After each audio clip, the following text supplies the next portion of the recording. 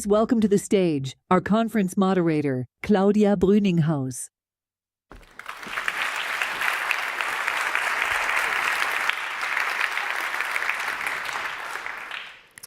So good morning, everyone, and welcome back to the Global Solutions Summit 2024.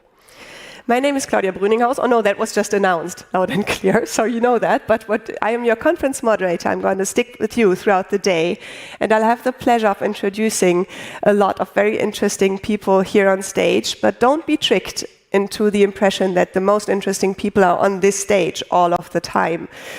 They are very, very interesting, but actually the brain powers in this room and in this web stream and in these hallways and in these session rooms. We were very impressed yesterday by your insights and inputs and also by the honesty you bring to these round tables, and we hope you will continue to do so over today. So the topic of this year's summit is how can we mobilize change together, and we want to invite all of you to continue focus on solutions. We know we have to talk about problems, we know we have to name them, but we wish to continue to put facts and numbers with these problems and don't get stuck in complaining and get our sleeves rolled up and see what we can do together to mobilize this necessary change. So all of you, that's today in the house, we expect about 1,000 people. Online there's 1,000 more, and you traveled here very long distances sometimes from over 120 countries. So thank you for doing that. We took some images yesterday to give you an impression what has already happened and what we're building on today. And we'll show this film, and then right afterwards we're going to welcome here to this stage our longtime companion and newly announced managing partner, Christian Kastrop. But before I leave you this space, Christian, let's look at that film and see some impressions from yesterday. Enjoy. Welcome to the Global Solutions Summit 2024. We need to change our way of life, which will mean a new worldview, a new way of thinking how the world works and our role in it. This is where we exchange views, this is where we learn from each other, this is where we also raise the visibility of some of the issues. To understand the behind-the-scene worries, fears, ambitions of other parties can still be useful. Coordinating the dialogues between different countries, different institutions, and seeing their views and how can we scale up the discussion about sustainable development. Are we clear in Europe and in Germany that the decision is made? The question is not will the world become climate neutral, but who is gaining the most out of it? So we need to make sure that AI is available, not just for the few, but well distributed. What local communities can do to get the transformation going, it's the perspective for decentralized energy systems, and we had a lot of very good examples on what's working. This is a huge validation and recognition for the kind of work that we are doing. This winning money would help me to impact more and help more people from the LGBTQIA community in our country. We need solutions to the new world, and thanks to Young Global Changers program, that it opened door for us coming in and learn and contribute.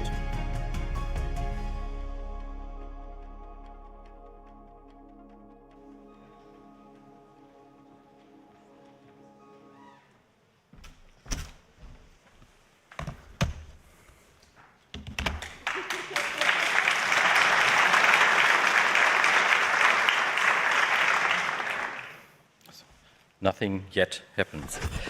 So, my name is Christian Kastrop, but you said that. So, welcome to all of you. So, and I think we had indeed what we have just seen on it with the beautiful pictures, great movie, in fact, even if it's very short, it's great. We had really a great and most promising Monday. This is also my experience. Even if I had the problem to listen to much of that, but I talked to a lot of people and they said it's great. And I believe that. And this is also my impression from the mood, from how people interact with each other. And there was a nice spirit in the room and in all the floors, and this is really great. So the graphic recording yesterday, I looked at it tonight. It was a bit, crises are fantastic, change is chance. And yeah, I agree in principle, but on the other hand, it's also easy to say and so hard to be built. Change without some damage somewhere isn't an easy job. And this is why so many people are reluctant, that they try or they feel to be on that side who will probably not be an easy winner. So, and most of all, to do this in a way, it requires true global solutions, which for me is a process which is pro-people, pro-planet, and really leaving no one behind. And this includes our whole ecosystem, not just us. I think this is a very, very important item here. And this is true, I think, beyond all our different opinions in political decisions, in business strategies, and societies as a whole with their different values, visions, opinions, and yes, philosophies. So we have no choice. Indeed, there is no planet B. Some very good friend from the East once said to me at a conference, to make this change necessary, you need a first and a second and maybe a third world war. I hope this is not true, that we really only learn through disaster, and we should by all means avoid it. And we can, of course, do it. So let's skip gloom and doom and think positive. So, of course, this is something, the famous Don Quixote with the windmill, but we always have to try, and we have to try together. And this is the mood also I take away from yesterday. So we just have to go on together. So the Global Solutions Initiative with you here and all friends abroad will not stop to help to create a new holistic systemic approach for South, East, West and North, all on equal footing, no dominance but cooperation. And this is science informed, where people, businesses, politics together and re-event a pro-people, pro-planet strategy for global human flourishing and recoupling. And this will include a new fair global governance system, also on an equal footing, hard to get. There are a lot of people who have vested interests here, but it is most needed and it's urgent now. So let me finish with quantum physics. If in the end there is no matter as such, and if reality is about relations to things, of things to other things, then the ultimate task may be all about positive relations between humans, our whole ecosphere, to create a better future. So let's move with pace and scale and have a great second day with great people. Go for solutions. Thanks so much.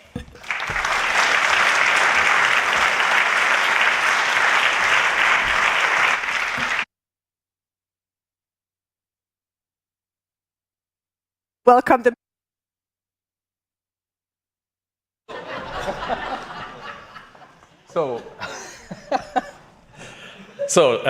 sorry. So the regie is not always perfect, but it's only my fault. Please, Svenja Schulze, our Ministry of Economic Cooperation and Development, having a great speech now. Please come up.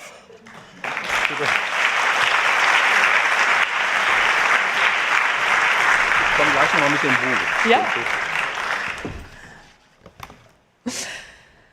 Ladies and gentlemen, esteemed guests, let me tell you about a really strong woman. Her name is Yodsna Giri, and she used to live with her 8 children and her husband on Lower Shara Island, an island in the mangrove region of the Indian Ganges Delta. The family had a house, some fertile land on which they grew rice and vegetables, and a few sheep. They were not rich, but relatively well off, until the day the island was flooded permanently. Yotsana saw her sheep floating in the water, her house swamped, she and her family lost their entire home, all their property, and all their livelihood. She fled to another region of India and now live in poverty. Lower Java Island was the first inhabited island in the world to sink underwater as a direct result of climate change. The sinking of Lower Java Island did not only displace Yotsana and her family. More than 6,000 men, women, and children lost their homes and had to start over somewhere else. India is particularly vulnerable to the effects of climate change, but so are many other countries. People in Central America and the Caribbean are increasingly suffering from hurricanes, and communities in Africa are faced with droughts that fuel hunger and poverty. Many of the countries that are most affected by climate change are in the global south. Most of them have only contributed marginally to the greenhouse gas emissions that are causing climate change. Yet, they are often particularly hard hit. Against this backdrop, it comes as no surprise that the topic of climate change-induced loss and damage took center stage at the last UN climate change conferences. At COP28 in Dubai, a new fund for responding to loss and damage was formally established. And this new fund represents a historic landmark for at least 3 reasons.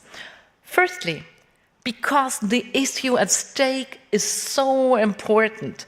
An estimated 3.6 billion people worldwide are highly vulnerable to climate disasters. That is almost half of our world's population. Many of them are already suffering from the impacts of rising sea levels and temperatures, fiercer storms, and heavier rainfalls. And that is why German development policy supports partner countries in their efforts to decarbonize their economies and strengthen their resilience. And this is not only a matter of interest for development policy, it is something that benefits all of us, citizens in Germany, in Europe, and all around the world.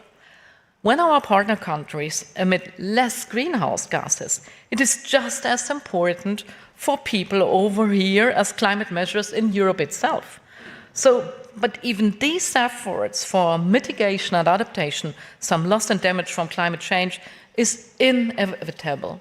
And because it wants to happen, we as world community need to brace for its impacts and support these countries with fewer means to address them. This includes low-income countries as well as small islands, developing states, and within these countries, women and children are the most vulnerable. For them, loss and damage due to climate change means an even higher risk of poverty and hunger. Loss and damage further worsen gender disparities and global inequalities. The stakes are huge, and establishing a sound architecture that supports these countries and people in responding to loss and damage is really essential. And it is precisely this architecture that is my second point. The fund needs to become part of a global support architecture that brings all stakeholders to the table and mobilize a broad support base. The fund will be governed by a board of 26 member states, including countries from both the global north and the global south, among them Germany. And this global governance will enable the fund to meet the needs of the countries and communities that it is meant to serve, those particularly vulnerable to climate risk. And how can this fund become successful? It will need to build on coordinated interplay with other instruments in the broader support landscape. A case in point is the Global Shield against climate risk. The Global Shield supports climate-vulnerable communities like that of Lower Chara Island by building up a pre-arranged finance and social protection schemes. It is focused on rapid support that can be paid out quickly when a disaster occurs so that people like Yotsana and her family are protected from falling into poverty. The new fund complements existing climate financing instruments, including, for example, the Green Climate Fund or the Global Environment Facility. And these existing funds are primarily geared towards mitigation and adaptation measures, financing low-emission pathways or climate risk finance solutions, for example. But despite these efforts, disasters will still continue to cause loss and damage. And there is a massive finance gap when it comes to responding to these impacts. That is why the establishment of a new fund to respond to loss and damage is so important.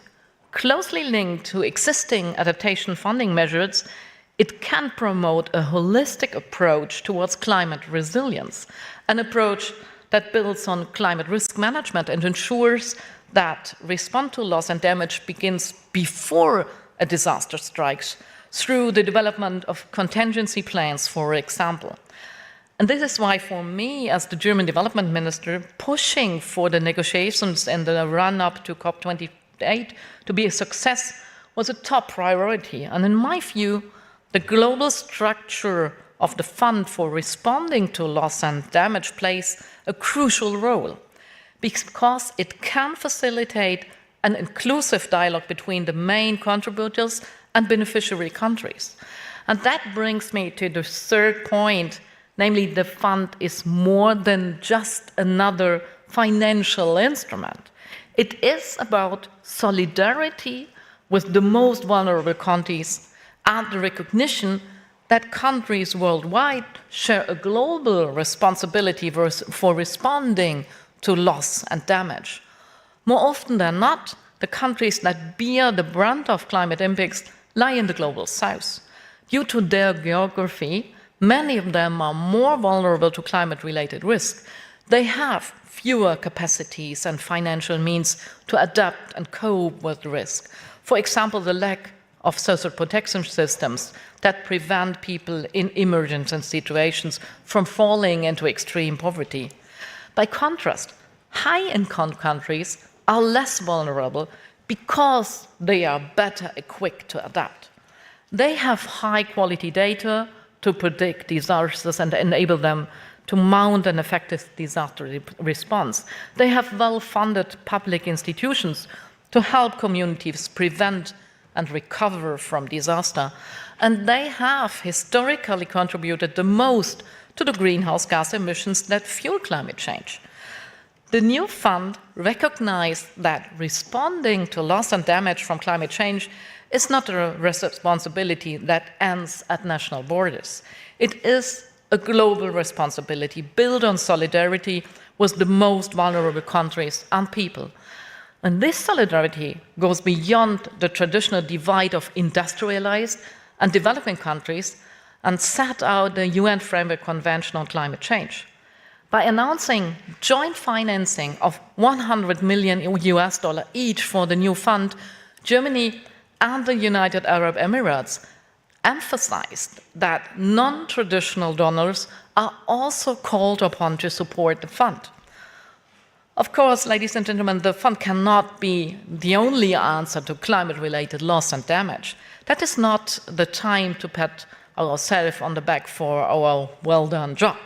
But it is important, it is an important part of the global toolkit to support the world's most vulnerable countries in coping with climate crises. Crises like the flooding of Lower Chara Island in India. And this is why responding to loss and damage is a priority for me as the German development minister. And therefore, I call on more partners to join in the effort and provide support to the fund, especially the big emitters and those members of the G20 that are currently contributing most to the global emissions. It is time to own up our global responsibility and support the most vulnerable. Thank you very much.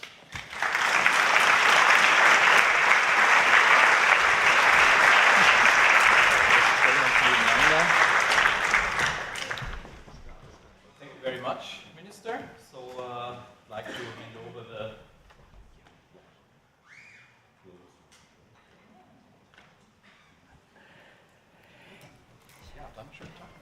And what I will do is thank you very, very much, Minister. We will have to leave you into a busy day, but while you do, I will say that we had the pleasure of not only welcoming you here now in your role as Minister for Economic Cooperation and Development, but also in former years when you were still Minister for the Environment. That also maybe explains our very cordial behavior, but let not be tricked into the impression that we are any less honored to have you here. Also because this being able to see you here in different roles and to hear you speak speaks very much for the principle of the Global Solutions Initiative as we understand it as well. It is very much a multi-stakeholder approach, and this that the topics wander throughout these sectors speaks so much for that we have to tackle the issues that we tackle today from different sides. Thank you so much for taking the time, and I encourage all of you to stick with us because we're obviously going to take your notes and your topics into the discussion that is now to follow at this table. So that's you.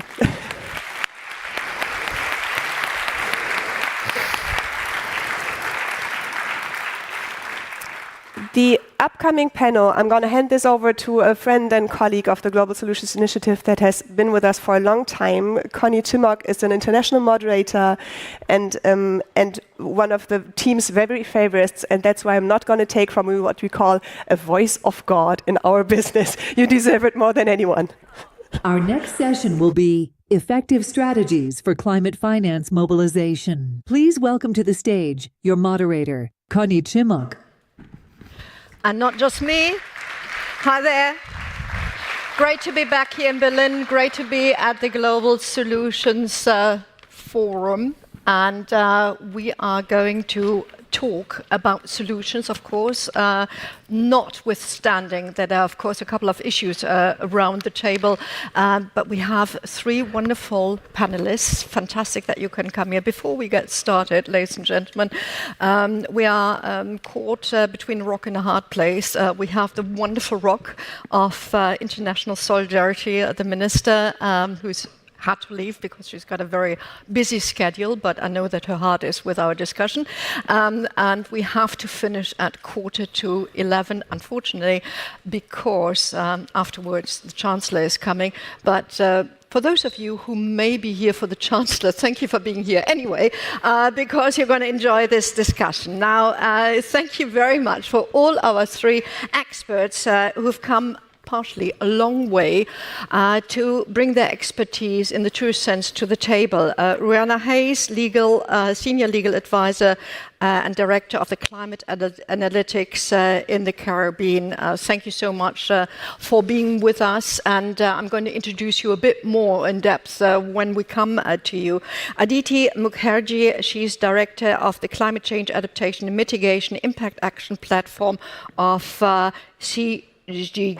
I always have problems pronouncing that, but it'll become clear what you do in a second. And Quentin Parinello, the Frenchman with a beautiful Italian name, Senior Policy Advisor at the EU Tax Observatory. And talking about tax, I think the minister who's just left was one of the signatories to a recent G20 initiative pushing forward that we're going to have a new source of income for climate finance, maybe around the corner in a couple of years. Quentin, you're going to share your ideas with us. Now, let's start with a veteran at many, of course, you can be a veteran if you're very young and young at heart. And Rihanna, we were just discussing 13 COPs that you've already attended. And your particular origin, place place of origin, Trinidad and Tobago, that you've been representing. You've been in the lead of a number of the pathways leading up to the fund, the one that the Minister has just put forward. You've been representing the Alliance of Small Island States and the group of 77, so a hell of a lot of experience under your belt. Let's look at this loss and damage fund. Yeah. Sounds great. Took a hell of a long time to get there. A, what are the expectations? And B, we've heard the Minister saying it's not enough. What else do we need, and how do we get there? And all of that in 3 minutes. All of that in 3 minutes. Thank you so much, Connie. I'll try my best. So what are the expectations? I want to make 3 points, first of all, in relation to that. We need to see this fund behave in a way that is different from previous funds. We don't want to repeat what has happened in the past, which has not been particularly effective, especially from the perspective of small island developing states. For us, this fund needs to take a long-term programmatic approach for addressing loss and damage. It needs to shift away from the project-by-project financing to allow for more long-term, flexible and predictable planning by national authorities that are dealing with this crisis.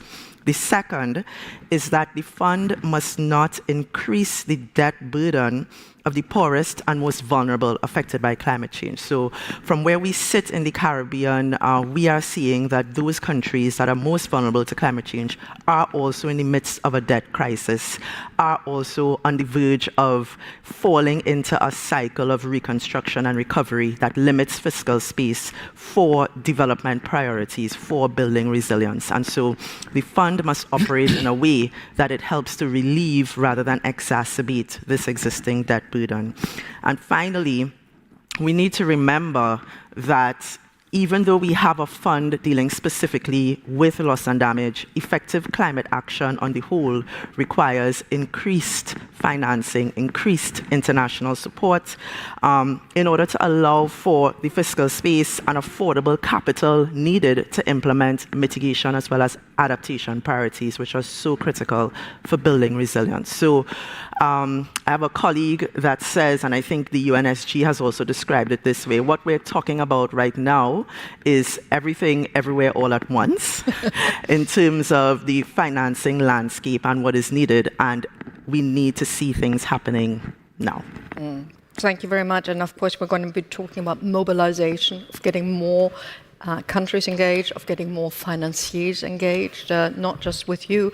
But before we actually get to the tax issue, Aditi, let's talk about one silo, one industry that is fundamental to us all, agriculture. Without agriculture, no food. Yet agriculture is both a reason for climate change and also suffering from it. Just to see that I've done my homework, SIGA on the website is described as the world's largest global agricultural innovation network, a global partnership of international organizations engaged in research about food security. So we've sort of given that background. Why is it so crucial that we come to terms with agriculture's role, both on a social scale and, of course, also on a financial scale? And up to now, all the talks about financing I've heard on the food side in UN negotiations. I've hardly ever heard at COPs that is an issue. How are you going to turn that round? Okay. Thank you, Connie, and very glad that the topic of agri-food system is being discussed here in terms of finance. If you look at some of the numbers and as you have already said, agri-food system actually contributes to 1/3 of the emissions. But on the other hand, some of the most, and it's also the most weather-exposed sector. So some of the most vulnerable people who are getting affected by climate change are in this sector. They are in the global south, and our organization works with those kind of smallholder producer farmers, pastoralists, fisher folks, etc. Yet the sector gets a very, very small part of the climate finance. So the recent report by the CPI shows that less than 4% of the climate finance actually goes to this sector. when much of the losses and damages, actually 70 to 80% of the losses and damages, if you map them, are actually in the food agriculture sector. Think of droughts, think of floods, cyclones. That's the sector that gets more affected. So there is already a lack of balance. You are having the most loss and damage. You are also responsible for 1/3 of mitigation, but less than 4% of the climate finance comes to this sector. And on top of that, less than 1% of that actually goes to the smallholder farmers. So there is a huge issue. And I would think that the COP so far, and perhaps also rightly so initially, have been entirely about energy, entirely about mitigation, how to reduce greenhouse gas emission, But since COP26, I would say since the Glasgow one, and certainly by the Sharm el-Sheikh and the Dubai one, the focus has shifted somewhat to the food systems. In the last 159 countries signed what is called the UAE Food Agricultural Resilience kind of a compact, where the countries have said that they would up their ambition around the food sector. So it's coming into the one, but the real challenge is this. In most of the sectors, you have had maybe 30, 40 years of research to show what those low emission pathways are. So solar plants are kind of, like tested solution. In the agriculture sector, we still are in a phase where our mitigation solutions can compromise food security. So how do we go into a low emission pathway without compromising food security? And that's where we need more investments also in the research space of it. So I'll stop there. Very quick question, just to clarify. Do we need more science and a quicker transfer to the ground, or do we need more money? We need both. We need both. Okay. Yes. Expected answer, but still I wanted to hear it. Which brings me to Quentin. Now, the EU Tax Observatory is an institution not all that well known, but let me say that you're sitting here sort of with a label that I've just found, sort of the new Robin Hood of climate finance, because, ladies and gentlemen, what did Robin Hood do? He took from the rich, he gave to the poor, allegedly. Now, the idea of taxes is exactly that on a national scale. Now, in the past, we know that on a national scale, getting money from the rich and get the transfer done to the poor is not always very successful. I think in most of the countries it doesn't work. How are you envisaging a system whereby it could work on an international scale? Thank you very much, Connie, and thank you very much for having us here. So we're an independent research lab working with policymakers, and we're working right now with the G20 Brazilian presidency on that project of a global minimum tax on the very rich, part of which could be redistributed globally. But to get us there, we need to take a few steps back and ask us two questions. Why are we talking about tax on climate finance? And why are we talking about taxing the rich? First of all, why do we need taxes? Well, Rowena said it before. We need increased finance, and we need predictable finance. We need structural, permanent sources of funding. Taxes, private sector, in many instances, investment by private sectors won't be profitable, they won't be systematic, they won't be long-term solution. We need taxes. So that's the first point. Then, why are we talking about taxing the rich? Well, first of all, to put it as a Nobel Prize said it recently, Joseph Stiglitz, this is where the money is. We're talking about trillions of dollars. It's just a question of getting it. It's just a question of getting it. We have trillions of dollars of wealth that is concentrated in the hands of a very few. Second, because any discussion on tax needs to start there. We need to address the glaring regressivity of our tax system, where the very rich in our society pay less in proportion in taxes than the rest in society. This is based on official tax data that we released very recently to help the negotiations at the G20 level. Otherwise, what we risk is a similar backlash that we've seen in any domestic countries very recently, Yellow Vest movement in France, farmers' movements recently in Europe, but also in developing countries, in Chile, in Lebanon, in Kazakhstan, where you have tax reforms, even sometimes for climate-related purposes, that face backlash because we're not addressing the regressivity of the tax systems. Now, the good news is that we have all the technical tools now to design such a tax that would work. It wasn't the case in the past. We had taxes on the rich that did not work because they were very vulnerable to tax evasion. They were very vulnerable to the risk of aggressive tax mobility. It's not the case anymore. We have the tools to design a tax that would work. So that's one. Two, there's a big momentum at the G20 level behind this idea.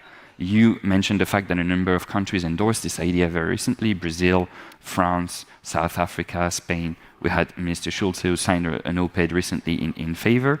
And we're working on a report that has been commissioned to us on exploring all the technical details, political feasibility of such reform.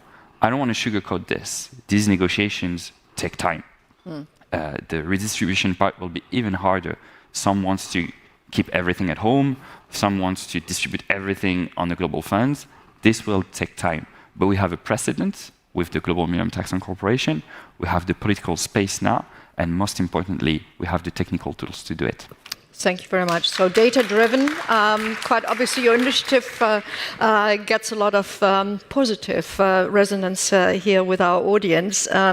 And maybe you talk to Bill Gates this afternoon about it. But anyway, let's talk to Rana about this aspect of mobilization. And what we all know, and it was repeated yesterday, especially in the face of climate change, we need speed. So it's not that the right initiatives aren't in place, it's just a question, how quickly do we get the right money in the right place in order to both adapt and mitigate? How do we do that? What is your maybe wish, but maybe your vision? That, I guess, is the $1 million question, or maybe the $1 trillion question, Connie. So I think in the global community, we are grappling with this issue right now. This year, in the context of the Paris Agreement and UNFCCC negotiations, we're looking at a new collective quantified goal on climate finance. It's the worst acronym ever, NCQG, but this is what the big discussion is this year.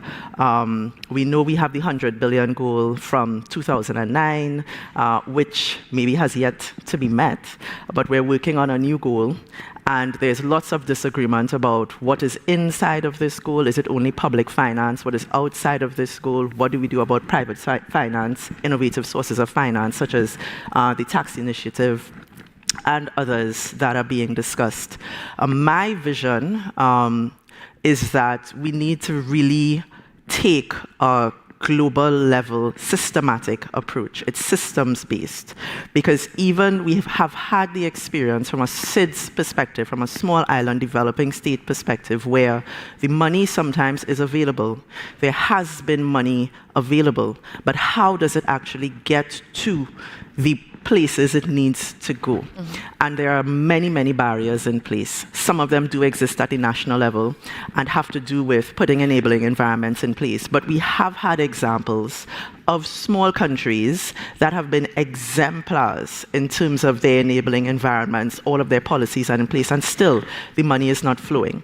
There are issues at the international level in the way our multilateral development banks function that need to be addressed. There are a number of issues relating to transparency, even relating to what we understand as climate finance, that need to be addressed in order to have the speed and the level of solution that is needed. So that would be my vision. We need a global level systems-based approach. And right now, the way the conversation is set up, we have a silo of conversations happening in the context of the World Bank. I just came from the spring meetings a few weeks ago in April, and they're having all of these conversations around, no country should have to choose between climate action and development. But guess what?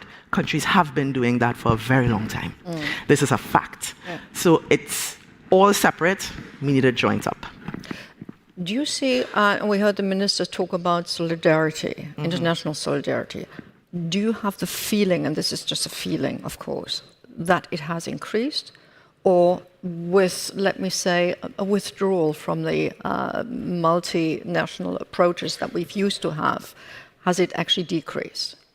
I would say solidarity in principle has increased, but it has not really made a difference. Because from what we understand, whereas the climate discussion has gone one way and has advanced in many ways on these issues, in some of the same countries, when you get to their Ministry of Finance, the story is different. The approach is different. The approach is conservative. The approach is grounded in what has happened before and not what needs to happen now. Thank you. Aditi, assuming that there is enough money, which you just said there isn't, but assuming there is enough money, of course the agri-food system is very differentiated between the bigwigs and also the mainstay female-based agriculture that is happening in a lot of rural places. Again, how would we get the money there, and how would we mobilize also the national and international solidarity for those production possibilities? Oh, that's a great question, Connie. So the part that I would largely emphasize is also the discussions that are going on at the COP on the global goals on adaptation. So adaptation has been very, very underfunded. Only, I think, 10% to 15% of the total climate finance goes into adaptation. How do we improve that? And one of the issues with that has been, unlike mitigation, which has a very clear metric, how many tons of carbon dioxide have you reduced by not emitting, traditionally adaptation does not have such a well recognized metrics. How do you measure adaptation? And obviously what you cannot measure is the one that you don't necessarily fund. So the current initiative on global goals on adaptation, where countries are coming together to say what is it a successful adaptation looks like, is an excellent initiative. And one of the discussions there is going on is adaptation is so context specific that a lot of it has to be locally led adaptation. So even within the loss and damage funds, I think there are demands that the money should directly go to the local stakeholders on the ground who are getting directly affected. How that happens, I think, is something that's open to discussions and negotiations. But we, as a publicly funded research organization, are completely in support of the view that much of these adaptation money needs to go to the local stakeholders. The other point is that the IPCC mentioned, and I was also an IPCC author in the last cycle, is around climate resilient development. I think it's very important not to differentiate between climate action, should not come at the cost of development per se. How you define the development is open to discussion, but countries should not be worse off because they are doing climate action. So just a small point, I have worked in Bhutan for a long time, and one of the very fascinating things they do is whenever any project comes through, they have this Ministry of Gross National Happiness. They actually put their policies through to see that lens, whether the project actually or the policy improves that gross national happiness, which I thought was a very nice thing to do. You're talking about Bhutan? Or? Bhutan. Yeah. Yes, yeah, but for overall, can we do something similar when a policy comes up for approval?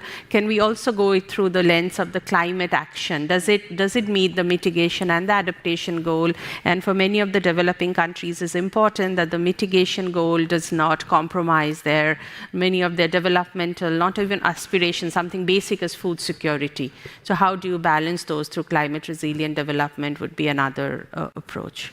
I wish I had the time, but very quickly, just reading this morning, new study out, Europe is going to have a problem with reforestation because only 30% of the trees that we know at the moment would actually be fit for the future. That must apply to food, even more so. So how do you bring about scientifically and then also as a change on the ground, the crops? Yes, no, that's a great question. Actually, one of our recently published papers shows that effectiveness of all adaptation pretty much in the future in a 2-degree and warmer world goes down drastically. So there again, I come back to the topic of research. We are doing a lot of research on, say, drought-resilient crops or flood-resilient crops, but we do not know if they remain resilient in a very warm world. So I think we need to do more of that work there. And a lot of the local land places that have not been used, because right now our food system is dominated by a handful of crops, but there are a lot of local varieties that have been adapted to climate for a long time, and that also answers to the question of diversification of diets. So we should be investing more in those kind of land races. And if you and the G20 Brazilian presidency are successful, we're going to have one more source to fill the coffers to help with adaptation and mitigation everywhere. You were talking about IT-driven, data-driven methods. That's one thing. It's one thing to know. You still need to get the money. How? If you look at the attempts of taxing the rich in a very wide label over the past 15 to 20 years, they have not been very successful. And I think that the first step is to acknowledge why they have not been very successful. And at national level, when we had that discussion, the response was always, well, there's a risk of tax evasion. You know, the very rich are going to hide their money to tax havens. There's a risk of the very rich just moving to another country where there's no tax. Yeah, but we're talking about exactly the international scale. So who would be instrumental in collecting the money? I think what we can build on is the success of past international tax agreements. In 2015-16, there was a big international tax agreement on tax cooperation, the automatic exchange of bank information, that basically put an end to bank secrecy for the very rich.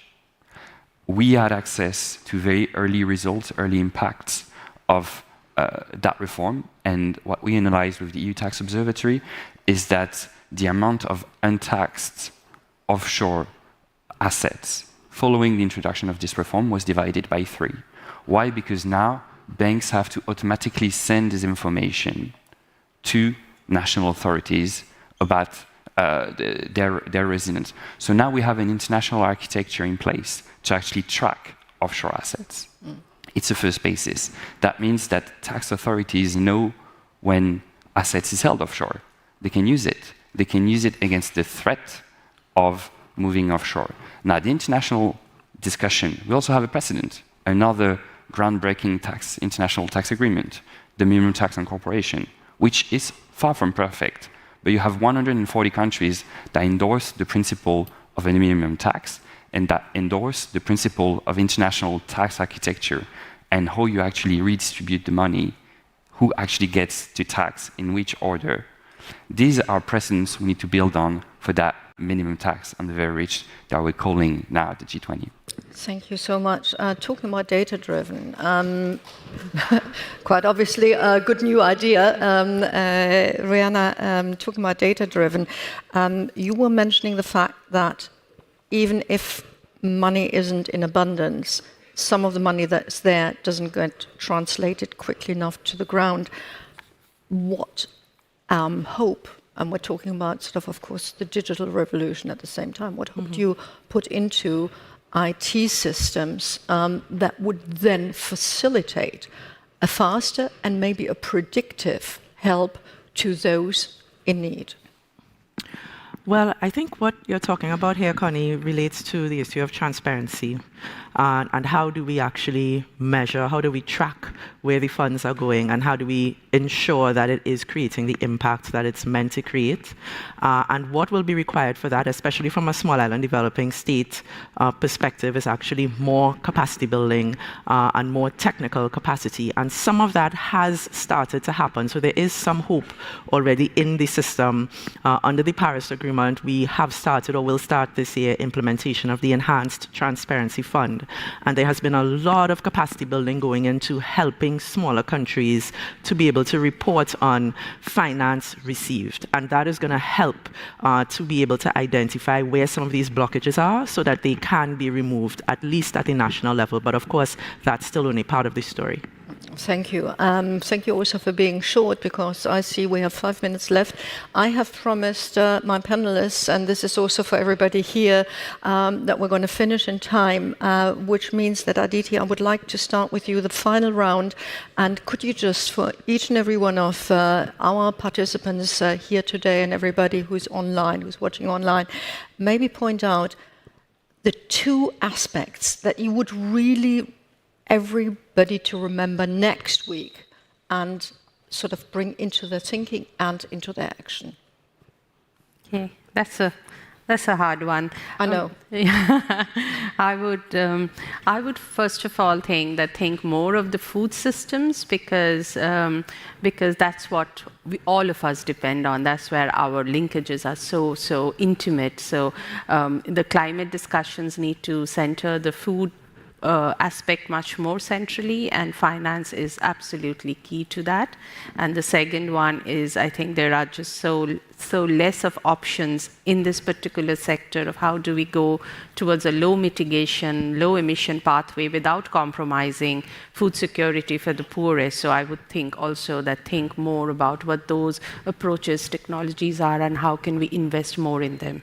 So thank you very much. Well, that was very quick and to the point.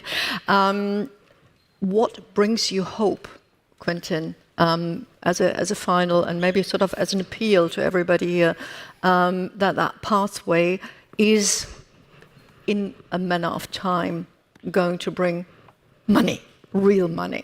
It's too late to be pessimistic. A decade ago, what we're talking here at this table was largely viewed as utopian. But a decade ago, the idea of a global minimum tax on corporation, the idea that Swiss banks would share their data with the world to fight tax evasion was also utopian, and we made it. So we have a political momentum. We have everything we need technically to advance. What we need is to grow that political momentum further, and hopefully in a few years you can invite me back here and we discuss the nitty-gritty details of how we actually put the money in the right hands.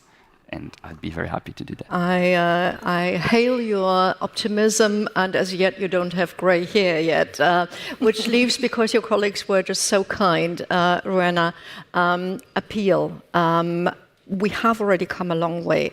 We haven't got the speed that we need, and as you were mentioning earlier, we need more funds for adaptation. The more the century advances with the more we need for adaptation.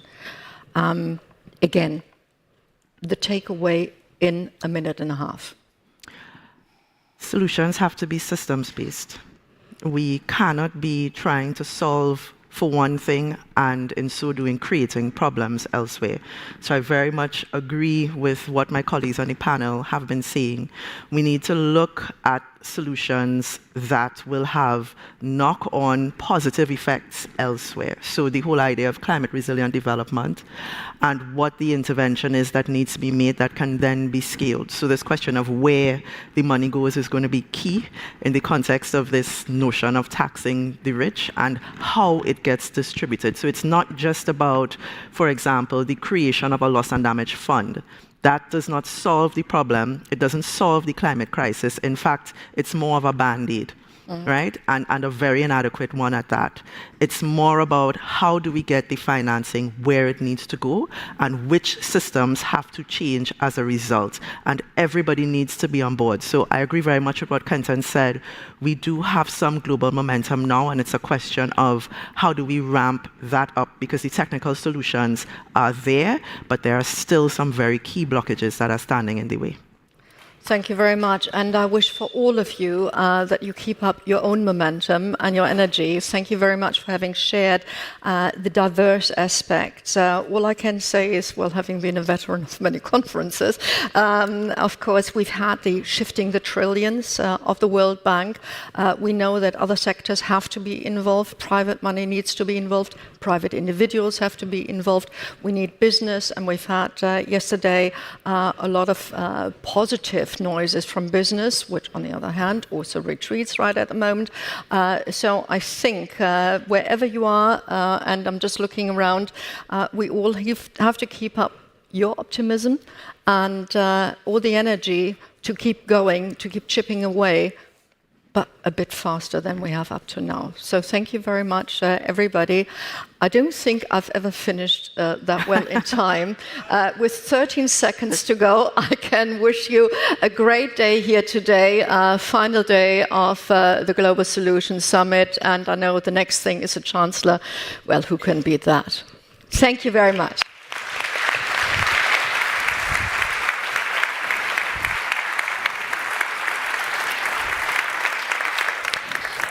Someone snuck up on your seats in the meantime, so just stay there for half a minute, because I'm going to become very impolite in a minute, and then at least you have a space to bear that. So thank you very much to the four of you. I scared you now, but what happens next is that we are expecting the keynote of the German Federal Chancellor Scholz in here in about 15 minutes. And that obviously comes with a lot of security measures. So security measures in an events person lives beat all rules of hospitality, and that's what puts me in the horrible position of actually throwing all of you out of this room in a minute, because the security staff of the Chancellor obviously needs a blank canvas to start from. And then afterwards, to decide wisely where you go from here, I'm going to fill you in on how we work with the badges. Some of you, maybe you want to check your badge. On some of them, there's a little black dot. That means that we need you back in here in about 5 or 10 minutes. There's a little, it's just a little sticker on the badges. That means that you're part of an official delegation or of a representative of a T7 or T20 institution, and that we need you up here in the front rows. Our hosts are going to show you your seat. Then there's a lot of little red dots. That also means that you're part of an institution or a representative of a broader circle. That makes me quite optimistic that I'm going to find a seat for free seating in here for you. And then there's all of us others who don't have these spots. And we invite you to follow that keynote from one of the many streamings we set up all over the house. There's one in foyer 2, one in foyer 1, one in auditorium 2, and one in auditorium 1. Obviously, there's optimists. You can always stick around at the doors and hope for a free seat. Looking at the numbers of this morning, I believe we'll be quite filled with these dots, but of course, I don't want to kill your hopes. Also, let me say one last thing. The Chancellor is not going to have any time for open Q&As, sadly. So it's going to be a pure keynote, and it's going to hold that in German. There's a translator who's going to translate into English. If you want to follow from in here and you don't want to hear it in German, please get one of the many translation devices that my colleagues are going to pass out. The stream is going to be in English. And with this, I'm going to walk off the stage very ashamed and ask all of you to clear the room for just a minute until we can open the doors back. Thank you.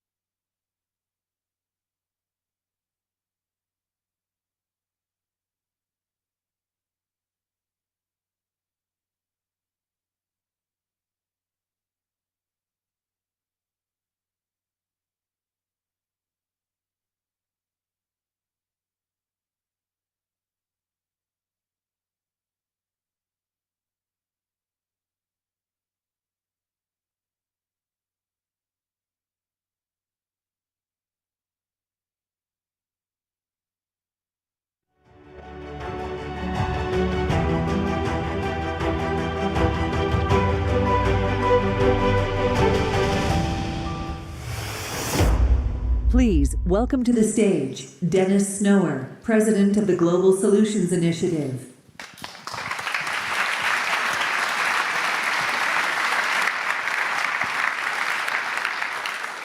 Friends, colleagues, it's a great pleasure and honor to be able to introduce Chancellor Scholz, who has been extremely loyal to us, having been at this summit a good number of times before.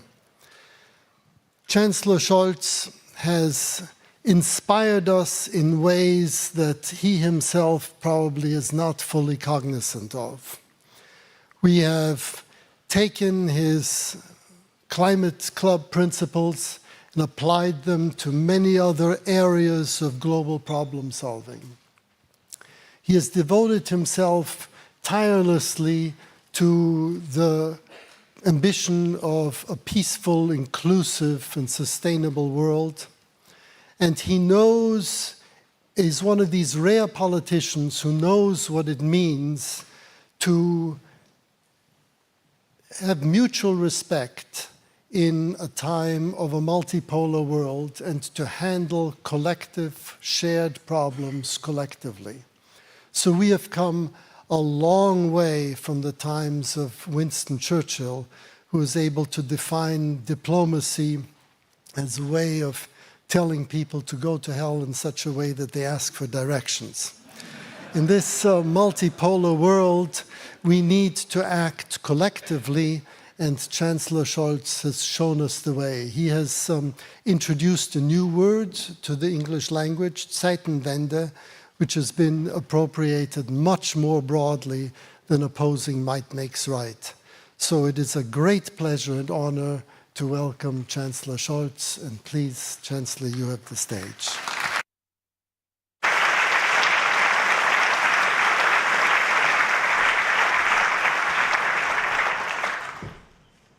Ja, sehr geehrter Professor Snower, ladies and gentlemen, it's good to be back with you today.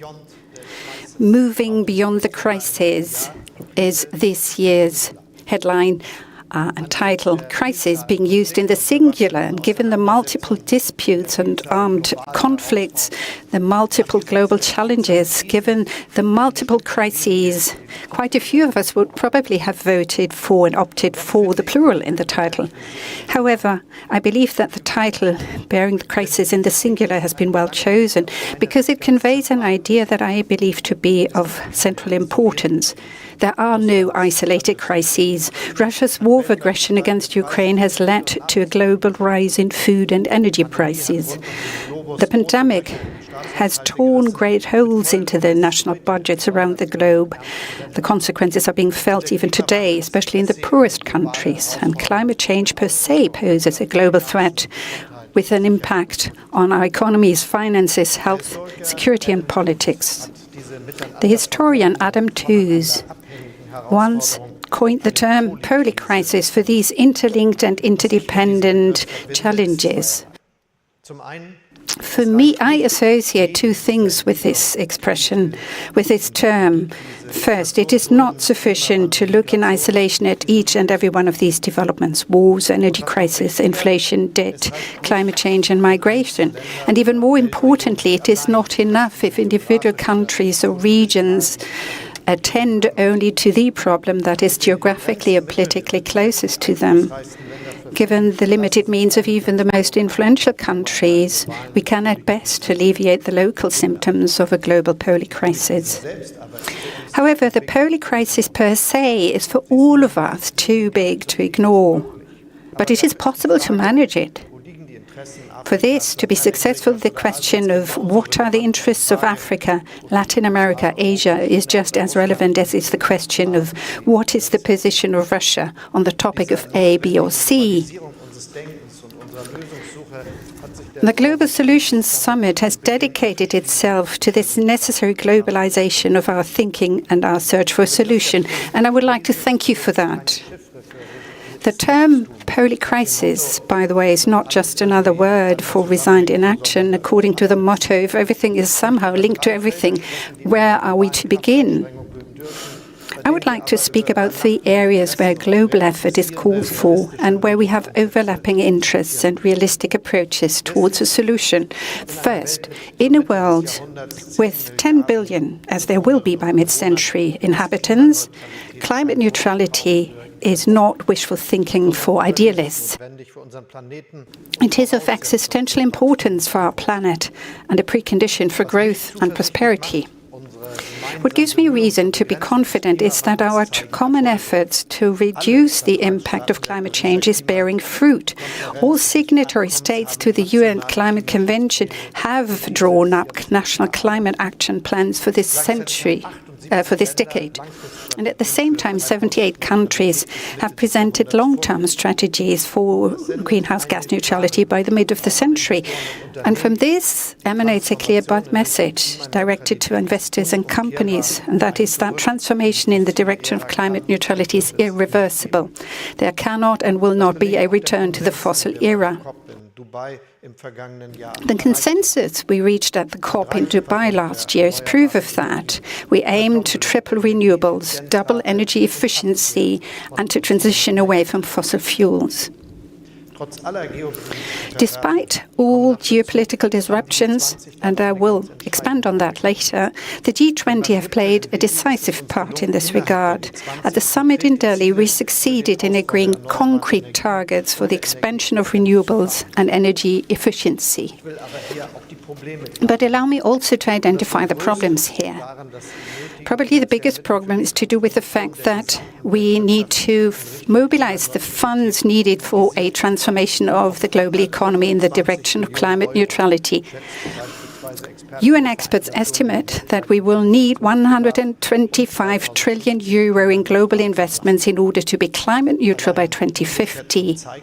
And that estimate alone goes to show that public funds provided by classic industrialized countries will not suffice, never. To avoid any misunderstanding, the industrialized countries stand by their responsibility to make available funds for mitigation and adaptation to climate change. But even if we were to increase the funds multiple times, which is simply unrealistic, we would not get where we need to be.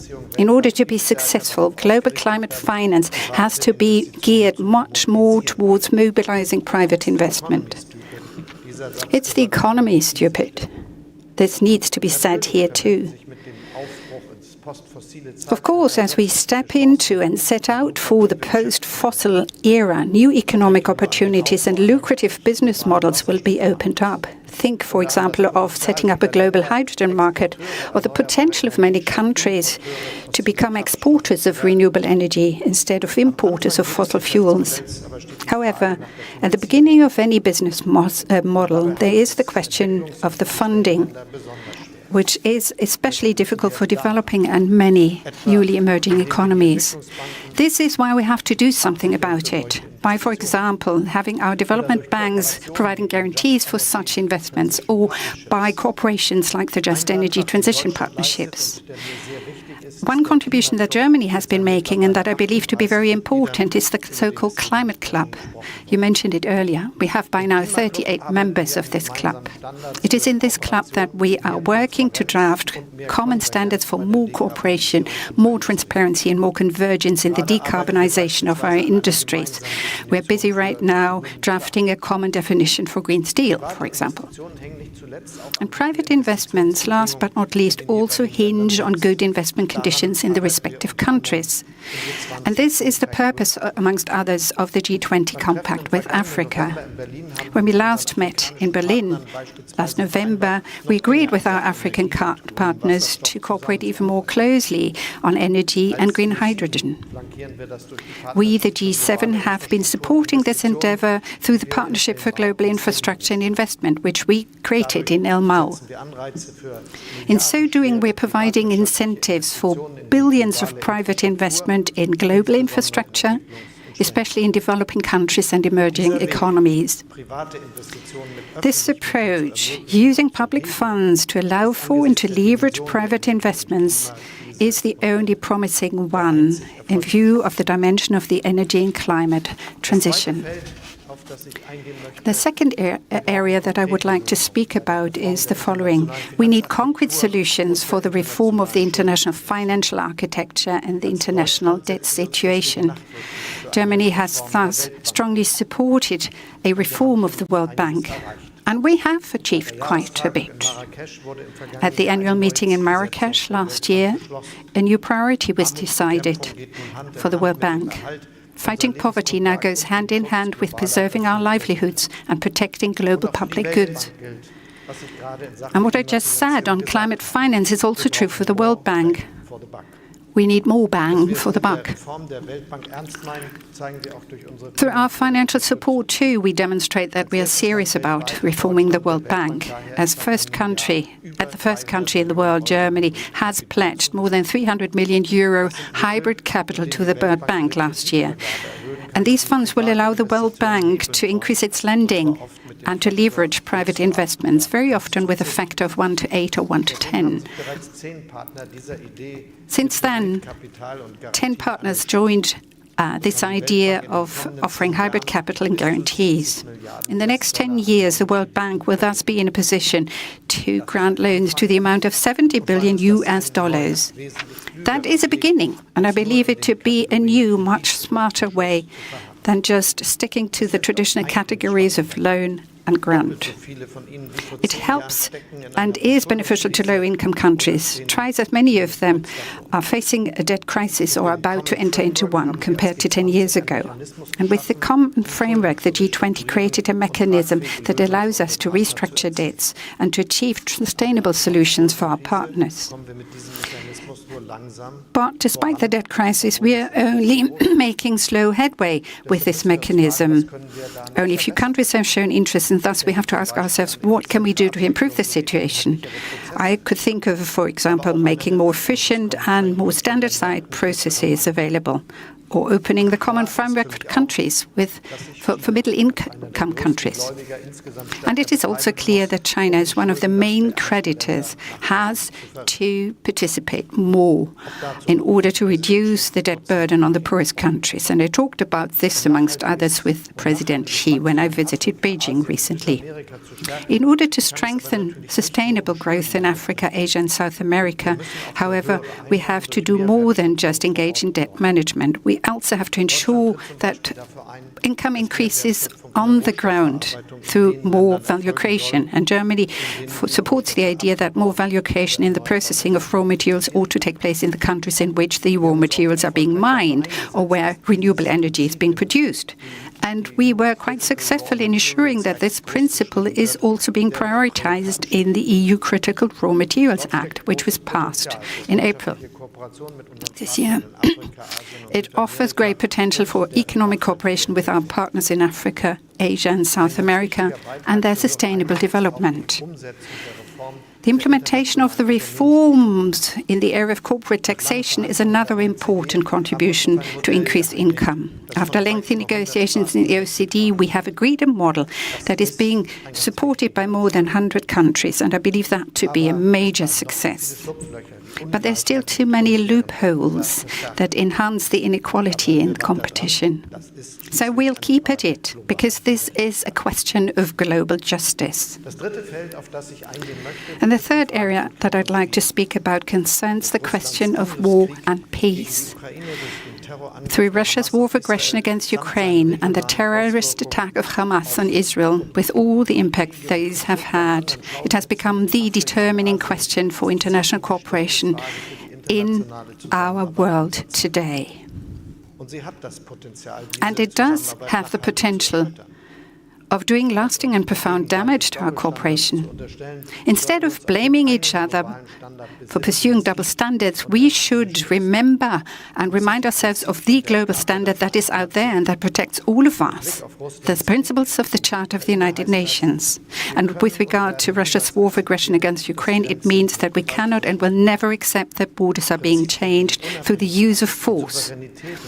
Either we all stand together to defend principles like independence, sovereignty, territorial integrity, or otherwise, we will be putting them at risk for each and every one of us.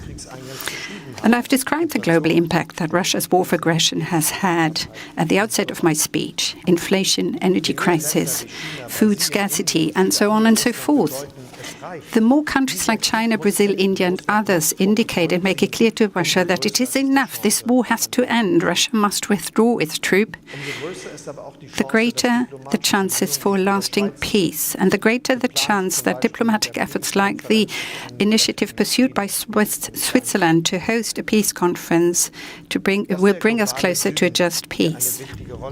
That the Global South plays an important part here and has to play an important part here is indeed a mirror of a world in a polar crisis, as I described it at the outset of my speech. And it is also in the interests of our partners in the G20 to send out a signal for lasting and a just peace for the Ukrainians. For without peace, there can be no sustainable development. The international law and the principles of the United Nations are also our standard with regard to the conflict in the Middle East, and this means first and foremost that Israel has the right to defend itself against the terror of Hamas. At the same time, even in war, rules apply. Even in this war, rules apply, which means that Hamas has to release all innocent hostages. It has it in its hands to put an end to the bloodshed. And Israel has the duty to protect civilians and to allow humanitarian aid into the Gaza Strip. Germany and the United States too have made their contribution towards providing aid to the civilian population in Gaza. Aid, food, medicine, and other aid goods. But more of that has to be allowed into Gaza. For this to happen, we finally need a longer-lasting ceasefire, which at the same time ensures that the Israeli hostages are being finally released. And we also finally need a perspective for a lasting solution to the conflict, a solution that allows for peaceful coexistence and interaction between Israel and the Palestinian state. Ladies and gentlemen, well, it's a fact. We are confronted with multiple interconnected challenges, and there's little to indicate that this is going to change soon. It is our duty, however, to not give in to resignation in the face of these challenges, but to look ahead with open eyes. For there are also solutions out there if we cooperate globally, governments, think tanks, and civilian society. This is what this event is about, and I would like to thank you for that. Thank you very much.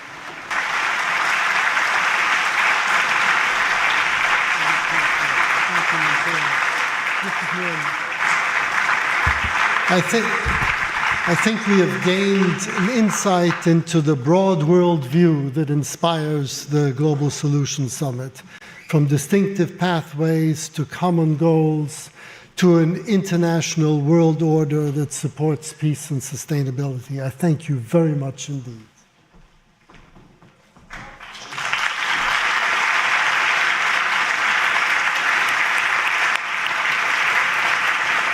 So I will ask all of us to remain seated and give the Chancellor and his delegation a little minute to enter these doors and the hallway. And we will close the doors behind them, and then just after 30 seconds, let all of you get out and take a breath.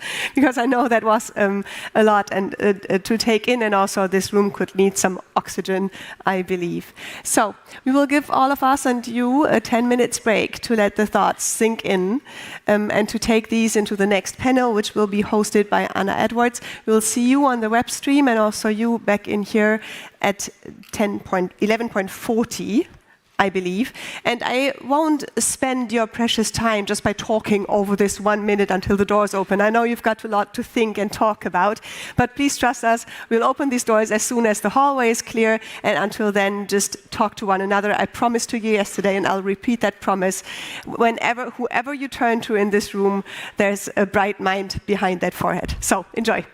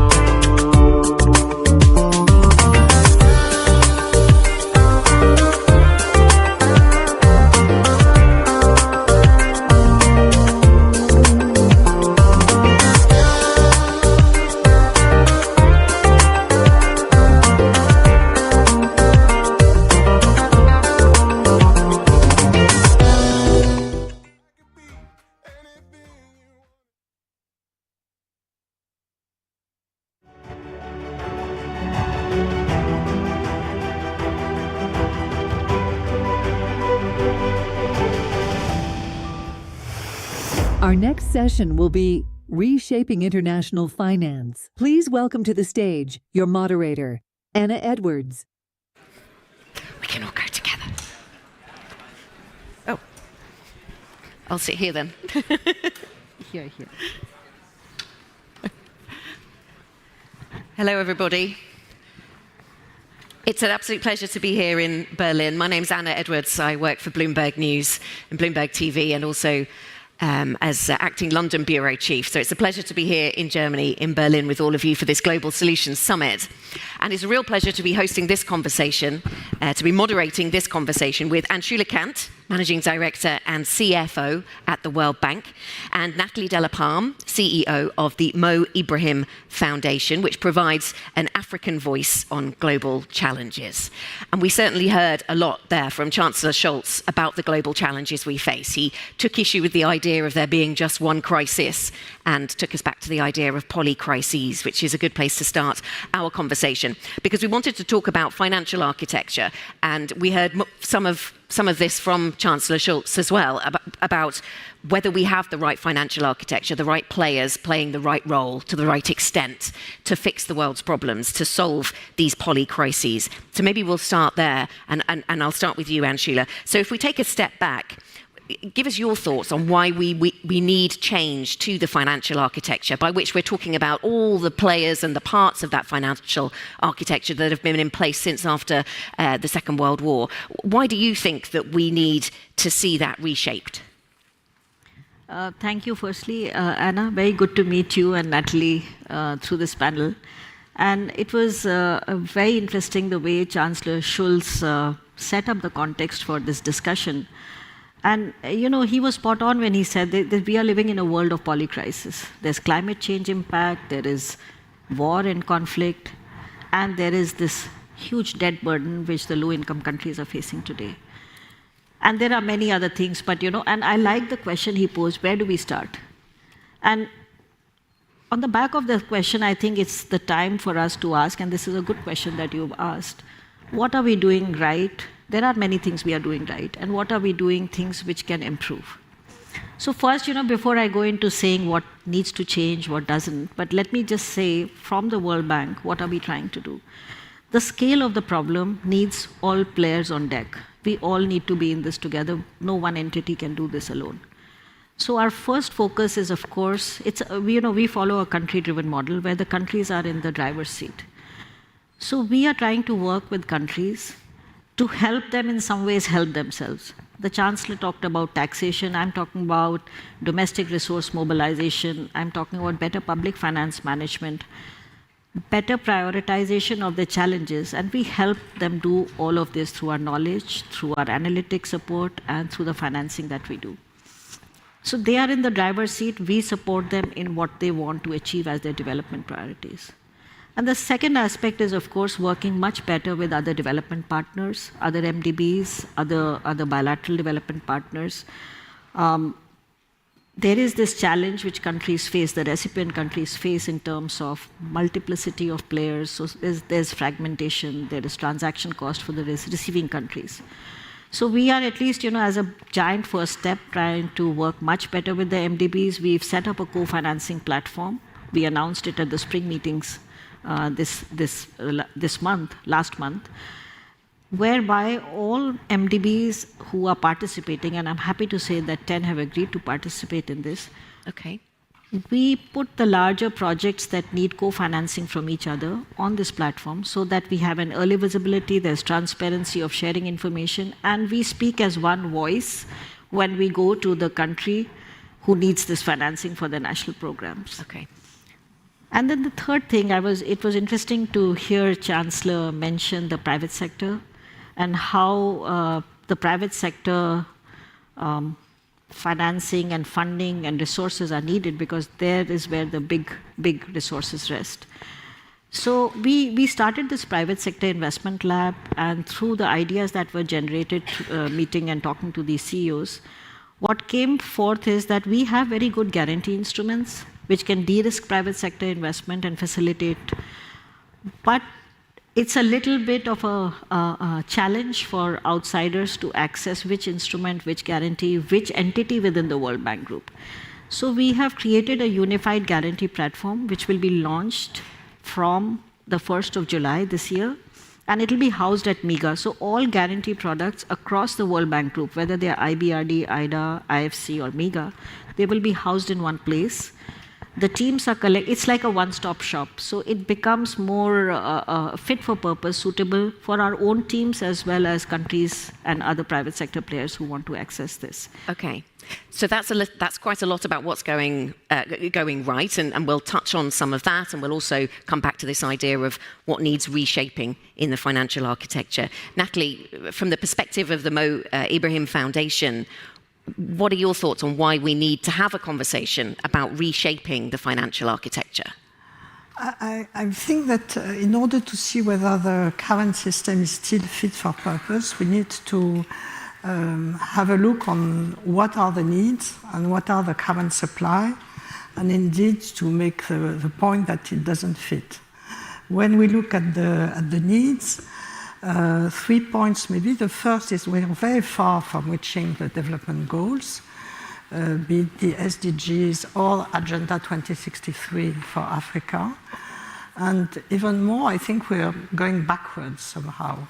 If we look at SDGs, only 2 out of the 17 SDGs are satisfactory for Africa, and the very worst performing are zero hunger and global health and well-being. If we look at Agenda 2063, the last assessment that has been made of the first 10-year implementation plan assesses that only 20% of the goals have been achieved. The second point is there is a rather mind-boggling multiplicity of numbers about the needs that are difficult to be frank to understand, but they all point to staggering levels of needs. I mean, currently achieving SDGs in Africa, it's between 13 trillion and 20 trillion, so quite a number. Climate, currently we still have first a loss of probably between 3% and 15% of GDP when it comes to Africa. We need 3 trillion to fulfill Africa's NDCs by 2030. And in 2022, climate finance for Africa is barely covering 10% of the needs. The third point is that there is a key concern for Africa to see the current focus on climate conversation, climate policies, climate finance, overcrowding the need for development. And this is really something that we must address. I'll take 2 points. Conversation about climate is about energy transition. In a continent where half the population still doesn't have access to energy, it's not easy to understand. I'll take another thing. Climate policy focus, for the time being, seems to me still to be mostly defined by already developed countries, which means that the focus is on mitigation rather than adaptation. So we need to sort of refocus or change a little bit the needle and make sure that we are able to reconcile climate and development, or to put it as the last Paris summit on Paris Pact for Planet and People, make sure that no country has to choose between solving poverty at home and saving the planet. This is really something important. When we look at the supply now, very quickly, and I can come back on that, we have 2 things. We have external supply. I'll take 2 examples. External supply, ODA to Africa. ODA to Africa represents about 10% of the continent's total financial resources. It's still mainly coming from ODA, from the OECD DAC countries and from the multilateral current system, but this is going down, and we see the non-DAC country partners, and it's important to see that they call themselves partners and not donors, that are growing up and investing sectors that the current ODA donors don't go to. Education and health still are the main priorities of DAC donors, whereas these new partners go into infrastructure, debt, agriculture, digital, and whatever. even if I know that the World Bank is doing much more on this new topic. Debt is the key challenge in Africa.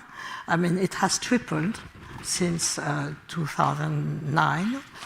But the main issue on debt is less the volume than the structure. I mean, if we look at the structure of debt, it has gone from less than 25% was owned by private creditors in 2009. Now it's over 43%, which makes, of course, all the current operation around restructuration of debt much more difficult. Something that the Paris Club is almost obsolete now. And the second point for that is borrowing costs, which are staggering when it comes to Africa.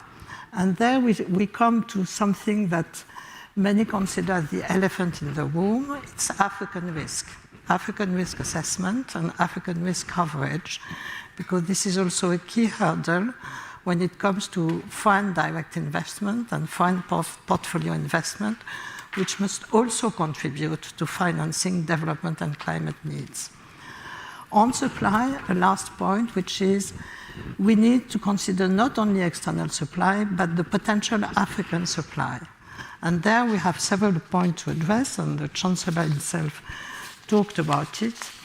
The first one is about making sure that we are preventing leakages from illicit financial flows. Currently, the amount of illicit financial flows is assessed as probably as much, if not more, as the annual average of ODA or African remittances. Strengthening the tax systems, this has already been mentioned, just a figure. Currently, Africa is losing on average 27 billion a year of potential corporate tax revenue through profit shifting. 3, leveraging African remittances, African sovereign funds, African potential pension funds, and African green assets. I will stop you just there, because otherwise we're going to overwhelm us slightly with thoughts. So much to think about. So you've set out very clearly from the Africa perspective the needs that we're talking about here, and the way that the framework as it exists now doesn't help Africa to meet the sustainability goals. And it doesn't need just an update. It really needs a complete reset. And I think that if we want to make the case for the value of multilateral system, we need to change the system. And when we need to change the system, it means 2 things. It's not just only about more money, even if there's need for more money, but about better money. I'll take 2 examples. SDR's allocation. Can I get to Anshula? But please, if you just allow me to finish. I think we need to change the paradigm itself, which is when we say global multilateral system, it's not global anymore. We need to look at the competition of BRICS, of the Net Bank, of other alternate systems. And to be frank, when we talk about global values, they are not global anymore. 2, we need to see that the multilateral system is not anymore about developed countries helping developing countries. We need to shift to a system where we are talking about partners, about addressing together shared challenges. 3, we need to stop to work in silos, sector, and stakeholders. Thank you very much. Now, plenty, Anshula, to think about there. So let's us take some time to respond on those points that Natalie made very clearly. So firstly, talking about the need and saying that the existing system, and you've talked about how it's changing, it's evolving, maybe further change is needed. She was saying it's not delivering for Africa, it's not helping them get closer to the sustainability, to the development goals. Do you recognize that? Is that the experience of the World Bank? Is that what motivates you to change? I mean, she's talking about paradigm shift. You know, International Development Association, or IDA, that is our key institute which serves the countries in Africa. So, the numbers you quoted in terms of the needs, they sort of boggle your mind. So I believe we shouldn't get caught in those numbers, because these trillions of dollars are very amorphous. You need to see what we can do on the ground and really deliver. So you talked about energy, you talked about infrastructure. You know, close to 700 million people in Africa today do not have access to energy. You think about growth, you think about development, you think about jobs for the youth. None of these can happen, or even the digital, unless you have energy access. So we are now trying to pick up some of these big issues, identify them, work collectively with partners, including the private sector, to deliver at scale clear targets. So we've announced very recently, I don't know if you got a chance to see this, that the World Bank group, the private sector and the World Bank, IFC, MIGA, all of us will work together with the African Development Bank to deliver energy access to 300 million people over the next 5 to 7 years. 250 million will come from our shop, and 50 million will come from African Development Shop. Can we do this alone from the IDA balance sheet? No, we cannot. It has to be the private sector, it has to be us, it has to be other development banks flowing together. Then, you talked about mitigation versus adaptation. Let me also say this, we also need to recognize what is already working well or doing well. IDA is the largest adaptation financer for low-income countries today.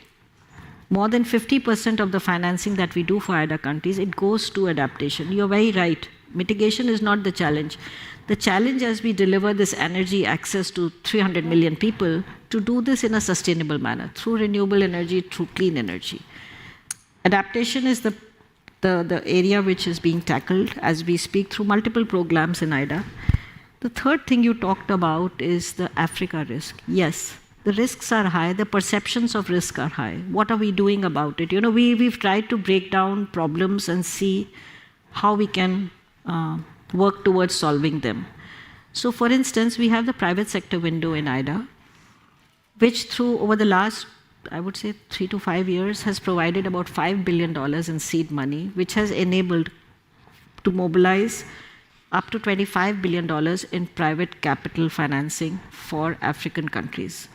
So, these are some of the concrete steps we are taking and trying to find solutions. And above all, let me say this, that IDA is highly concessional.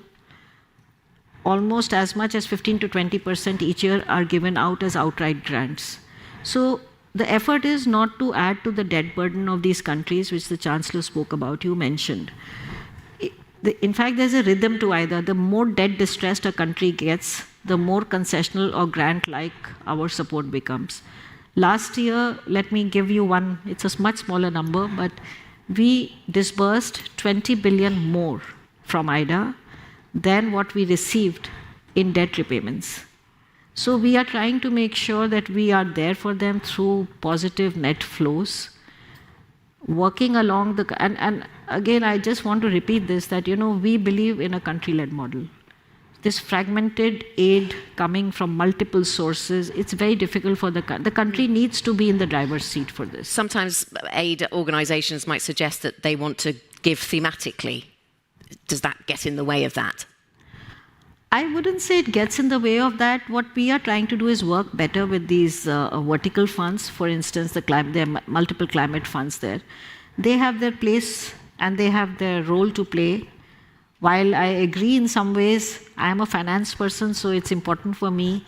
IDA is able to multiply donor contribution 3.5 to 4 times, whereas we issue bonds in the capital markets, and that allows us this multiplication. Whereas these vertical funds, they come with 1:1, 1 inflow, 1 outflow, but they have a critical role to play. We partner with many of them. Because, in many of the projects that we do, we need grant money, we need partners who have deep knowledge about climate adaptation and mitigation to work alongside us, for instance. So I would say there's a role for everyone, but we need to coordinate better. We need to work better together so that it's not so cumbersome for the recipient countries. Does that sound like the type of thing you're calling for, Natalie, or is this not enough of a paradigm shift? No. Well, yeah, it's quite a lot already, and definitely what's going on with the IDA replenishment is absolutely key. I mean, it's definitely something. Yeah, IDA 21 is currently under replenishment this year. Yes. Big plug for IDA, that's why. Maybe I would add one thing. When we say we need to work more together, I'm coming back to this multi-stakeholders approach, if I may say so, or change of governance. There is no board, no company board, which would have no independent directors. Currently at the World Bank and IMF, there is no real seat or not enough seat for Africa. I think strengthening Africa's voice on these institutions is absolutely key, if only because it allows for more ownership about the definition of the solution, and then for more accountability about the implementation of the solution. This is really, and there has been already a lot of progress with more seats for Africa at IMF and World Bank, and African Union getting a seat at the G20. But we need to go to do more on that. We heard from Chancellor Schulz, yes, he was talking about this organisation as being one that adds to the globalisation of our thinking, and I'm sure that's something that the World Bank and other parts of that infrastructure reflect on often. Oh, yes. And, like you said, there's always room for improvement, but we have very strong voices from Africa in our board. And particularly if you look at the IDA governance structure, the donors are called IDA deputies, and there are the recipient countries, they're called the borrower representatives. We always meet collectively. Any decision that is taken is a collective decision. So they are a key voice when we decide which are the policy priorities we need to move forward towards what should we devote these resources. And resources are not just financial. It is also about knowledge, the global experience we gain working in different countries, how we can bring good learnings from one country into solutions for another country. So I think it is actually in some ways I would say IDA is it's a beautiful partnership. It has the countries, and there is a very strong voice for CSOs and think tanks. I'm sure you would be aware, Natalie, we've been extensively engaged with CSOs, think tanks, academicians in this whole evolution process.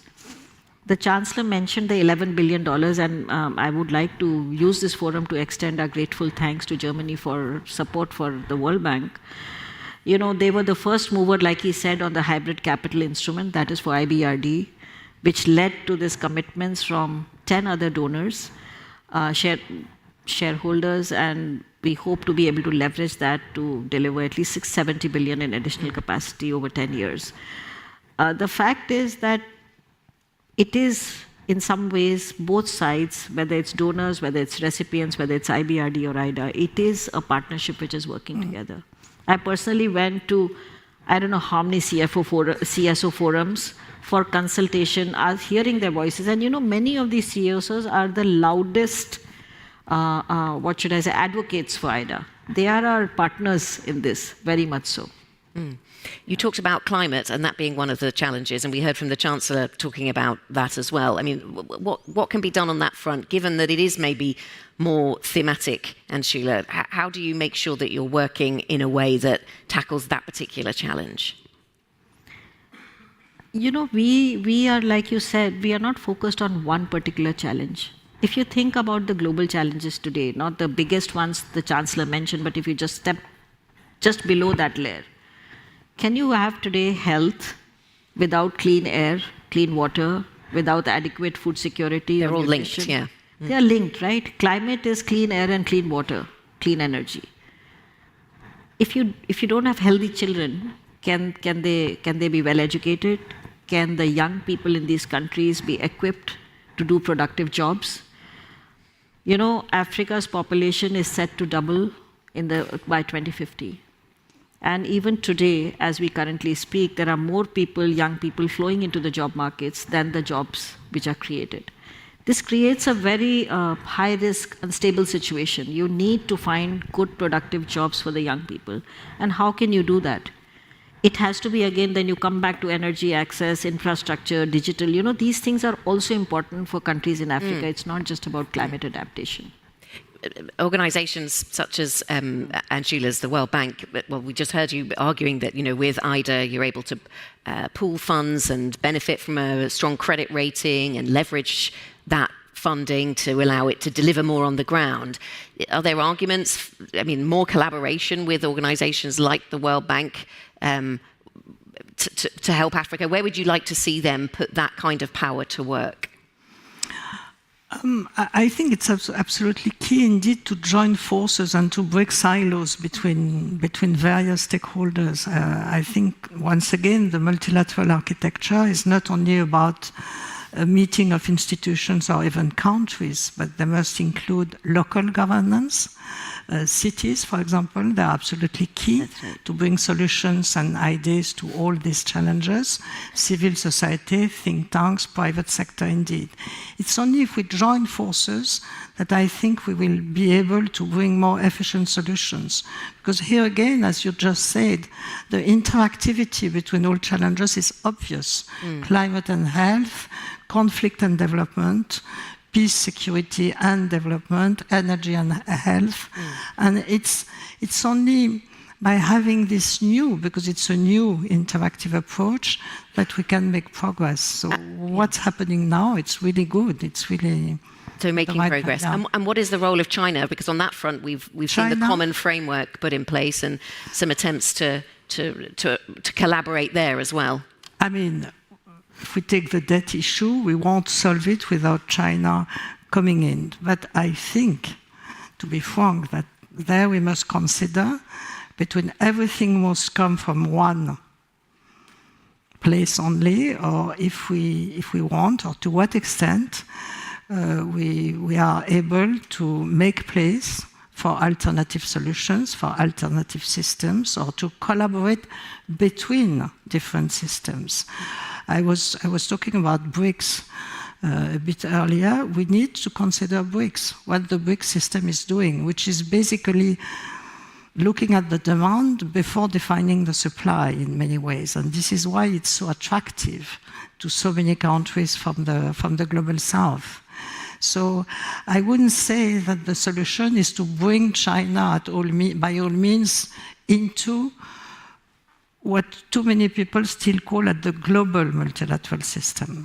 Or if we do that, we need also to take into account different systems, different values.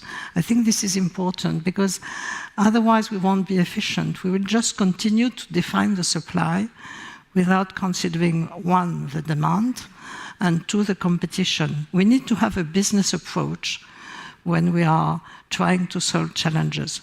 What is the demand? What is the competition? What are our competitive advantage in the supply that we are proposing, offering?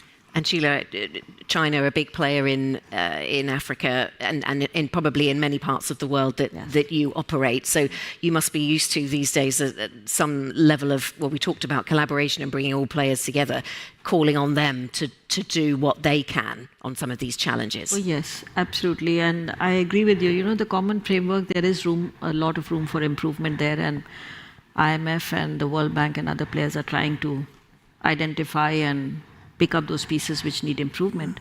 But let me also share about, and you must be aware about this, we have the Global Sovereign Debt Roundtable, which was launched last year, and which the G20 presidency, IMF, and World Bank co-chair, and where you have players which include China sitting around the table, talking about problems and trying to find solutions. You know, this is not something that you can have an across-the-table solution, but from the World Bank, what we try to do, for instance, the 4 countries which are under the common framework currently, over the last 3 years, I would say we definitely remain engaged in the process. We work together with IMF. Over the last 3 years, I would say nearly $12 billion resources have been delivered from the World Bank to these 4 countries. And I would say as much as half of those would be outright grant terms. So we are, also a little bit of a pragmatic player in the sense and ongoing how we can support the process and help these countries sustain themselves as they work through these very difficult, restructuring exercise. But we have better hopes of this GSDR, the Global Sovereign Debt Roundtable, where we do try to share information, for instance, early enough so that everybody is on the same page, where the private creditors are there, where the official guy in China is very much a part of this roundtable. Where does that leave your thoughts, Natalie, as we come to the end of the conversation about the needs in Africa and whether the framework that we have, the global architecture, whether it can be adapted to meet? Because when we started this conversation, you were calling for paradigm shift, and I wonder if you see that there is appetite for that. Yeah, I think there is, if only because there is not only a need, but also an interest. I mean, I think that more and more all stakeholders are seeing that this is not a question of moral duty, once again, to help developing countries, but because it's the only way to be able to address properly and efficiently what are today shared challenges. It's not, once again, the developed countries looking to the developing countries and trying to help. It's really getting together around the same table at the same level, on par, to solve shared challenges. Yeah, so I think we're getting there, and I think that what the Chancellor just said was absolutely going in that direction. I mean, it's great. It's really, well, there's still a lot to do, but it's fine. We are getting there. Okay, thank you both very much. Thank you to Natalie Delapalme, CEO of the Mo Ibrahim Foundation, and to Anshula Kant from the World Bank, Managing Director and CFO. Thank you both very much. Thank you.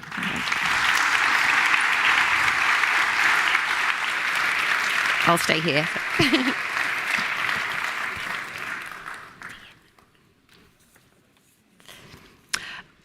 So, ladies and gentlemen, we now move on to the next part of our programme. I'm told that the Minister of Finance, Christian Lindner, unfortunately was not able to be here at very last minute notice. But I can tell you that instead we are going to be joined by State Secretary Heiko Toms, who has some thoughts to bring us on this subject. And so we'll just take a moment to reset the set, perhaps, as everybody gets to their places. State Secretary.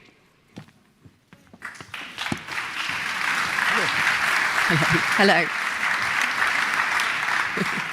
Hello, I'm Anna Edwards from Bloomberg News. This is such a last-minute change that we haven't actually had the chance to say hello. So it's very nice to meet you, and thank you so much. It's great to be here, and I want to apologize for not being Christian Lindner. I didn't think I was ever going to say that, but I know that you would have preferred seeing him here, and I only knew 15 minutes ago that I was going to be here, so please bear with me. Okay, yes, well, bear with both of us, because we're sort of rehearsing this in front of you all. So thank you very much for being with us, State Secretary.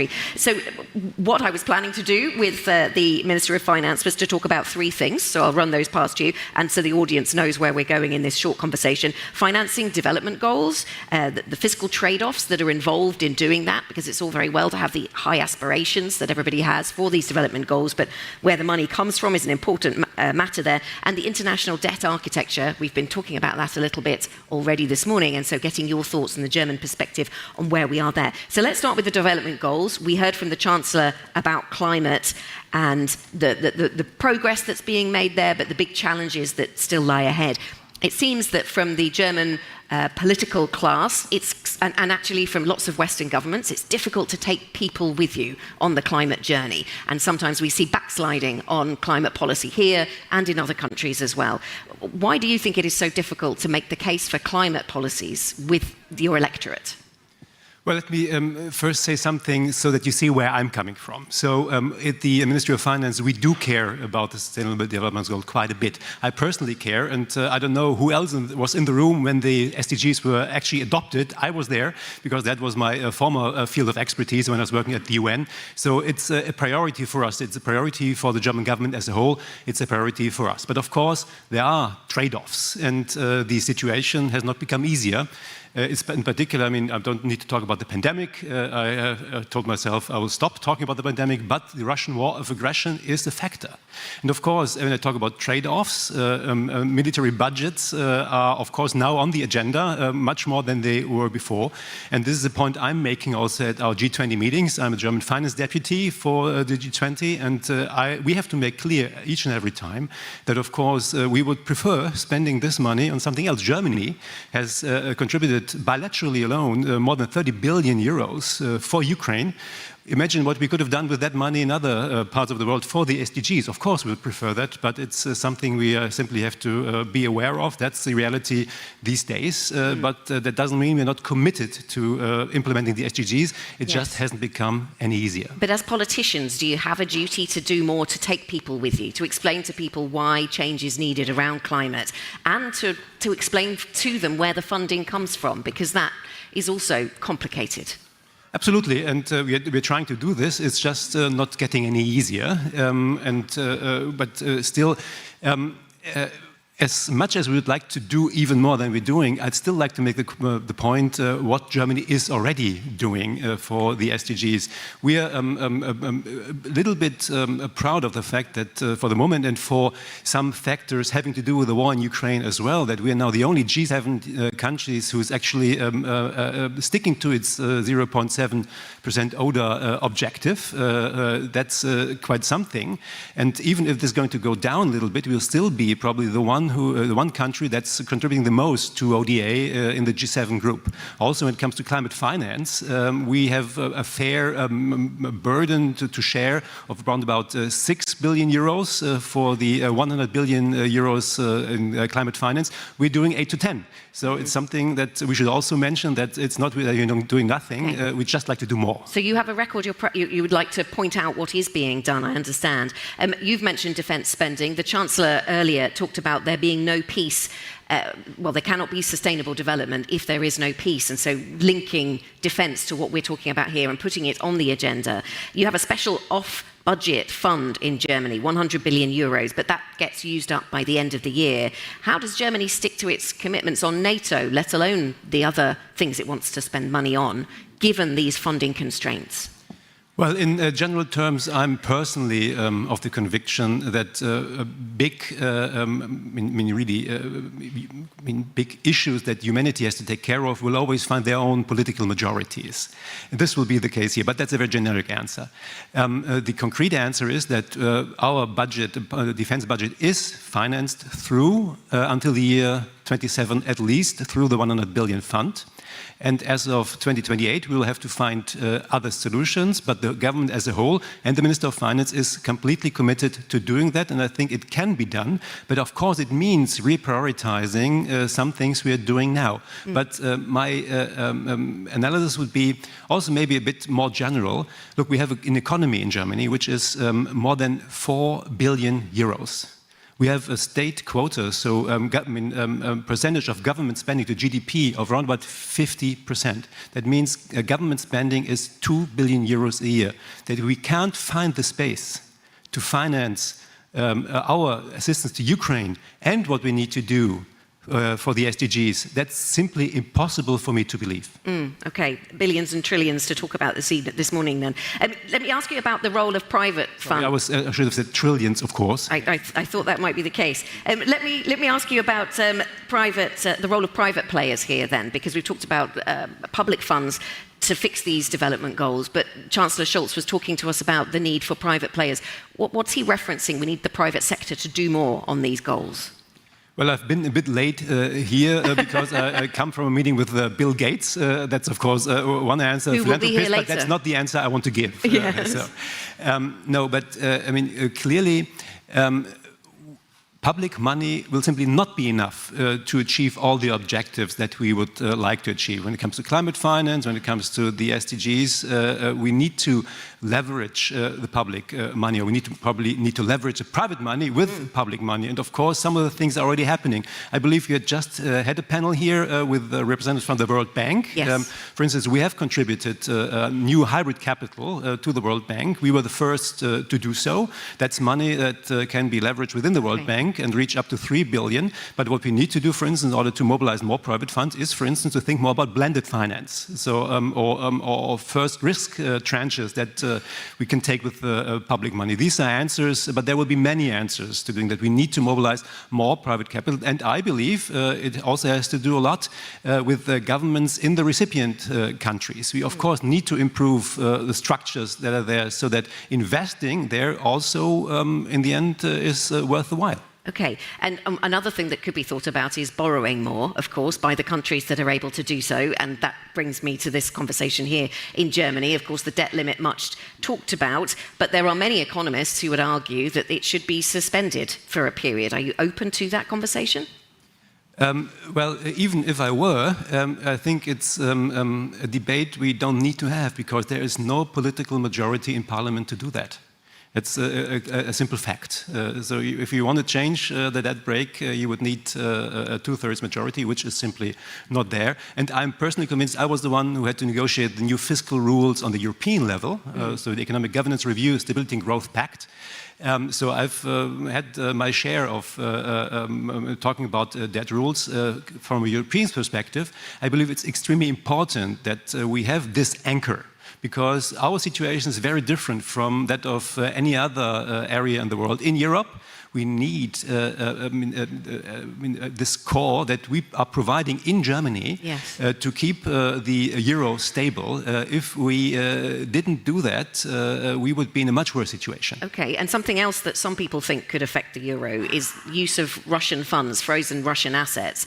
Have you received any details from the US about any proposal to use those funds? Is that something that you're open to, if you see the detail there? Because I know there's been resistance in Germany to use those funds to solve some of these polycrises we're talking about today. No, we are very open to do just that. You need to distinguish between the Russian assets as such, the money which is frozen, and using the proceeds that can be derived from those assets. And when it comes to the proceeds, we're actually very far advanced on the European level. Yes, there's lots of agreement on that. Yeah. Yes. And then we have seen American proposals to use those proceeds maybe in an even better way. We are very open to discussing that, but the devil is in the detail, of course, in these things. And if we see something that's worked out on a more detailed level even, then of course that's something that we will consider. We're actually actively considering right now. Using the assets themselves, or just the profits? No. Finding a different solution for the proceeds. So the assets themselves still not being considered? No, this is something that we will not touch. Okay, that's the German perspective. Can I move on to the third topic then, international debt architecture? We talked a little in our last conversation about the common framework that is now in place to bring China around the table with the Paris Club and to allow those conversations around global debt to carry on. It's not moving fast enough, a lot of people say. Is that the German perspective? I think that Christian Lindner, the finance minister, has talked about that. Well, the common framework, the G20 common framework, is the direction to go in our view at this point. It's not perfect, and it's certainly not moving fast enough. But there's also quite considerable progress. When you look at some countries in Africa where we have managed to restructure that within the common framework, these are success stories in our view.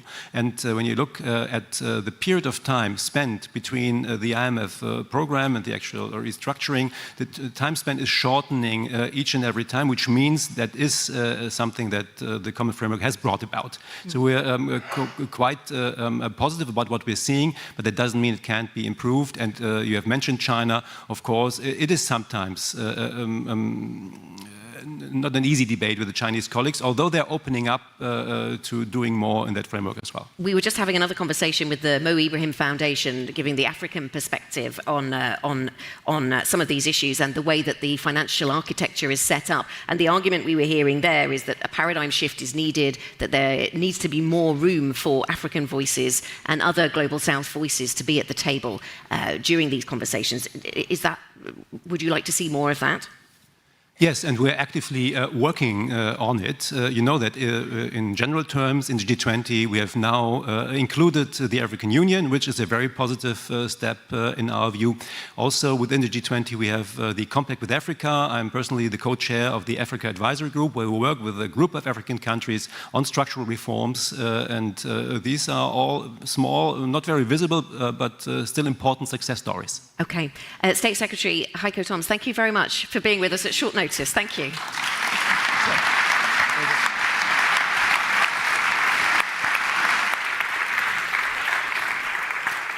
So we'll thank both of you very much. Heiko Thums, that was much less disappointing than we would have thought, maybe. Anna Edwards, thank you so much for the enlightening conversation. And to all of you, we'll just add a chair for the... Please stay quiet. You can walk out, but please don't talk that loudly. It's much harder for me then. We'll add a chair, and I want to invite you to that next session, because this morning we were talking about how to really get things done and how to ramp up progress. And if you want to hear about examples for that, then let's hear it about the potentials of small-scale women farmers in a minute. See you at 12:30.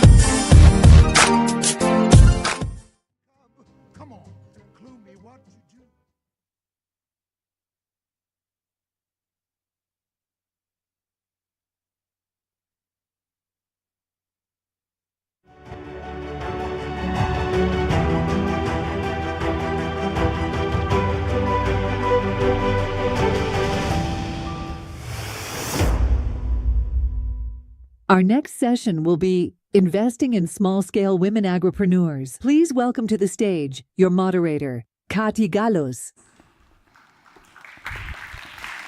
Thank you very much to everybody joining us here live on site, but also to you, ladies and gentlemen, joining us virtually. And to my distinguished guests, join me on stage. Please give them also a round of applause.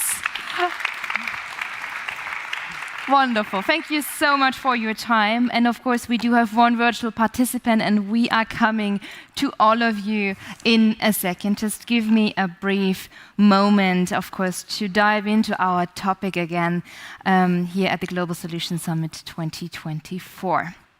As mentioned before, investing in small-scale women entrepreneurs, that is now the hot topic of the hours. And when we look into the numbers in sub-Saharan Africa, women represent more than 50% of the agricultural labor force. So it is a force that we definitely need to talk about.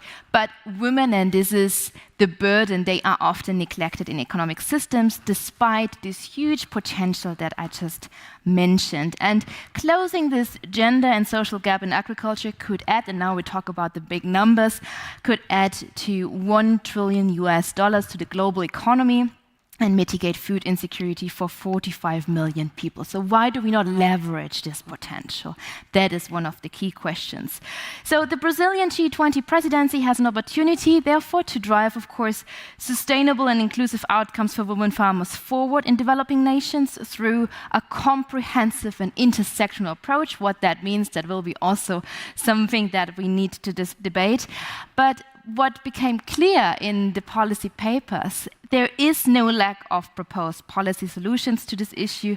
The problem is this disconnect, right? This disconnect between the prescribed solutions and the context in which they manifest. And this is really the question that we tackled yesterday as well. Let's stop talking. Let's come into doing. Let's come into the action. But who do we need for that? And that's one of the key questions as well. My name is Kati Gallos. I'm a journalist, a moderator, and I'm reigning from a farm in South Germany. So this topic is definitely very close to my heart as a farmer's child. So let's dive right into it and how to pump up the investments when we talk, of course, about the potentials, but also how to leverage the resources. So with me here on the panel is Natasha Santos. You're the head of sustainability and strategic engagement at Bayer AG. Natasha, great to have you. Thank you so much for your time. And with us also here on site is Adriana Carvalho. You're the head of the delegation Women 20 Brazil. More than 25 years of experience in diversity and inclusion, supply chain and business management. And before that, you were with UN Women in Brazil. And Agnes Kalibata has had to unfortunately pull out due to work emergency and has nominated therefore Agi Asimwe Konde. She is the Director of Communications, Innovation, External Engagement and Advocacy at AGRA. So let's have a quick connection test. If you can hear me well, if you could hear us well, if you see us, is everything okay? Hi, Katie. I see you loud and clear and happy to join the conversation from Nairobi, Kenya. Beautiful. So greetings from Berlin to Nairobi. And of course, we talked with Agnes Kalibata before, and I just wanted to use her quote to come into our conversation with you already. She said, investing in these women is not just a moral imperative, but also a strategic economic decision. Can you explain to us what is precisely meant by that? For sure.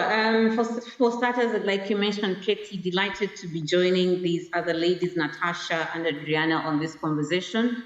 And, greetings from Dr. Agnes Kalibata, as you mentioned. And to your point, obviously investing in women, I think, has got 4 parameters or 4 levels on why it is the strategic and economic opportunity that is right in our midst.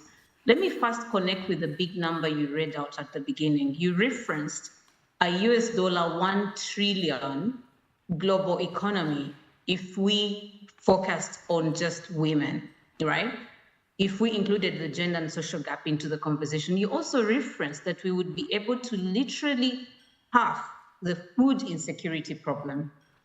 Now, tell me, if that is not a strategic leadership opportunity, what else is it?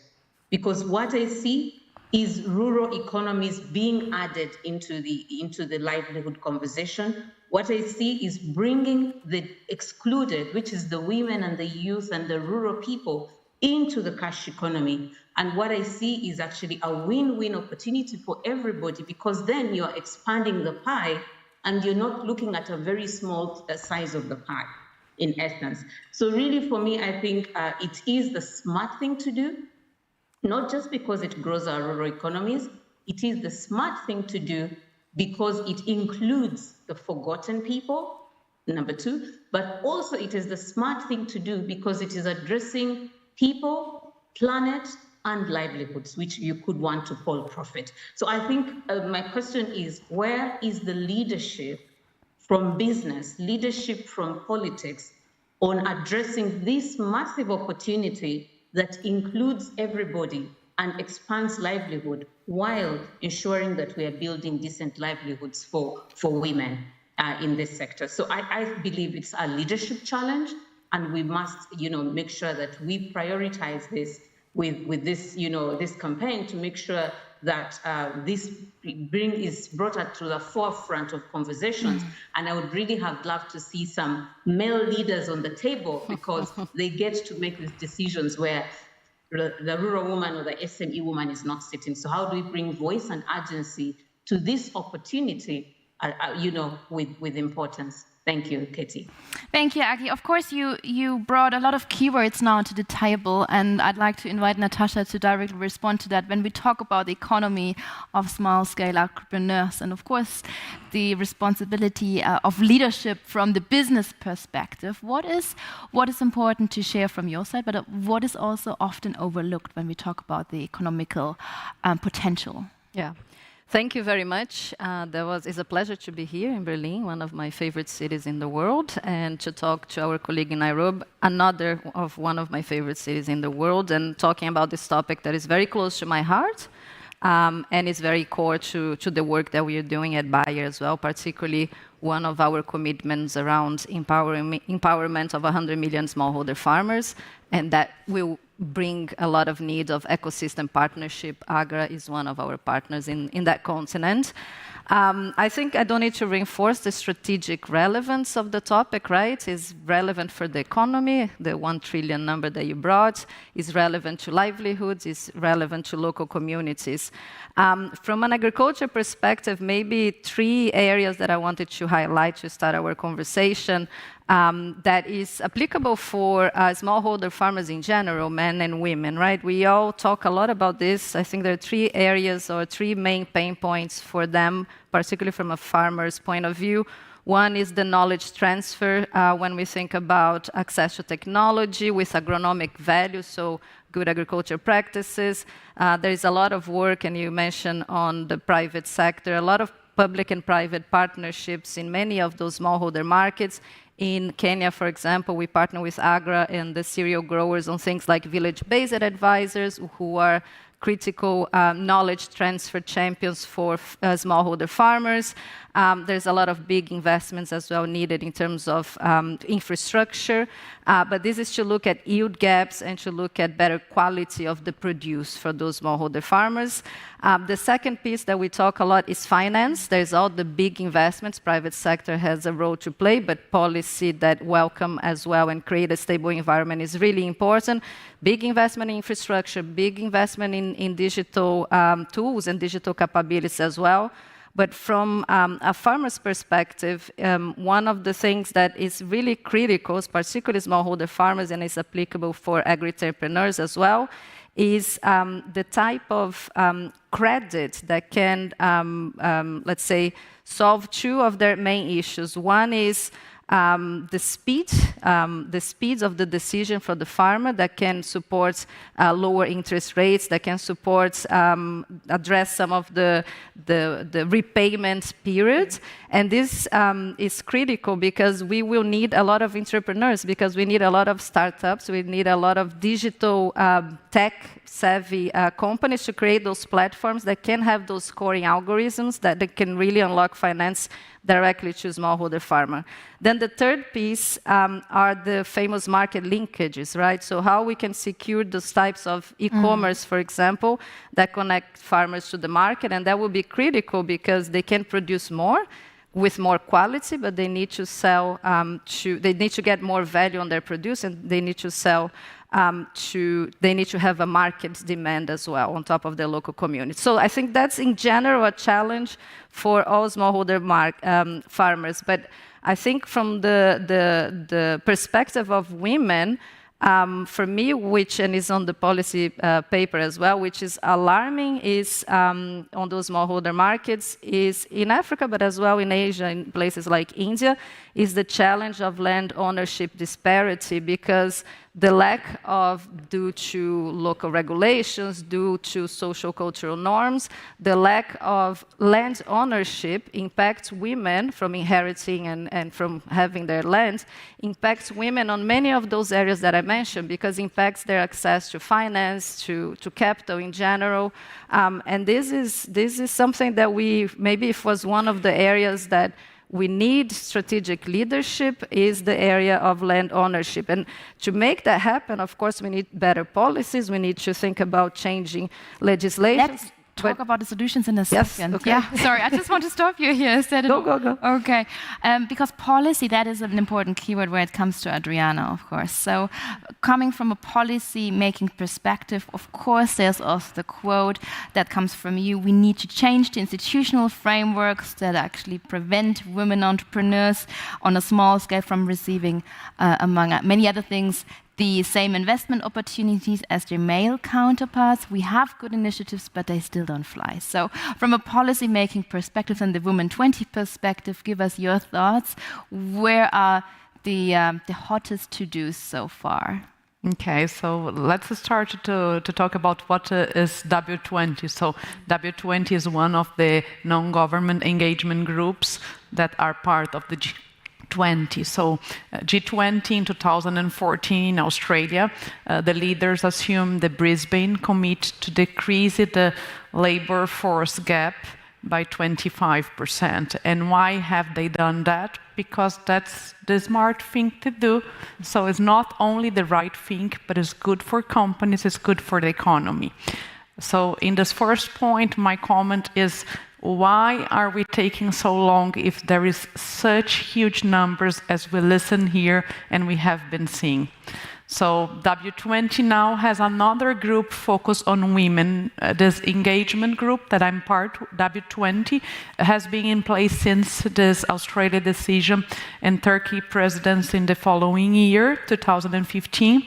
But last year in India, they decided to create government working group for women empowerment. So Brazil is the first country to have a Sherpa track on women's empowerment. So hopefully with that we can increase our voices. So this is the first message. Then the other three messages when we think about policy, because women entrepreneurs has been in the agenda since the beginning of W20. So each year with different point of views, with different recommendations, but that's so important. So the first point is when we look for those solutions, we need to have intersectionality, because if you just talk about women, you are giving preference to the strongest women. So normal women from the city, women in more better income class and things like that. So it's quite important. In Brazil, for instance, almost 60% of the population declare themselves Afro-descendant. So if we don't have the race and ethnicity, we will leave Black women behind. If we don't look urban and rural, we will leave hero women behind. So intersectionality is key for all policies we think about and recommendations. And I think that's an innovative thing of W20 Brazil, because we are really tackling this intersectionality, at least race and ethnicity, because it's never hard to get agreement among all the G20 members in all the lands that we are going to include. And the other one that we are going to explore further is purchasing power. There are people that tells that the best way to us to do social responsibility is the way we buy things. So government procurement policies, corporate procurement policies, and individuals purchasing decisions. So despite that, we see only a few countries with affirmative procurement policies, only a few companies. So if we unlock... But what is the obstacle then, if there are only a few? It makes you a little bit disappointing as well, I guess, as you from your face. So what is the biggest obstacle? To be honest, after almost 20 years in this road, I think it's more of a psychological point of view, Kate, because I don't think there is rational reason for not tackle that, but changing the logical of the system is never easy. So I have been in procurement before. So in general, what do you look in procurement? You look for the lowest price and best service or product that you can afford. That is the procurement logical. So with that, you force and force price and price and price. See, and you ended up killing the small business, all small business. So you have to change that logical, because it's not only about the price you pay, but it's what you are influencing the economy. So when you transfer income by purchasing from those small companies, you are bringing innovation to the table, you are bringing more flow, and if you have more people with more income, your GDP will be higher, your social conditions where you do business. So it's clear lots of business reasons to do that, but to change those logicals that have been in place for such a long time is not an easy. But why people don't change that, I don't think it's just because it's not easy. I think people in general have a hard time when you talk about gender and all social inequalities. Is something that talks to the heart of the people and unlock very things on you that sometimes you don't know how to deal with that. Yeah. And my final comment here before we move the conversation, because I can talk too much, I think on top of procurement, we need to change the investments instruments. We need new solutions, and I think Natasha just brought one, so we will be able to explore more of that, but that's key. If you don't unlock the financial system, this financial logical to change and look at that, we will never have the speed and the scale we need. I mean, it all comes back down to the money and to mobilize the resources. So investment, I noted it down. We will come to that in a second. But Aggie, I just wanted to come back to you. Of course, we tackled a lot on keywords, and you brought up the responsibility of the leadership of the politics and the policy makers.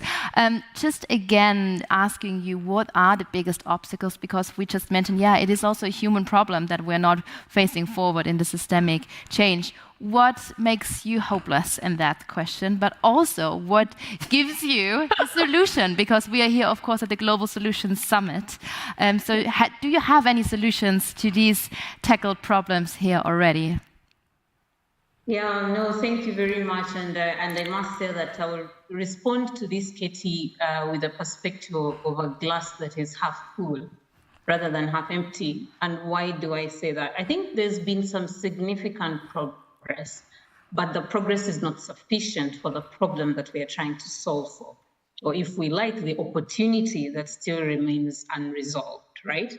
So we've seen some significant policies that have actually increased, access to capital, for example. I could give an example in Tanzania where, a specialized financial product was created by the government, and it dropped interest rates for specifically ag lending from 20% interest to 9% interest. But therein lied the problem, is that we were tracking a generic number, which is how low is the interest rate going, without tracking how many women are actually accessing that facility. So to the point of access to assets, it's a key question. And from our ag lens, this is how we look at it. If you think about Maslow's hierarchy, I think we need to also understand what are the incentives that will get these women SMEs or the women farmers. And by the way, a woman farmer is an entrepreneur, because really her farm is her business, right? to give them the incentive to want to produce more. So the question that pretty much, Natasha spoke about, from knowledge transfer and market linkages, is critical. And what we are learning is there is need for us to move from a siloed approach to thinking agriculture development to a multi-sectoral approach. What do you mean by that? What Yes. precisely do you mean? Yes, what I exactly mean is that we shouldn't look at agriculture as the production function.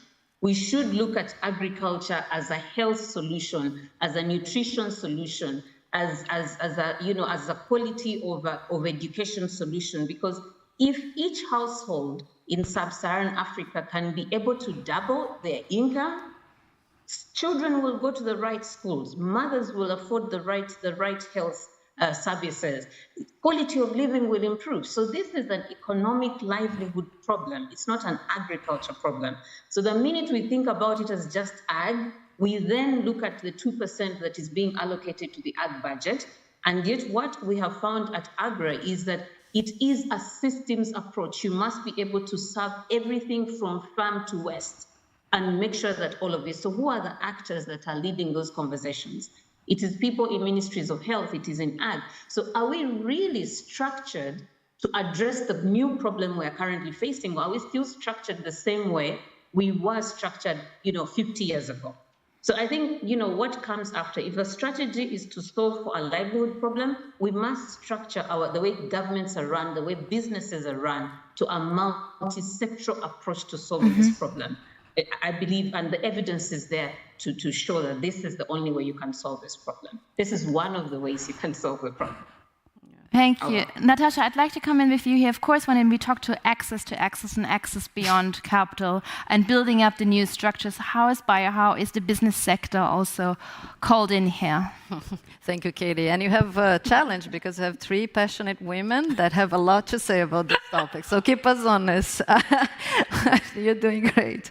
No, but thank you. Look, I think a lot of the topics that the colleague from AGRA brought to us, one thing that we would like from a private sector, from an investment point of view, that really helps. One is the rural women challenges and problems, particularly the level of vulnerability, because all those challenges that we brought, we think are really, really special. So somehow through a horizontal approach, or I don't know what is the best, let's say, channel to approach that, but I think the G20, of course, has a great leadership opportunity here to tackle some very specific challenges from rural women that started from some presidents in the past. And I think that's something we need to look together, because that will help us with the data that are needed. And again, from a private sector, for us, it's always really helpful if we understand or if we have available interventions that, okay, what were the interventions and what are the interventions that really worked?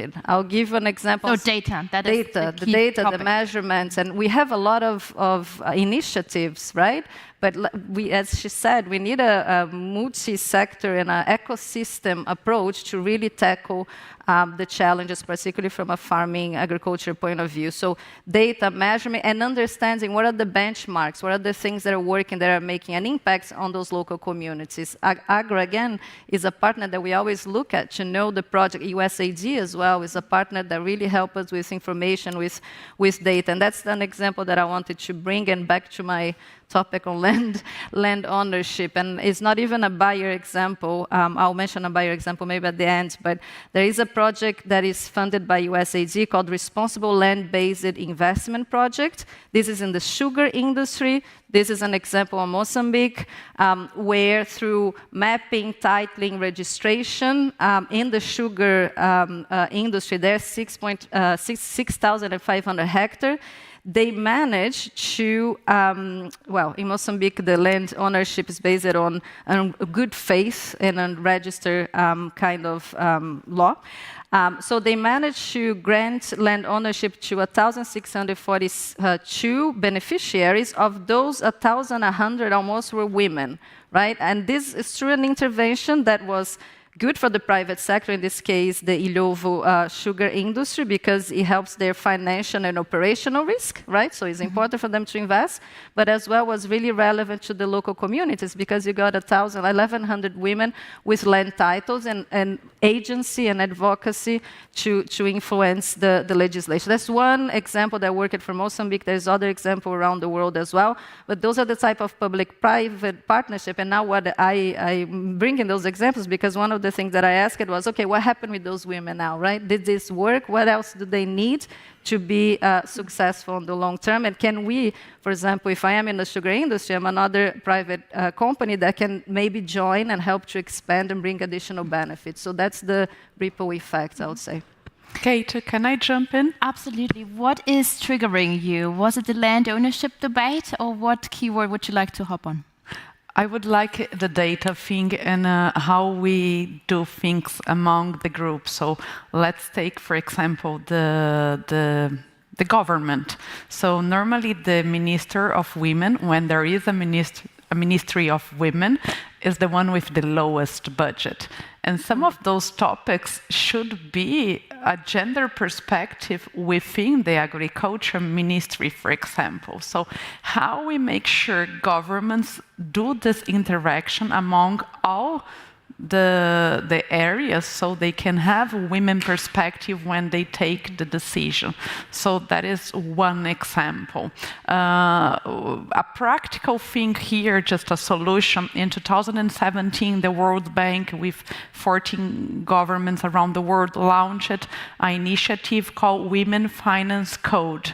That is an initiative that the G20 in German recommended, and you have other G20 final declarations that reinforce the commitment to that. So they kind of invested what is behind this initiative is really 3 pillars. You have to find in the country, in the bank systems of the country, high-level leadership that embraces the thematic. You have to measure the financial system to have data, so you really understand women entrepreneurs, and then you go to actions. So they have a number, because the initiative has been in place since 2017. So they have originally $300 million to invest.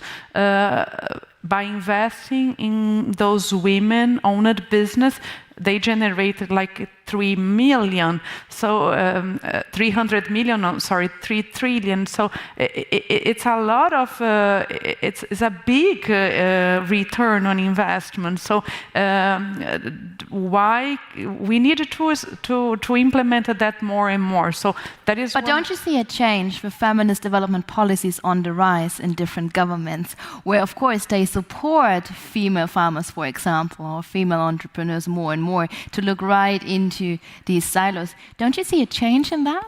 I do see a change, but I think more and more we need women, and all kinds of women, and more diversity in general in the leadership positions. So today still lots of those conversations take place and are decided by people that don't know the reality of those people. So those people need to be in the room. You cannot find good solutions or good policies if you don't hear the people that live the problem. Let's talk to Aggie. Aggie, I'd like to come in here with you. Are these people that we need to have in the room, are they in the room? You are in these decision rooms. You are, of course, in so many different rooms. Do you see a change? Do we have the right people at the table? Yeah, again, in the spirit of a glass half full, I think there is all intention to have the right voices on the table, but they aren't. And I'm not in that room, but I would have asked how many farmers, smallholder farmers, are in this room. Yeah. Well, I represent them, but I am not directly involved in the business of farming. And I think to speak to then the comment around data and evidence is, I think we have sufficient data and evidence. I think what we lack is speed to actually scale what has already been proven. And here is a very simple example that we proved can actually be able to change livelihoods of smallholder farmers. And SMEs, especially in the middle of the value chain, what we call the last mile delivery, which is really agro-dealers, who are the ones that basically trade in the inputs and provide a bit of knowledge, but also the extension system that is entirely broken because, you know, the ratio of extension providers in sub-Saharan Africa to farmers is a boggling 1 to 70,000 farmers. So there is just no way we are passing on urgent information to smallholder farmers to empower them with the information that helps them make the choices. So if I, you know, was in that room and I was, you know, directly speaking to Natasha and all the multinationals, I would be asking, can we prioritize extension and empowerment of farmers so we give them the choice? Because we know extension is broken. You know, how much more data do we need to know? You know, we can give all agri countries, we can tell you the ratio, but the smallest ratio is about 1 to 35,000 smallholder farmers. So it is still a long cry to success. So I think that is one. But two, sharing examples of what has worked and is ready for scale is what we really call agribusiness consortia. And what is the problem we are trying to solve here is that, you know, the smallholder farmers is a very small unit. So from an economics perspective, it's not sufficient or large enough to service. So we are very clear that private sector will not go to the rural farms because the size of the business is super small. So what we then have been experimenting over the last 5 years is how many smallholder farmers can we aggregate together to make it a viable economic unit of service. And we have found and proven across all the countries we operate, from Tanzania to Malawi to Mozambique to Ghana to Kenya and Rwanda, that you need an average of 15,000 of 1,500 smallholder farmers that can be reached together. And this is where the role of farmer associations becomes critical.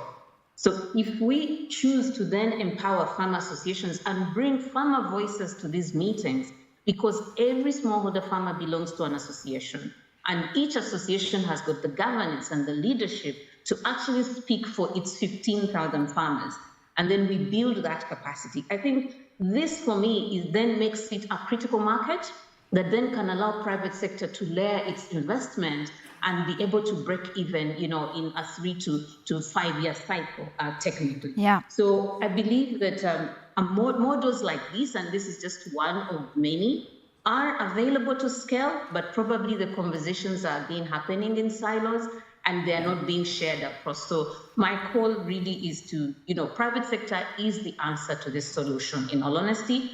But I also think private sector needs to think about a partnership model that allows the private sector to bring their collected expertise together so that we are addressing on-farm challenges, value addition challenges, water complications, logistics complications, and financing as a suite of services to a group of smallholder farmers. Thank you. Thank you, Aggie. Let's have a quick test. Hands up. Who is coming with a farming background? Who has a farming background? Am I the single one? No. 3 people in the room. Do I? And 1 online. 4, 5, 6. More and more hands are raising up. Okay, wonderful. Just, Aggie, that also shows again how we need to get out of our silos, how we need to also bring more farmers, so to say, also on our panels, right? Yes. I feel that something missing here as well. When we talk about the responsibility of the private business sector, Natasha, of course I have to look to you. So why is the business sector, the private business sector, still so hesitant also to invest and support small-scale entrepreneurs, agripreneurs, female farmers more and more? As we heard about the potentials and the urgency, why is there still so this hesitant movement? I think it's not really, maybe not hesitation, right? One of the things that was brought is particularly for big companies, but the investment we are looking at needs to be scalable, right? So I like the points on the partnership model. It needs to be scalable, and we need to address this risk management, right? And the return on investment. That's why we really need to be sophisticated on the type of partnership model, particularly when we are thinking about smallholder markets investment from our point of view. As an example, we have one of the pain points on smallholder markets in India and Sub-Saharan Africa is access to technology in terms of physically access, right? Sometimes, I think in Sub-Saharan Africa in general, farmers need to go 5-10 kilometers to access fertilizer, to access other type of input. So we have seen this as an opportunity to think, well, how can I address that pain point on underserved areas in some of those countries, for example, in India? Well, maybe I can invest on kiosks in partnership with distributors with agronomic advice, because technology for technology, if there is not, the farmer doesn't know how to use, it's no use for the farmer. So with agronomic service, so how can I put this investment deep inside of the rural areas of India, for example? Not alone, I need to find partners that have other types of inputs, finance partners, in this case we brought IFC, governments as well, to really bring a holistic offering and to co-invest on the pain points that will address the need of the farmers, but as well, we will address the risk management for that scalability of investment. So we have been doing that for 5 years now in India. We have done the same, it's called Better Life Farming, with all those partners that I mentioned. We are doing the same in East Africa and a few other countries in Africa. So I think we need to bring others along. We need to think about the partnership model to address real pain points from the farmers, but as well to make sure that we address the risk management piece. Because everybody says there's enough money. Yeah, there's a lot of money. IFC, the World Bank, and others have money to invest, but what are they going to invest on that is scalable and bring these public-private components to help the long-term sustainability of those investments as well? Adriana, would you agree that there is enough money? There is money, but not money is not being directly, I think, to what we need. I think. So who needs to be then in charge? We talked about development banks, not yet, but how would you see their role to filter it through into the rural areas? I'm a big fan of this new instrument that has been increased, and COVID was a great opportunity, a great crisis that demanded to increase. That's blended finance, where you can have development banks having money, governments having money, and challenge private sector to match the money. So some of the money, if you don't return it, will be okay because they are taking the risk. It's more like a philanthropist investment. Some of the deals we are going to do is that if you grow, I will have a share of your business. So it's quite new, and I think by having that and really the development banks are more bold. Of course, IFC is a good example, but how much money goes from the World Bank to gender or to women farms? I'm quite sure it's a small portion of the total money. And I think we just heard so many things on how it's good for the whole economy and for the whole society. We needed to have more money. And I think if we do those partnerships among development banks, philanthropists, companies, and governments, it's easy to have more money and do a system that the money gets to the final people, because that's another challenge.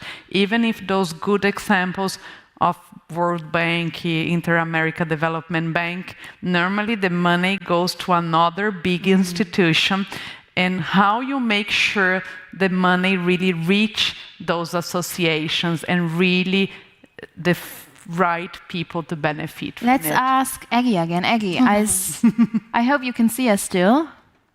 Yeah. Yes. Talking about development banks, of course, it is a hot topic when we just think of 2 weeks ago from the spring meetings. But talking about development banks and to set up the right incentives, do you think this is a journey that we should be more on than before? For sure. I think development banks have come a long way, but I think the biggest problem has always been obviously the financing, the structures in terms of where they get the money and at what rate they need to pay back. So again, like everything else that we've been talking about, I think we need to requalify what we call risk when it comes to agriculture. And again, to my first question about, are we structured for a past problem, for a new reality, whereby we know that all our smallholder farmers are basically one stroke away from disaster, right? So if this is the reality we're dealing in, I don't know whether it is prudent to define risk of, ag is unbankable, it is high risk, it is this, it is, what is the cost of inaction?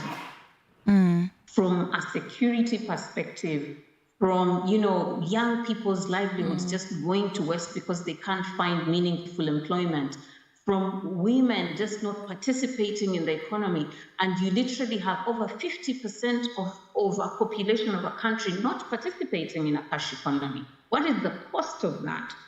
So I feel that I think we need to begin to ask ourselves some harder questions that speak to the opportunity we have, and ask ourselves then, what do the different actors in the ecosystem, what is their role? So I know for a fact that, institutions like ourselves, which are development organizations, we have the role of de-risking this risk. So we take the first loss, right? So we go in and with philanthropic capital, with, development financing a bit, we go in and create what we call the minimum viable product that then gives appetite to development actors or to private sector to come in. So we need to layer our investments as opposed to siloing. So what you see right now in Sub-Saharan Africa, everybody's repeating the same mistakes and no one is harnessing the lessons. Like how many actors are in this space and how are we learning from each other? So it's not just a question of bringing another digital solution. If one digital solution has been proven and tested, government then has a role to scale that. Okay. Either through subsidies or through incentives and all of that. I will come back to really the siloed approach is our problem. And if Global Solution Summit can really shine a light on this opportunity, I think that is where the work needs to be done. Agi, because we have to wrap it up, so sorry, but last spotlight round. So you talked about breaking up the silos. So who would you like to talk to? And this question would also goes to you. Who should we invite next time to round up our table? So Agi, who would you like to speak to in our next debate when we see each other again? Quick name. Yeah, a name? No, I probably won't give it a name, but I will give it a persona. I think this problem is looking for a leader. Okay. And this leader can be you, Katie. What is the role of media in shining a light on this opportunity and making sure it's headline news everywhere? Absolutely. You've got the bandwidth, you've got the platforms, you've got access to experts. What is media doing sufficiently beyond politics? Because food is the biggest political conversation. So I will profile media. Back to me, wonderful. Okay, no pressure. Thank you. My compact. No worries. And two innovators. I can carry it on my shoulder. Thank you, Agi. Thank you for joining us. Thank you. Greetings in Nairobi. Quick name, of course, Adriana and Natasha. Who would you like to have? I would like to have the Brazilian Development Bank CEO, Mercadante, talking to us. A food for thought. And last point, I would like all the institutions to really bring high-level people, that most of them are male, to really think about their bias and why they run away for those gender perspective in many occasions, because if they do, they will do very good decisions for us. Thank you. And Natasha? And let's bring some farmers leaders. They're amazing women farmers really making a difference on the ground, and I think they can inspire others and all of us as well to make the right thing. Wonderful. Thank you so much, ladies. Thank you. Natasha Santos, Adriana Carvalho, Agi Asimekonde. And translation system, because if we want to bring more people like those women in farms, translation is key. Translation is key, language is key, speaking with each other. Thank you so much. It's us between you here and your lunch break, so I think we wrap it up. Thank you again. Thank you. Thank you. Bye, Aggie. Bye-bye. So Katie did the unforgivable mistake of saying the word lunch break before anyone else has to say anything else. So I'll keep this super short. I will say goodbye to you on the live stream. We'll see you back at 2 because you don't get any lunch. Sorry. So, but you hopefully enjoyed this discussion just as much as we did. Thank you so much for your insights. We surely followed you closely also with our graphic recorder, Robin Hotz, with the experts and rapporteurs that are in here. And we very well know that these empty chairs don't speak for an empty online audience. So thank you for being here. And goodbye, live stream. See you at 2. For you?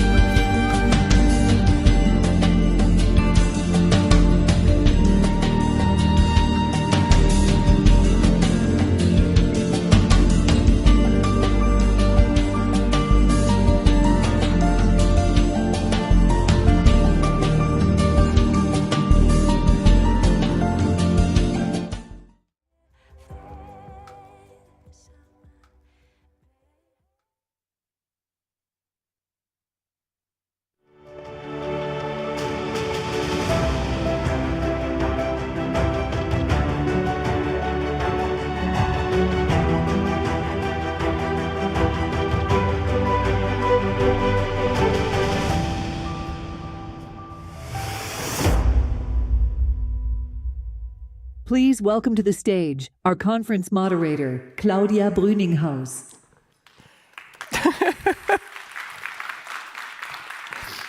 Thanks for the applause, but I don't deserve much of it. But I want to introduce you to a panel that tackles a topic in which theme you will find a buzzword, which is social inequality. I won't cite the entire title, but social inequality we've heard in every keynote pretty much and every speech that we've had here at the Global Solutions Summit over the last few days. It wasn't so many days, it was only yesterday and today.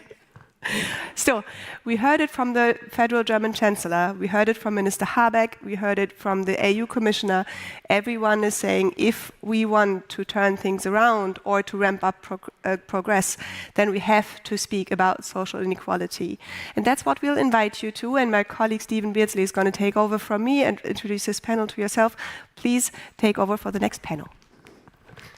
Our next session will be Social Inequality as an Obstacle to Sustainable Development. Please welcome to the stage your moderator, Stephen Beardsley.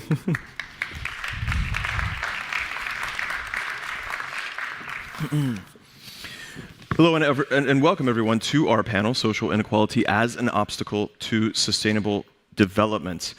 We're looking today at a vicious cycle. Existing inequalities make populations more vulnerable to crises such as climate change and less able to adapt.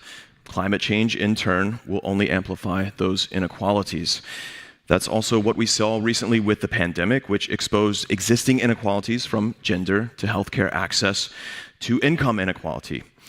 Its direct consequences and the consequences of the recovery that followed have now left governments with fewer resources to address the structural inequalities faced by their citizens as climate change worsens. Now, our panel today, which will discuss this, begin with Deborah Roberts. She is a scientist and professor at KwaZulu-Natal University in South Africa. She was co-chair of Working Group 2 for the 6th assessment of the International Panel on Climate Change, which focused on impacts, adaptation, and vulnerability. Welcome, Deborah.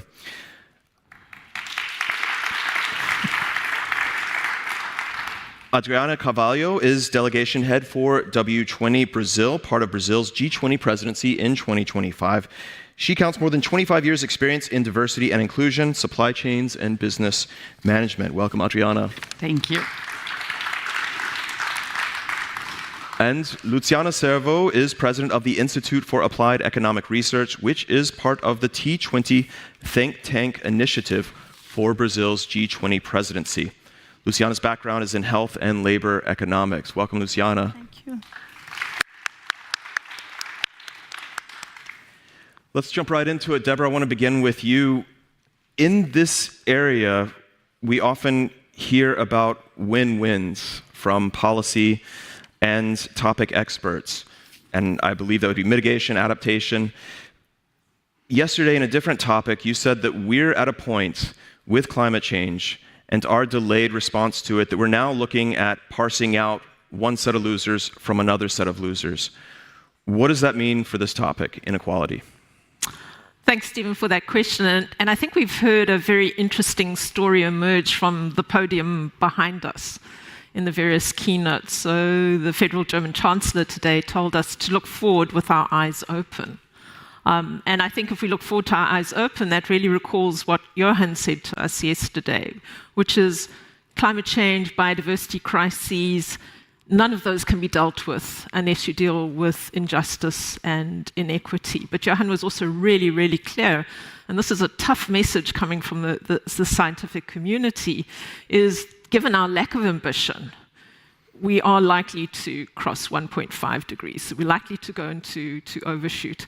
And that means we haven't been ambitious enough. That also means we haven't dealt with social inequality. So what we're looking forward to is a world which is very different to the world that we're currently in. I mean, the last time the world was in this state was 3 million years ago in the Pliocene when we had camels roaming the high Arctic with forests.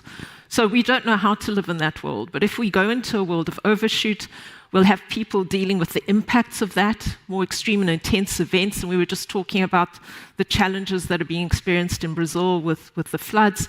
But we've also heard in this narrative that the poor and vulnerable will also have to deal with the pain of transition, because we'll be called upon now to act even more aggressively on things like carbon dioxide removal, which have consequences, for example, for things like food and water security.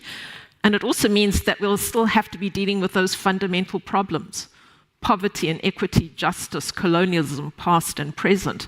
And so that's why we need to look into this world of win-lose scenarios and be thinking about the tools for that world, because I've not heard one single person in this very high-powered meeting over the last 1.5 days, which is talking about the time in between overshooting and returning. It's almost like we don't want to admit that that time exists. But we'll have 30 to 40 years, according to the science, of a deeply suboptimal world, of high inequality, of high injustice, of high impacts.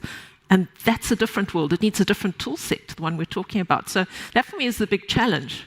We need a new toolbox for the world that's coming. Is it also more politically difficult to focus on solutions when it's not even politically wanted to discuss the topic of overshoot? We are at a solutions forum. We're supposed to be talking about solutions. That outlook sounds very bleak to me. How do you focus on solutions when we're still talking about 1.5? Absolutely, and that's my frustration as someone who comes from the sciences but also has 30 years working at the grassroots as a local government practitioner, is that we don't yet have the political will to say that the time when we could have mitigated and adapted our way out of the problem has gone. And so now we're looking at an entirely different future and a different toolbox, and we need to be thinking about that now. So think about a continent like Africa. If a period of overshoot means indigenous crops might go extinct, and we certainly showed that in our 6th assessment report, that there'll be irreversible change during the period of overshoot. The natural systems will be the first to be impacted. So let's assume, for the sake of our argument, indigenous crops are impacted. We need to be thinking now about, for example, seed banks, if those are going to be the irreversible losses. You can't wake up on Monday morning when the IPCC announces we've suddenly crossed 1.5 and say, what do I do now? That planning needs to happen here. So the big message is keep working aggressively and ambitiously as you can, but broaden your risk landscape and acknowledge that this other world may in fact materialize, and prepare for it. Luciana, as someone who is working with the Brazilian government on this issue of inequality for its G20 presidency, you're part of these discussions. Is what Deborah's saying about sort of this unspoken area of after overshoot, is there truth to that this really isn't so much of the focus, that we're talking about other areas of this issue? How do you see it from your work? When you come to the G20 Brazil, there is a declaration of inequality in the center of the debate. So you bring the climate action, the sustainability, but also inequality. We understand these two things are completely linked to each other. We cannot deal with one thing as defining at 1.5 without tackling inequalities, and you have in the world an increasing inequality. We're not seeing a decreasing inequalities, not only from income, but other kinds of inequality between the populations in each country, but between countries, we're huge increase in inequalities. So to deal with this effects of the climate change on the population, the poor ones, so the ones that are in the slums, the women, the children, the traditional populations, we also have to deal with the inequalities in the same time, the same pace, because we're establishing goals, but they are separate goals. So we have to bring it together and then combining them in an action that's the debate about inequality and climate action come together. That's what we're bringing to the table in the G20 and also in the engagement groups, in the Think 20, in the Women 20, in the Business 20, the other engagement groups that are supporting the G20. And the action for this implies a national, a regional, and a global action. So you cannot deal with it in a local only thought about inequalities. You have to deal with it in a global thought about inequalities. I want to touch on that in just a moment, but first, Adriana, Claudia just mentioned at the introduction that we hear so much about social inequality, but sometimes she suggested maybe we don't offer a definition of it sometimes. And we know that there are plenty of inequality measures that are sort of outside climate change, obviously, and then there's the interactions that happen. It makes some of this worse. Define social inequality for us, and then that kind of interface with climate change and what we're seeing in terms of where it's going to get worse, how one is going to amplify the other. So just to start... Big question again, sorry. Yeah. Just to start, I think it's music to my ears to see a global forum like this one really having social and environment at the same time, because 10 years ago, that was not the case. Unfortunately, people that were in the climate change arena, biodiversity was not included the S, the social. So that is the half glass full. But of course, there is the half glass empty. And going to your question, I think you have women in the center, so women is half of the population. In some countries, it's slightly higher than half the population, and they are the one most affected. But what women? Not all women. So when you think Brazil, like climate change effects, and we just saw last week a big flow in Porto Alegre in Rio Grande do Sul arena. So it's the poor communities in the urban areas that are the most affected. If you look at population, for example, around 40% of the families have female households, because normally those women are left alone with the children, the parents, the illness people, so they really are the ones taking care of that. When you think about the rural places or communities in Amazonas, because those communities don't offer opportunities of economic development, normally men and the youth leave the community, and it remains women there with children and elderly people. So inequality is really how you are not having access and all your human rights fulfilled. So you have lots of people that don't have access to health, don't have access to education, don't have access to house, and more access. So you need to look at all those populations, and I have been talking about that yesterday, this morning, and I will reinforce here.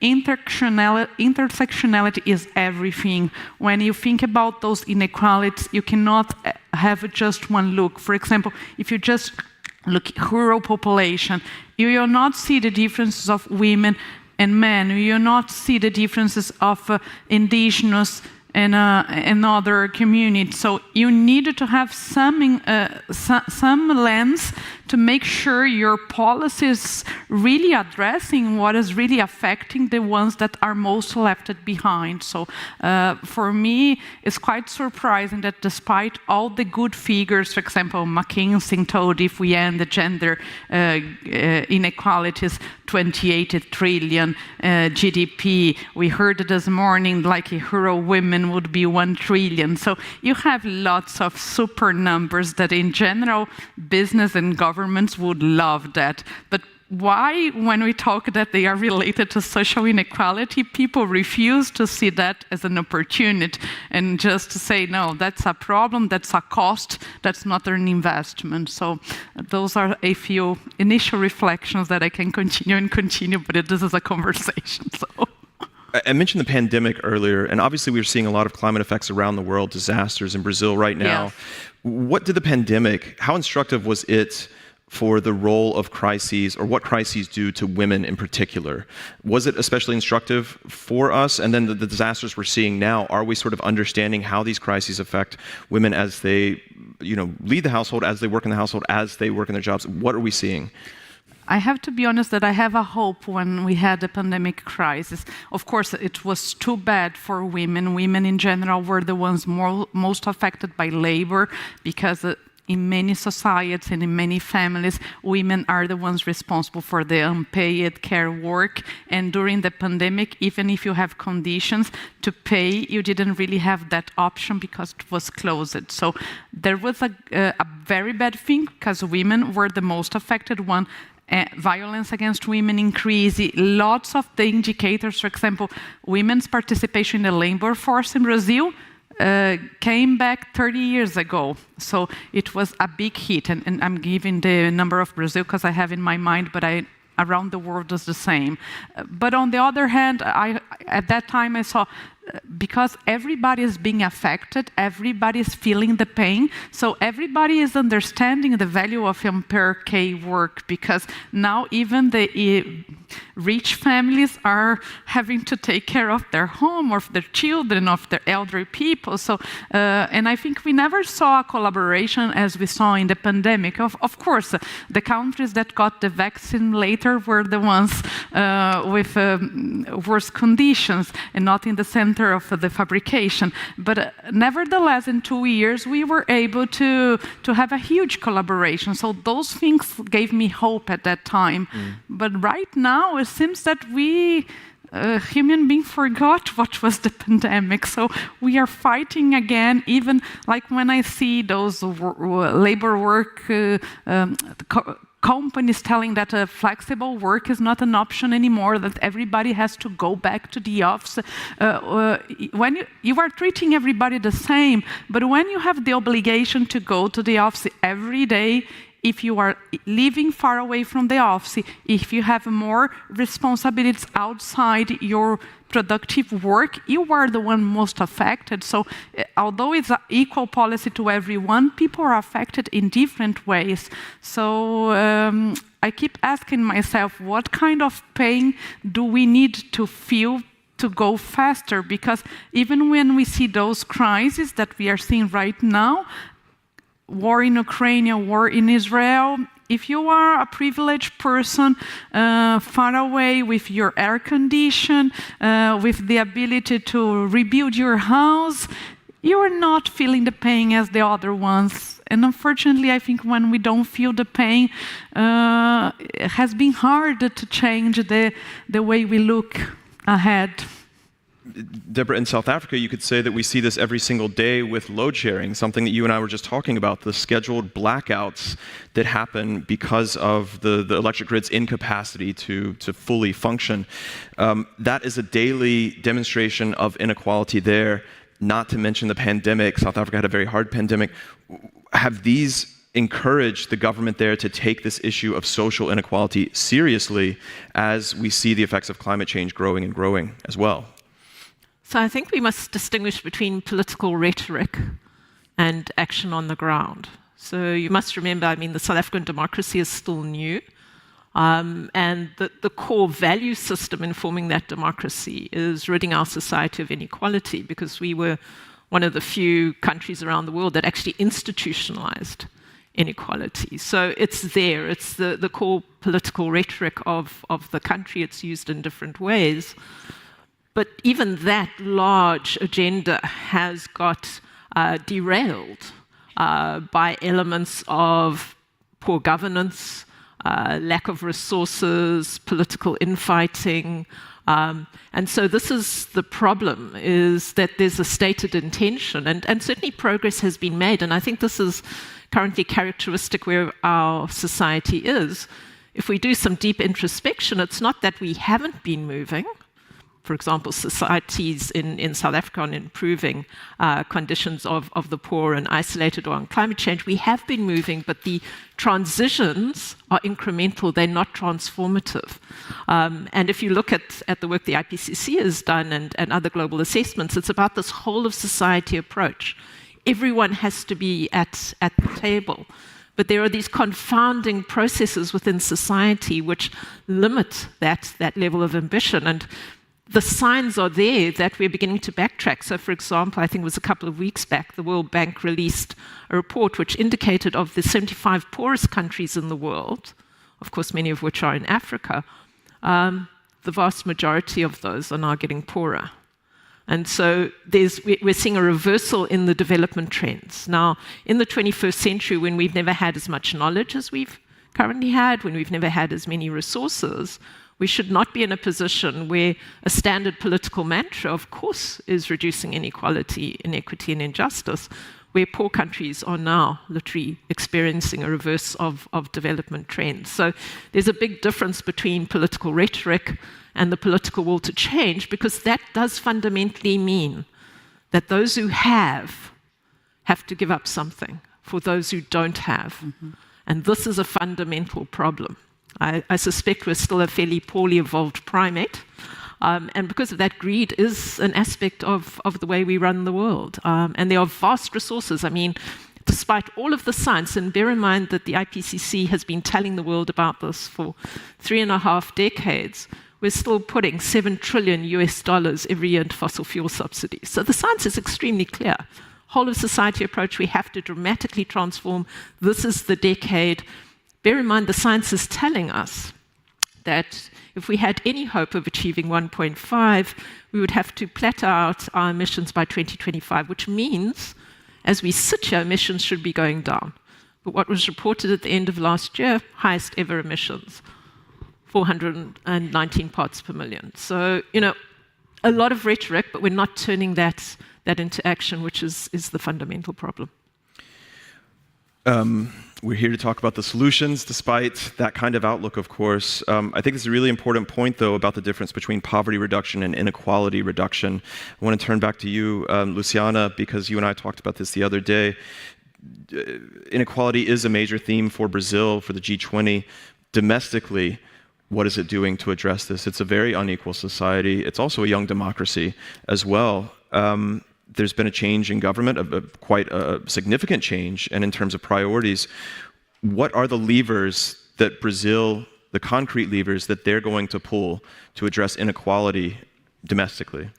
We have to think this in different levels. We have inequalities in access to services, for example, inequalities in education services, inequality in health services, and inequalities in housing services, and this should be addressed by the new government in the sense that we are trying to put the housing system to function for the poorest and the most needed one in the population. We also addressing the things and inequalities that we increased during the pandemics for the health system. And you have a huge challenge ahead of us in respect to quality of education and inequality in access to education. And for most, there's not equally distributed between regions and not between the groups of populations. So when you look at the educational level of women in Brazil, they are higher than men.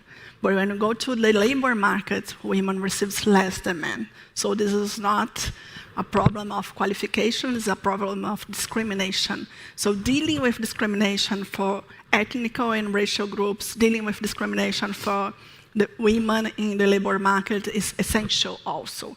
So there is a law that was approved in Brazil for equal wages between men and women that are doing the same thing. And this is being approved, but now is in debate by part of the ones that says that, oh, this is not something that we should be ruling by law. But all the actions that we have done that made some progress in the fields has been a state's compromise with society about affirmative actions, about law, and about the implementation of these policies. So to equal opportunities and to do this inequalities change, you have to do structural change, you have to change social norms, and it's not something that will go naturally. We are now one of the most unequal countries in the world, so that nobody was getting their 5 houses and give one for the ones that are living in the street. You have to have norms, and you have to have education, you have to have police willingness to do that, political willingness to do that, societal willingness to do that. We have a tax reform now that tackles some of our problems, but it's not enough for inequalities. You have to change our tax system to reduce regressiveness of payment. For example, the payment for income in Brazil of the 1% richest is the same of the 40% poorest, the same percent distribution. So this is something that we have to tackle. We don't have to have in the world and in Brazil 50% of the income concentrated in 1% richest one. So we are also debating in the G20 a tax on fortunes to finance climate change, to finance structural reforms.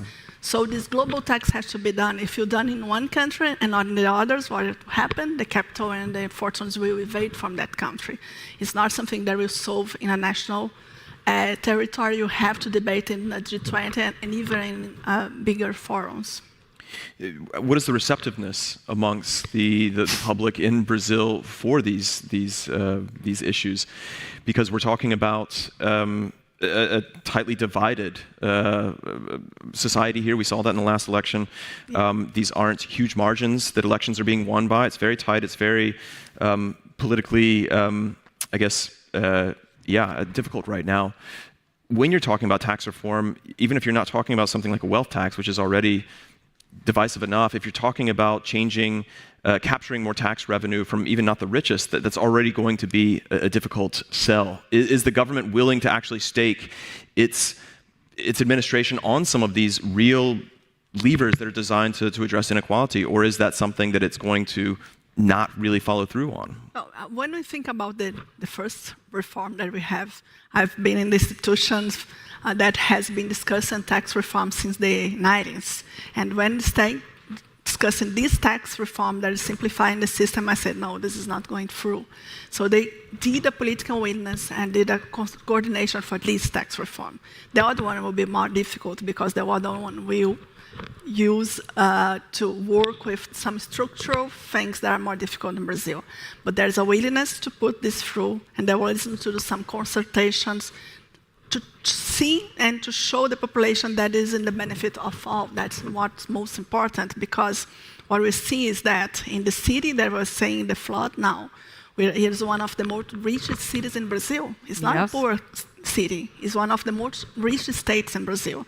So you have to have a flood to destroy everything for the richest one so that you have action. No, you have to prevent. And it's the communication about it and the consultation about it and the political effects of not doing something had to be clear for not only the population, but for our parliament and for our governments and for our local governments and for the society. So we have to deal with these difficulties and try to put it on progress, tax reform that is more progressive, but it's not enough. We know that tax reform is part of the process. We have also to deal with the possession of land and the problems of territorial organization in the country. So there's a lot of other reforms to change the structural inequality in Brazil and in the world. Adriana, how difficult a sell is that for a government like Brazil's to say, see what's happening here in this very wealthy state in Brazil. Now, we want you to know that ultimately it's going to take a shift in resources, a shift in inequality. Something that Deborah had just mentioned was you're taking from one side and giving to the other. This isn't just pushing more money at the problem, but you're saying fundamentally you are going to have to accept less and you're going to have to accept more. Is that not a difficult sell? How do you make that sell in a society as divided as Brazil's? If you sell like that, your chances will be too low. But I think we can sell in other ways. I think there is really very good economic opportunities if those people that are suffering, they are social entrepreneurs. They are coming up with solutions that could solve lots of our problems. And because people are not paying attention to them, or because it's not of the interest of the power people, those solutions are remaining this island. So gets good for that small community, but are not being scaling up. So I think I was discussing yesterday with a colleague from Brazil here from PwC that you need to show all the opportunities so people can really buy that. But you also need to change norms and cultures, because I go to the tax thing that Luciana brought. Today in Brazil, the maternity leave is quite reasonable. It's 4 months, and you have a law that if companies want to give 2 additional months, they can deduct it from income tax.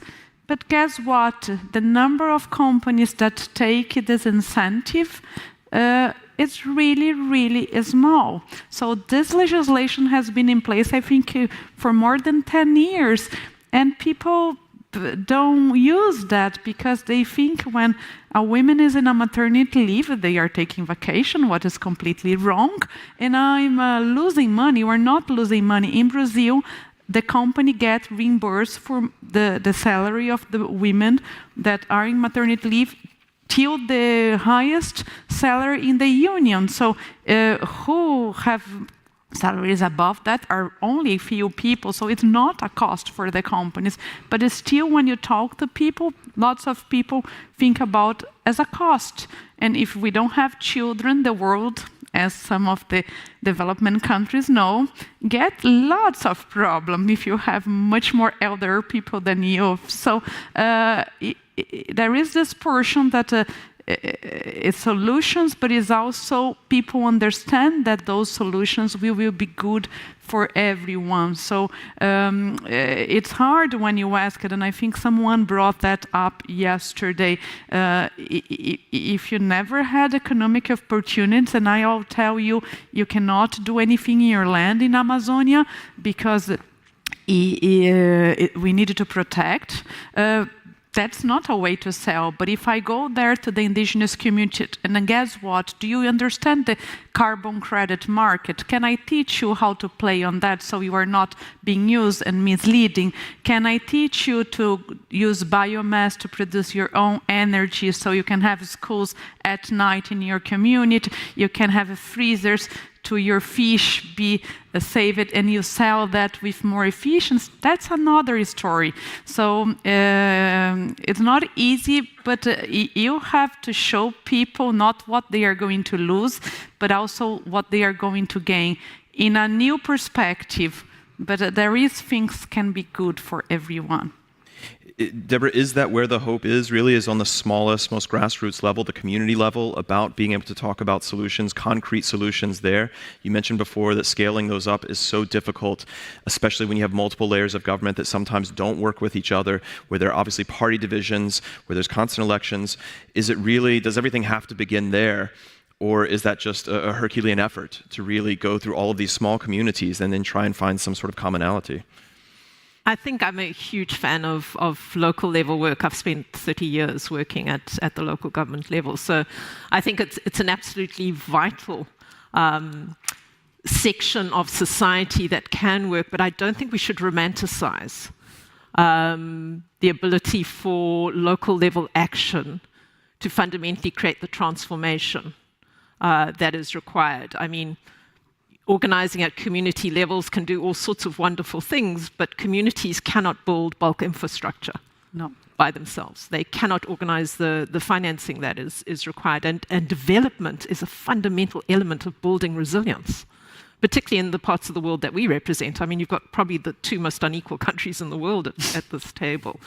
So I think there's a lot that can be done at the local level, but there is a glass ceiling that you can't cross unless you've got national and international support. But my frustration, and I'll keep coming back to this a bit like a broken record, is everything we're talking about is assuming that we are working within the current status quo, the world that we currently know. And we've heard it's beset by challenges and so on. What the science is pointing to, and what Johan indicated, is the world we're looking into.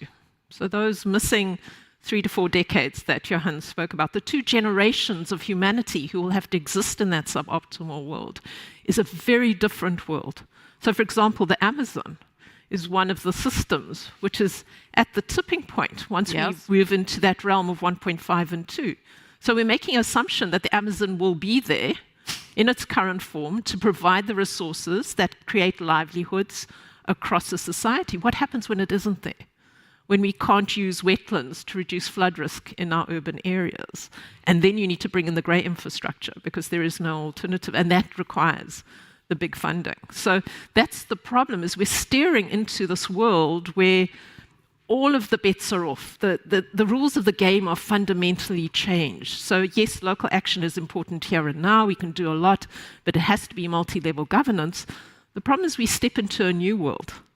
And we're not talking about what the rules of the game are in that world and what the tools are, because the tools be very different, because we can't make the assumptions that we make in this world about what resources are available. And you will have compacted inequality, because you'll have inequality which is, as in the case of South Africa and Brazil, born out of long years of poverty, inequality, colonialism, slavery in some cases, but compacted by this new level of inequality brought by rapid transitioning to try and bring temperatures down by extreme and intensified impacts. And that's the problem, is we're talking about a very different world where the local will be disempowered, simply because you'll be caught up in the cycle of extreme events, destruction, reconstruction, rebuilding, extreme events. We heard it clearly today, the fiscal space begins to decrease. So the opportunities for local decrease as we move into the new world. And that's why I keep coming back to the fact, as part of our discussion, great, we need to do all of these ambitious things we've heard around the table, but someone's got to have an honest discussion about when those things no longer work. That seems to push the issue at a much higher level then, of course, than the local level, which we've also seen hasn't really gotten us very far to this point. Is the loss and damage fund particularly some sort of, I'm not going to say solution, but is it a lever here that could come in that way? Obviously, there are a lot of questions around its existence in the first place, how to what extent it's actually going to be donated to. The board had its first meeting, I believe, just a few days ago, and there are questions about the role it's going to play and whether it's really going to make inequality part of its ambitions. I don't know if any one of you, whoever is interested in this, maybe to answer, is that something that can potentially address or begin to address on this much broader level where we channel resources to try and tackle, to some extent, some of these issues? Well, I was a negotiator for South Africa in the field of loss and damage for a number of years. And we heard from a colleague today around this very table. She referred to the loss and damage fund as a Band-Aid.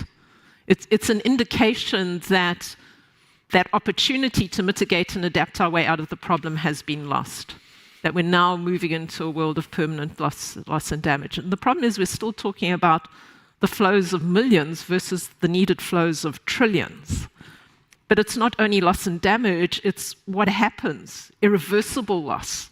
What do you do with irreversible loss? So these are things that you can't buy back from. So what are the kind of safety nets that we need to be talking about now when we're talking about this world of loss and damages, where whole countries, we heard this morning, a whole island disappeared. What happens when whole countries, languages, cultures, ecosystems disappear? I mean, think about the impact on a person's psyche of living in that kind of world, the geopolitical instability. I mean, look at Africa, probably the most vulnerable continent in the world. 3 billion people by the end of the century. If you've got 3 billion people with nothing left to lose, do you think you'll have a stable world? No. And these are the kinds of questions we shouldn't be shying away from. This should be the challenge to the next Global Solutions Summit, is to peer into that world, to think about it, to think about the options, the safety nets, the winners, the losers. Who's going to lose? What ecosystems? What people?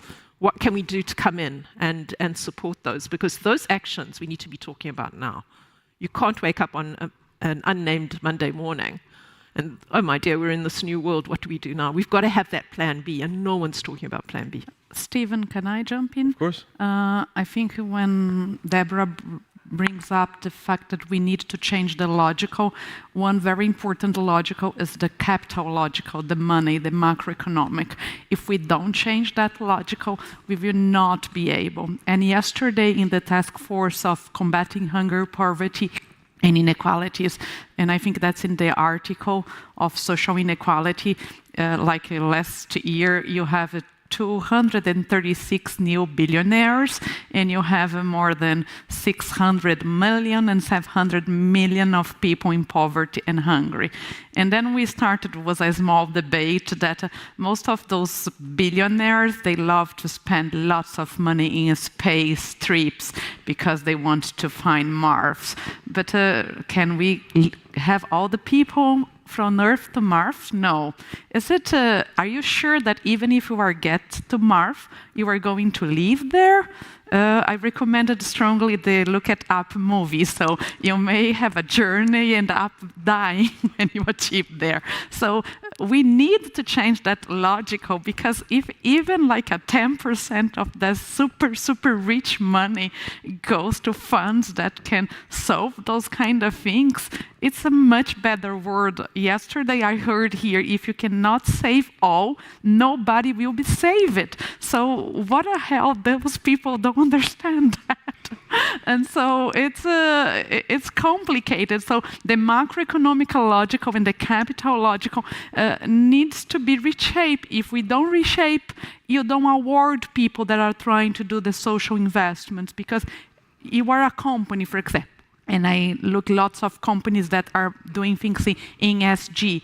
Sometimes they get punished by the market. Sometimes you see big venture capital saying, I don't care about ESG anymore. Yesterday we heard here, so I don't call ESG, so I don't get punished, but I continue to do. So what a world is that, with so many important things that we know we have a very limited time to change. Then maybe we bring it down to what's worth saving the most, or maybe a focal point. And the Amazon basin really has been a focal point of inequalities and an extremely important ecosystem that has to be saved. If that can't be saved, then I think there's a general belief, then what does that even point to? This is an administration now that professes to taking that more seriously. Luciana, maybe you can talk about the steps that it's taking to sort of wrap up our panel when we talk about the concrete steps. Maybe some of that's land rights, maybe some of that is intergovernmental work, where it works, where it doesn't work.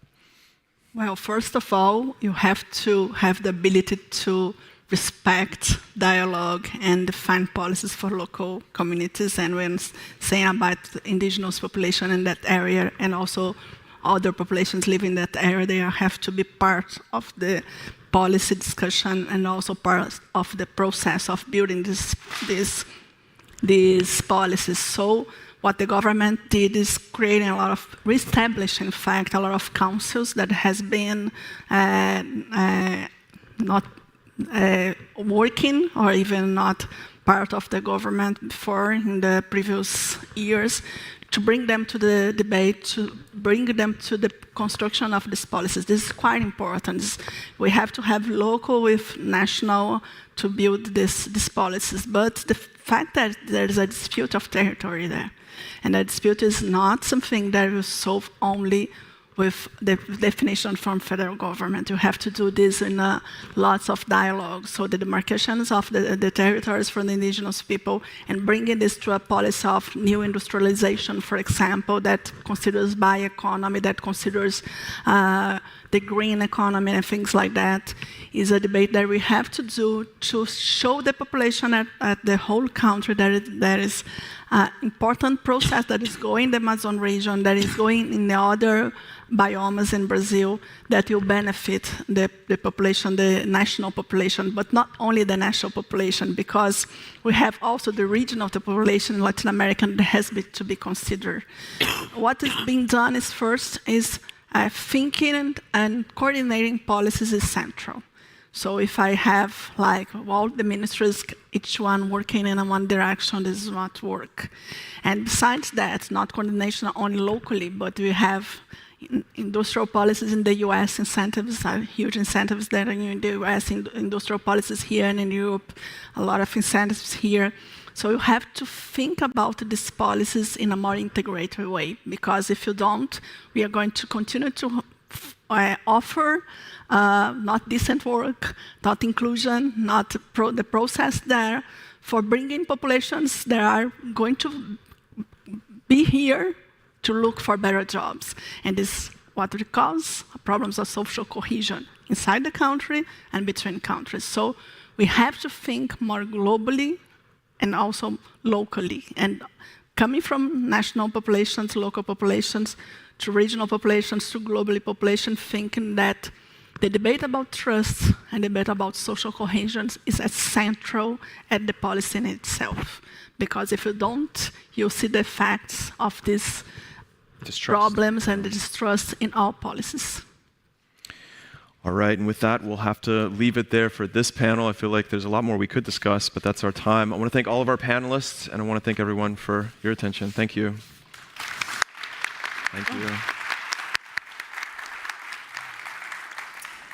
I can hear the sadness in your voice, Stephen. I'm sorry we have to cut you short all of the time, but that's what happens when you tackle a really important topic. Thanks for sketching the paths out. After a short break in this room, we will stay close to the topics, but we will go one focus level up and look at paths to collective action in the BRICS and G20 forums. So which are the right fora to really address and attack the problems we have. And for that, we will use a format that is quite engaging. So if you're tired now, get a coffee and then come back in here. It works.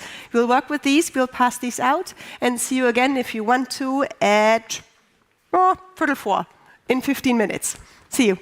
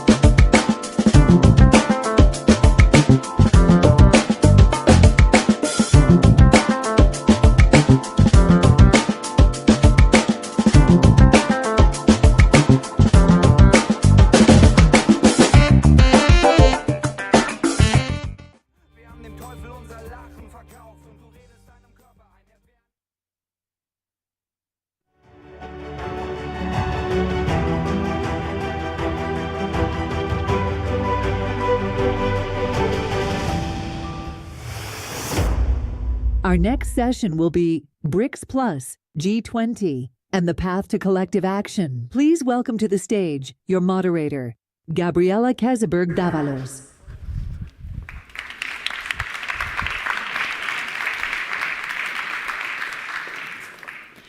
Hello, welcome everybody to this 45-minute session on the BRICS Plus and G20, the Path to Collective Action. I'm adding a question mark behind that. I welcome our speakers. We will be quizzing them, their stellar panel. And first, I want to explain why you have red and green cards. It's because you will be participating in the session. We will be showing some statements on the screens that you have on both sides. And you get to show us if you agree with the green card or if you disagree with the red card. And also the panel will be voting, of course, on those things. So before we start everything, let's look at some maps that will show us how the G20 and how BRICS Plus look in 2024, because there has been some interesting expansion. So first we see the G20 now with the African Union membership, which is quite substantive. And we see BRICS Plus also showing us some of the countries that are interested in joining. I understand that it's up to 40 countries that have expressed interest. So let's go with the first statement and see what you think about that, if you agree or disagree with it. Minilateral forums like the G20, BRICS Plus, and G7 are no substitute for the universal membership United Nations. What do you think about that, green or red? Don't be shy. Most of you agree, also my entire panel. Good. So let's start with this statement, and I want to ask Elizabeth Sidiropoulos, who is from the South African Institute for International Affairs. What do you think is so minilateral about the G20 now that the African Union has joined, given that you were a strong advocate for that membership? Well, it's important that the African Union has joined because of all the countries represented in the G20. Of course, Africa was the one that had the least number of members in the G20. So bringing in the African Union is one way of amplifying some of the issues that are important for Africa that is no longer just the responsibility of South Africa. It's still a minilateral forum because it's not the United Nations. It's a club. It's not that all 55 member states of Africa are going to be sitting around the table when the G20 meets, in the same way that when the European Union is at the table, although the European Union, of course, is a supranational body as opposed to the AU, it's not all 27 member states that sit around the table. So it is still a smaller grouping. It's an informal grouping. It's not the UN, and it creates now the opportunity, from an African perspective, for us to help put on the agenda and shape the agenda and its outcomes, issues and ways of solving global problems that also reflect very strongly African concerns. Any topics in particular that you think Africa will be pushing for? Absolutely. I mean, we've been talking about it most of today, global financial architecture. We've spoken about the common framework, the G20 common framework on debt treatment. That has been moving very slowly. Yes, there has been some movement, but it doesn't really deal fundamentally with some of the big issues of how you deal with private creditors, how you make sure that all of the public creditors are on board in a timeous fashion. It's about scaling up the World Bank, multilateral development banks. It's also about exploring things like, for example, special drawing rights and how we use them, how we leverage them in a much more effective way. And there is a proposal on the table from the African Development Bank and the Inter-American Bank. I know that Germany has not been, and the European Union has not been entirely comfortable with that proposal, but that's one way of using the SDRs and retaining their reserve asset in a way that helps to bring some of the billions of the trillions that we need for the SDGs and for climate to the countries that really need the capital injection to be able to undertake the developmental priorities that they have. All right, thank you. I want to ask now Marta Fernandes from the BRICS Policy Center in Brazil. We just looked at the map, and as I had just mentioned, many countries have expressed interest in joining BRICS. What is it that makes it so, this club so popular, so to say?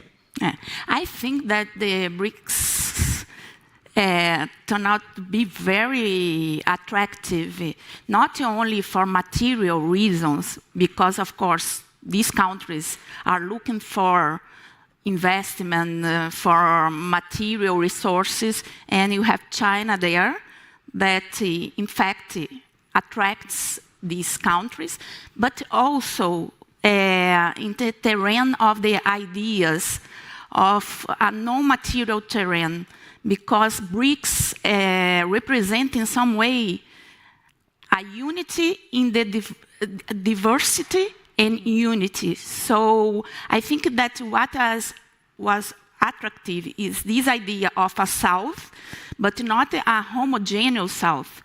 A South that does not impose a unique view of how states have to behave, which currency they have to have. So I think that in some way, some people say that the difference between these states are a signal of weakness.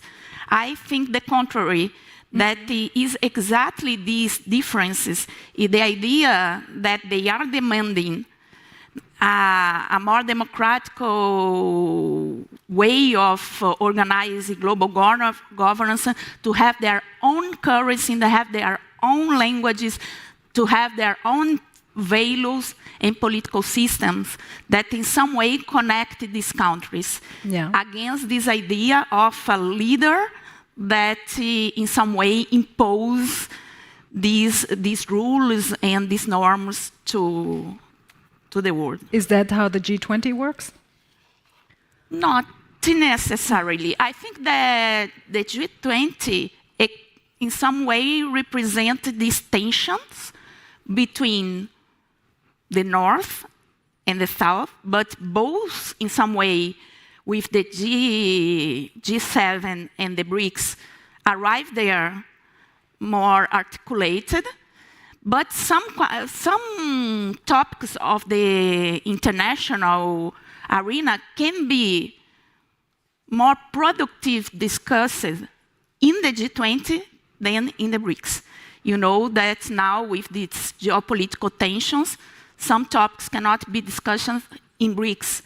So in some way, there in the G20, some countries, is the case of Brazil, what Brazil is trying to do now is to construct a bridge between the South and the North, and so try to articulate some common positions, some consensus in these topics, because Brazil understands that it's impossible to separate geopolitical from economic, for example, issues. Yes. The war of Ukraine, for example, have a consequence to energetic, food security, for all these things. But in some way, Brazil thinks that in the G20, he has more freedom to articulate some topics that cannot be so easily discussed in the BRICS, but the two are complementary. I want to fetch that, actually, to ask Patrick Stewart from the Carnegie Endowment. What are the advantages and disadvantages of these minilateral fora compared to the UN, for example? Because she just said Brazil feels more comfortable within the G20 with some topics, but then the BRICS has also some advantages. Yeah, I mean, there needs to be a trade-off, right? And ideally, these things would be complementary. Most countries around the world are looking to increase, particularly important countries, are looking to increase their room for maneuver. The United States was a major pioneer of some of these sort of GX groupings. You know, the world is not G20, not G7, your BRICS, et cetera. It's increasingly GX. So you're seeing flexible coalitions of the willing that come together, often around specific purposes and sometimes for multiple purposes. And that's all well and good. I think that, flexible coalitions allow you to move with dispatch. You don't have to go through some lumbering international organization. They allow you to put together groups that, on some issues at least, are relatively like-minded and capable. But they do come at some cost, and I think that that's particularly true for the countries of the Global South. I know that BRICS and BRICS Plus like to frame themselves as the champions of the Global South. It's a little hard for me to imagine when I see, the new entrants will be the UAE and Saudi Arabia. I'm not sure that they're totally Global South countries, but at any rate, there's all questions about Russia and China as spokespeople of the Global South as well. But I do think that one of the things that that is missing from BRICS and also from the G20, and gets to the question that people answer, that there are no substitute for the United Nations, is that in neither of these bodies, with the partial exception of the African Union as a bloc, are the world's poorest countries actually represented. So you have a bunch of countries largely, and I believe that BRICS, just like G20, G7 countries within the G20, are there primarily to advance their own national interests. We would love them to advance global solutions, of course, but that's not necessarily what's happening. So my point is that multilateralism à la carte makes sense, but you also have to have multilateralism à la charte, right? At the Charter of the United Nations. And so because you need the standing capabilities of United Nations agencies and other universal bodies, you need the legitimacy that comes with the UN Charter. And as asymmetrical as, in terms of power, as those universal organizations can be, they tend to at least be somewhat transparent, much more than G20 summits say, and they actually have the capacity to actually implement things. And my fear is, and we can get to this, is what we don't want to see is having a really rigid BRICS, a really rigid G7 plus within the G20, which takes away from one of the great advantages, or at least notional advantages of the G20. It's there to support flexible coalitions across these boundaries and build bridges. Thank you, Patrick. I want to ask now Xiao Sheng from the Tsinghua University in China, because we were talking about each group, but also about advantages, disadvantages. What do you think the expansion of these groups is actually signaling in terms of the multilateral institutions that clearly need some reforming but are not advancing in that? So are we going to see more expansion of these groups and a weakening of the UN system, for example, or where do you see this going? First, thank you for having me here.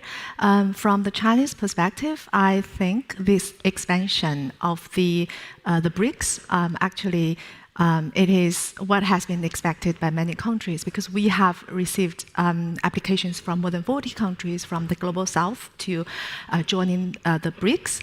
And then after consultation, discussion, we have selected 6 countries, the BRICS, to join this BRICS.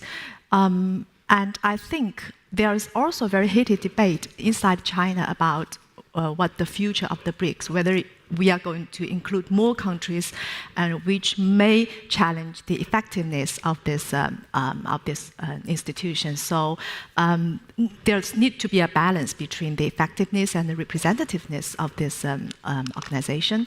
But I should say that I also agree it is not a substitute to the United Nations. It is trying to representing the voice of the Global South. However, the United Nations is trying to show the voice around the world. It's more representative on that. So that is also my personal view. So would it be a good idea to invite the UN Secretary General to the meetings of G20 and BRICS Plus? That question goes to the entire table. He does attend, and in fact, a lot of the I don't know if he attends all the time, but he certainly was there last year, and certainly a lot of the UN agencies and the international financial institutions, the IMF, the World Bank. So it's more than a G20 meeting,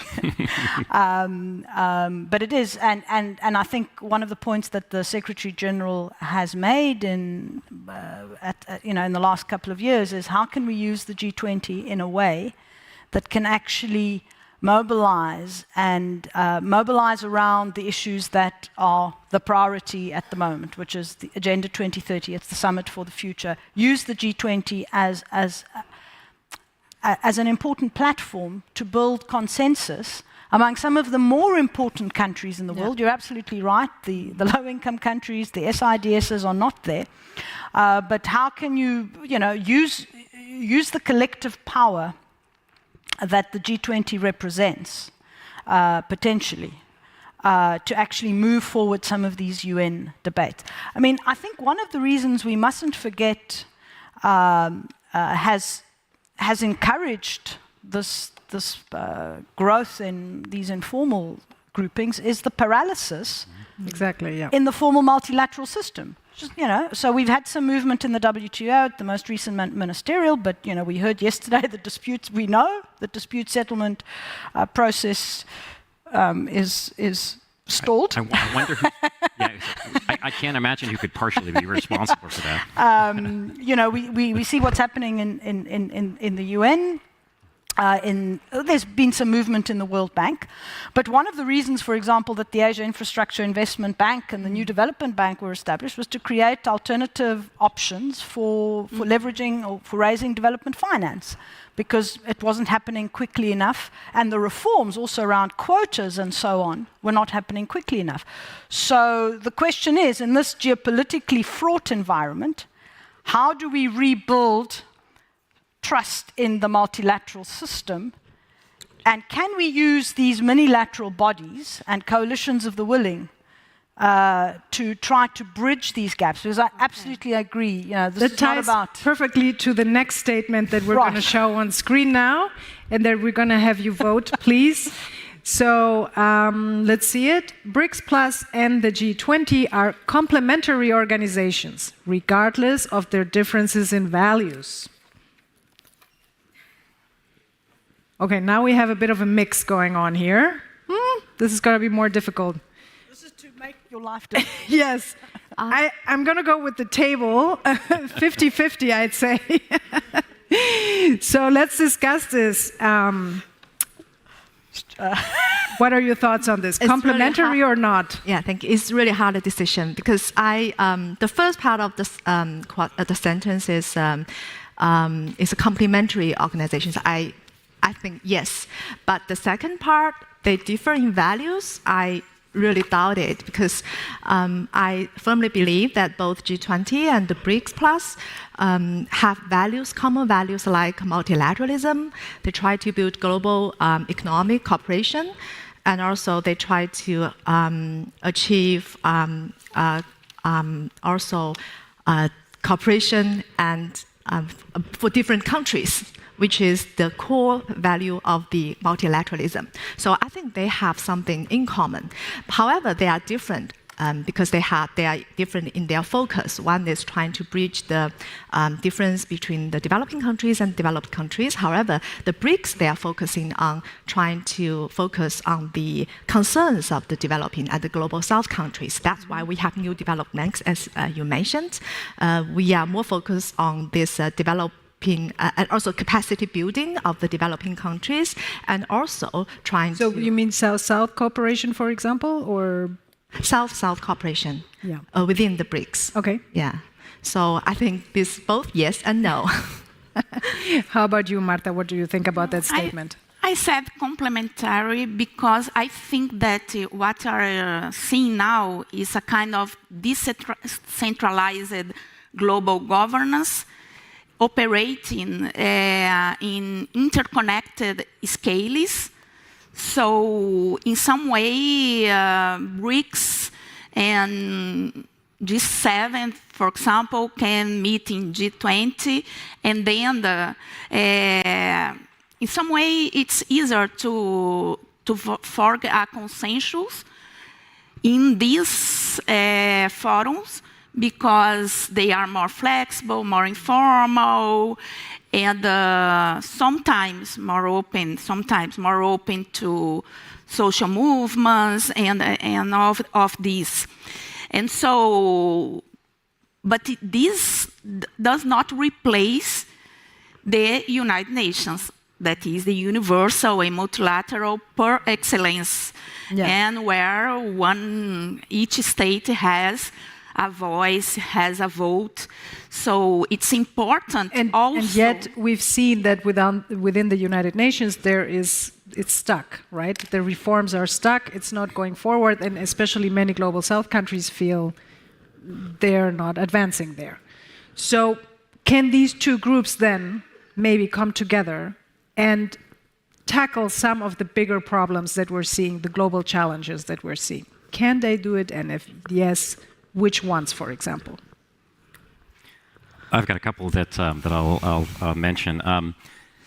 One of them, I think, is on digital public infrastructure and conceivably having advantages of artificial intelligence help the developing world, help particularly the poorest countries. It's interesting. India, in particular, a member of both BRICS and the G20, is a huge leader in digital public infrastructure and trying to get to its citizens the benefits of the digital revolution in a way that doesn't make them sort of subordinate at the hands of big technology platforms. And I think that this is a really interesting area where you could imagine some cooperation amongst the BRICS and G20, because people want the benefits of this revolution. Any other issues? Sorry, Elizabeth, from African viewpoint, for example? You can finish. And I'll just say, and by the way, and both the high-level advisory body at the UN and the Global Digital Compact also call for an AI for Development fund, and I think it's a very interesting idea. The other issue that I was going to comment on that I think could be very useful would be biodiversity cooperation. We're talking right now between BRICS Plus and G20, not with the UN. No, BRICS Plus and G20, and Brazil, obviously, a member of both, hugely biodiverse and has made this a big part of its G20 presidency. China, with the Kunming Montreal Biodiversity Framework, really involved in this. Most of the G20 countries, including a number of BRICS countries, highly biodiverse countries. This is an area where I think that there actually could be some cooperation, and it's not as controversial as some of the other issues. It's much less political. It's about saving our planet as opposed to some of the other things. And yet we're not doing much to save it. So, Elizabeth? I mean, the other dimension, and I would agree on digital public infrastructure, on biodiversity. I mean, the other area is potentially health. Particularly around vaccines, around...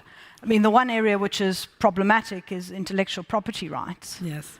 But if we were to put that to the side, I think there are a number of avenues of potential collaboration across divides on areas of health. I mean, biodiversity, to some issues around climate, I think, although it is increasingly geopolitical, unfortunately, but certainly health, food security, agriculture, those kinds of areas which can also tie in with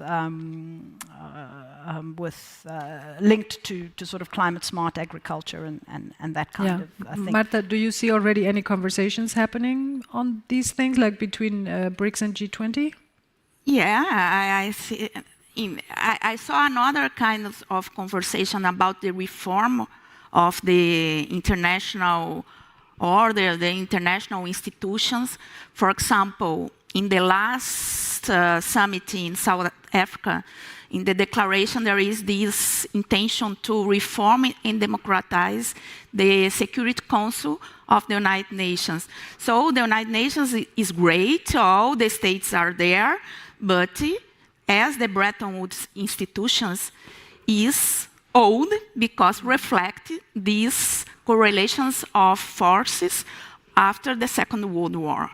So I think that this agenda, Brazil is trying to, in some way, migrate to the G20. So to talk about, of course, the reform of the international financial institutions, but also in the first meeting of the foreign minister in Rio de Janeiro in Brazil, Brazil brings the idea of the reform of the Security Council, because it's very, very, for Brazil, it's very strange that the countries that are more the defenders of democracy inside the states does not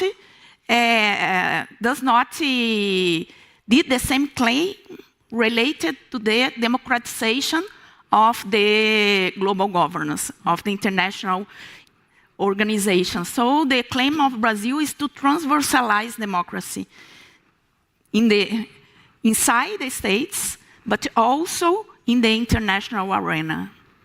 Could I have a two-finger on that? Sure. Yeah, just I agree that the UN Security Council needs to be reformed, but one of the big problems, and but this is true within the G20, but it's also true within BRICS, is that the participants, even if everybody agrees on UN Security Council reform, they have no agreement on the precise formula by which that should occur, so that our friends in Argentina might not like the fact that Brazil has an aspiration for a permanent seat with a veto in the Security Council, and so on and so on. So I think that, in part, these, and in Africa, AU can agree on which of the candidates that it wants to be the permanent Security Council seats. So there's a lot of divisions already that exist, and part of the reason for why we have BRICS and part of the reasons we have G20 is precisely because of frustration with how ossified and some of these institutions are. And I also agree with you that BRICS is an important and not just symbolic desire to try to get away from a system that seems hierarchically still controlled by the West.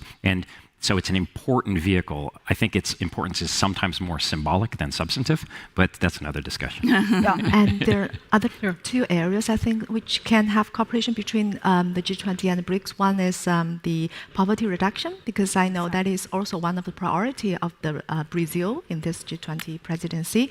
And another is the capacity building, either in sustainable development or in the AI, as we have mentioned, how to face reduce the challenges or the risks that were posed by AI in the future. So these are the two areas, I think, which is also very important for cooperation. So if you had to pick some areas, you would say, okay, these are the two that we could start immediately working together between these two groups, or where do you see I think that they are poverty right now? reduction is very ready to be there, because Brazil is also very interested in that, and China here, we have a lot of experiences and lessons to be shared. So, and also there's a large majority of people who are below the poverty level, so it is really important to pay attention to.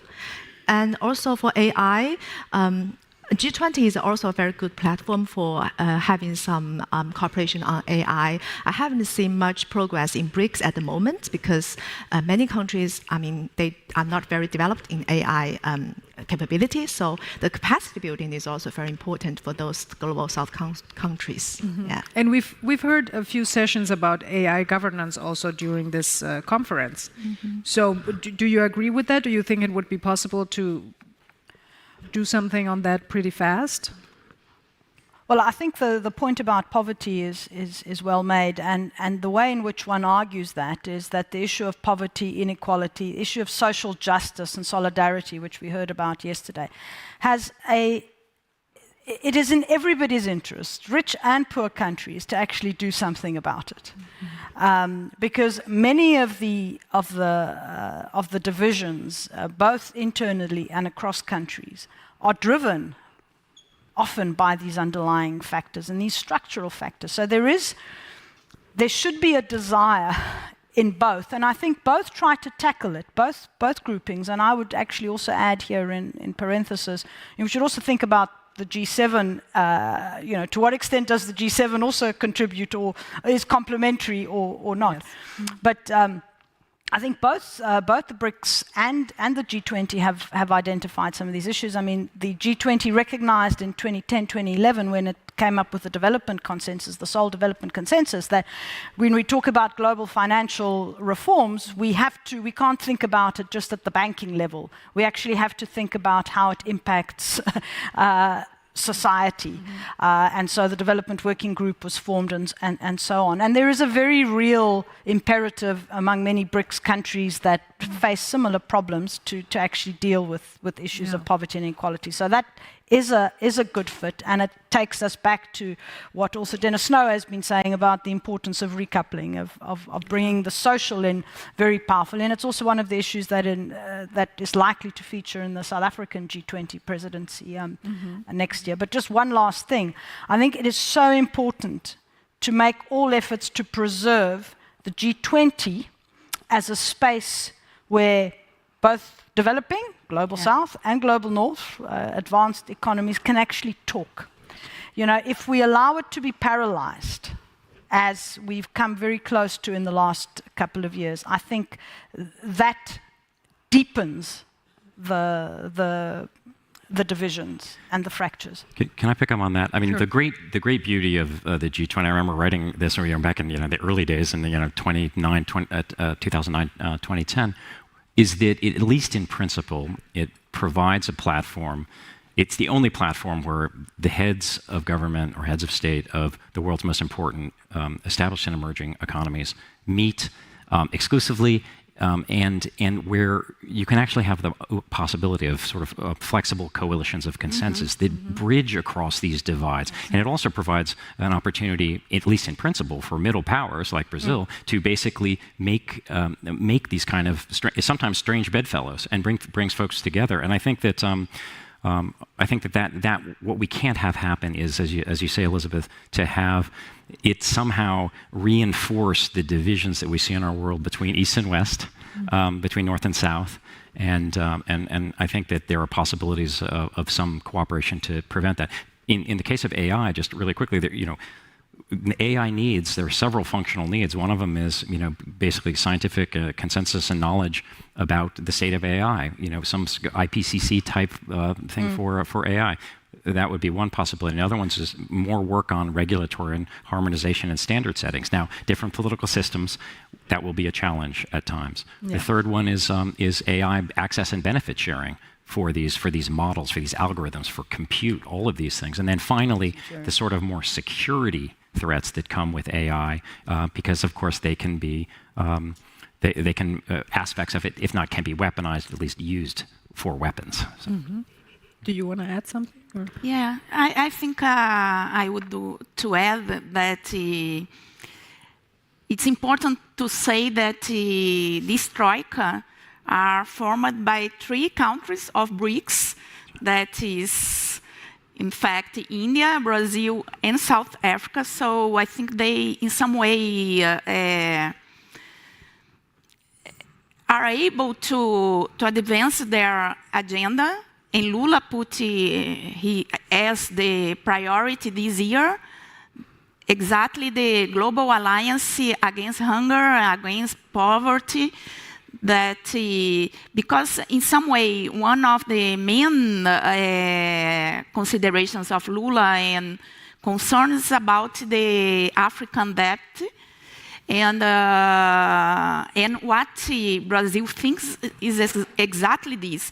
The fact that in G20 you have developing and developed countries is very productive, because you can, in some way, try to find some common solutions to the debt of African countries that increase with the pandemics, with all these wars, and exactly what Brazil is trying to do with this kind of. There is a discussion about this change the debt for health, for fighting against hunger and education, etc. Yes. I also want to add that is, we should also bear in mind that both G20 and the BRICS are international economic cooperation organizations at its birth. We have a lot of different things adding on to their purpose. However, we should never let the differences in political systems or they have political disputes to hinder our cooperation in economic areas. That is very important for the future cooperation. Yeah, I think in that regard, the G20 only works if countries are able to compartmentalize. They will have frictions. U.S. and China have frictions. But if they allow that to make it impossible for them to cooperate on other areas where they have such manifest shared interests, I think that's really disastrous. Exactly. Yeah, and I think the point here is that, in the 1990s, there was the much maligned end of history thesis, etc., etc. But, we are living in a world that is diverse. We share some common values. We all share common challenges. But we don't necessarily all have the same values. And I think the point that we're going to have to figure out, and I know this is about global solutions, I don't necessarily have the answer to that, but the point we're going to have to figure out is how we work together when we may disagree on certain things. And I think the point about compartmentalizing is fine, but the fact that we disagree on certain things or that we have different positions on different conflicts in the world is not a reason on its own for us not to try to work on global challenges. I'm gonna say what our former president had said when he was still in prison. You don't speak to your friend, you negotiate with your enemies. I'm not suggesting we are enemies, but there is competition, there is rivalry, and you don't necessarily always agree. And you've got to come to some modus vivendi to take things forward. But at least on this panel, you seem to agree that both groups could potentially work together, that a good topic would be poverty reduction. We have now 7 minutes left. Let's talk about concrete actions. How would it look like if these two groups come together and work on poverty reduction? For example, the SDGs are going to run out soon. Would these two groups be the ones putting up, whatever will come next after the 2030 agenda, for example? Thoughts? Well, certainly. One of the who came up with the SDGs? Wasn't it Brazil playing a central role? And of course, Kenya was a key negotiator in that process. I think that so agenda setting, I think, can be one of the ways. But I wouldn't put the BRICS and the G20 sort of. The BRICS are part of the G20, or at least the original BRICS. There is an overlap. Yes. Are part of the G20, and the G7 are part of the G20. I think the G20 as a collective, and whether that means working together initially in caucuses to build consensus, can certainly think about the next step. But more importantly, I would say, if we're talking about SDGs, and SDGs are very important, is how do we make sure that we're not sitting in 2030 with maybe 25% of the SDGs achieved. The report last year was sobering in terms of how many of the and there are proposals on the table by the UN Secretary General in terms of his stimulus, the SDG stimulus, etc., etc. But what would be how can we work together in the G20 to actually really drive that forward? But what would be the concrete action then of these two groups in poverty reduction, for example? So the G20's purpose is, I would understand it to be structural, to transform structurally. It's not about undertaking small projects. Okay, so we shouldn't be thinking about projects. I think we should be thinking about some of the barriers to addressing poverty, rather than saying, we'll work together on a joint project that will help Burundi move people, whether it is, for example, helping to set up effective social safety nets or protection schemes at a global level, whether it is removing some of the hindrances to how debt is negotiated and renegotiated, enabling more effective domestic resource mobilization so that countries actually have more money, hopefully to spend wisely in reducing poverty. So international taxation. Yeah. Mm-hmm. So I see the G20 operating at that level rather than looking at specific projects, which can be done by individual partners, donors, etc. Mm-hmm. I hear agreement here, I think. Yeah, I agree. I think that to fight against poverty and hunger, you have to fight against the unequal distribution of economic power in the world. So this requires structural changes, and it's very important to be open to different experiences and successful experiences, as in the case of China, to reduce poverty. So in Brazil, we have several programs of cash transfer, for example, and so it's very important to have this interchange of experience, of course, considering the specific of each context and environment. We have 3 more minutes, so I also want to hear from I think we have a lot to do in poverty reduction, and the experience sharing and the best practice sharing is very important. China has a lot of experience in poverty reduction, and it has done well in the past few years. But we also realize that people sometimes return back to poverty after they are lifted out of the poverty. So what is the reason? The first thing is, that's why I emphasize so much on capacity building. We have an old saying saying that if you give people fish, why not teach him how to catch fish? So that is why important that the developed countries should help the capacity building for the developing countries. And another thing is important from the Chinese perspective is the infrastructure. Why Chinese people are so keen to building roads? Because we think if you connect the cities to the outside world, then you can help them to make rich. So that is the 2 experience I think very important for the poverty reduction Thank program. you. Patrick. I would say, I'll make it quick. I think that I think you make a really good point, and what's interesting is the different approaches that G7 countries have often taken to, and traditional DAC donors have taken to development cooperation versus some of the newer donors on the stage. And I think that there tends to be a lot of fighting about, well, our solution is better than yours is, or in this, and yes, there may be criticisms about the nature of Chinese development assistance, or some other countries' development assistance that isn't entirely aligned with OECD DAC. But we need the principles. But I think the important thing is to focus on is it making the overall situation better? And if there can be a division of labor between these things. If it turns out that China is simply better at delivering infrastructure, then conceivably the West focuses on other things. Just in terms of other concrete economic things, you mentioned debt relief, and China being a part of, joining with the Paris Club to help debt relief would be really important.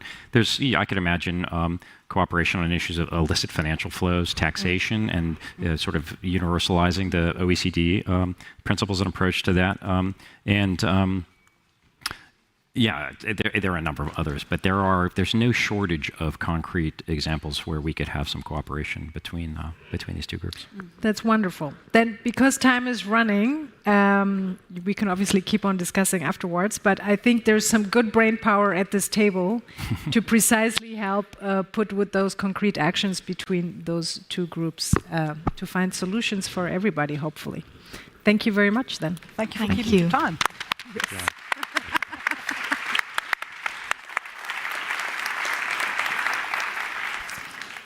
Thanks very much to all 5 of you for this lively exchange, for the small remark that we can keep discussing afterwards. That's also a good thought.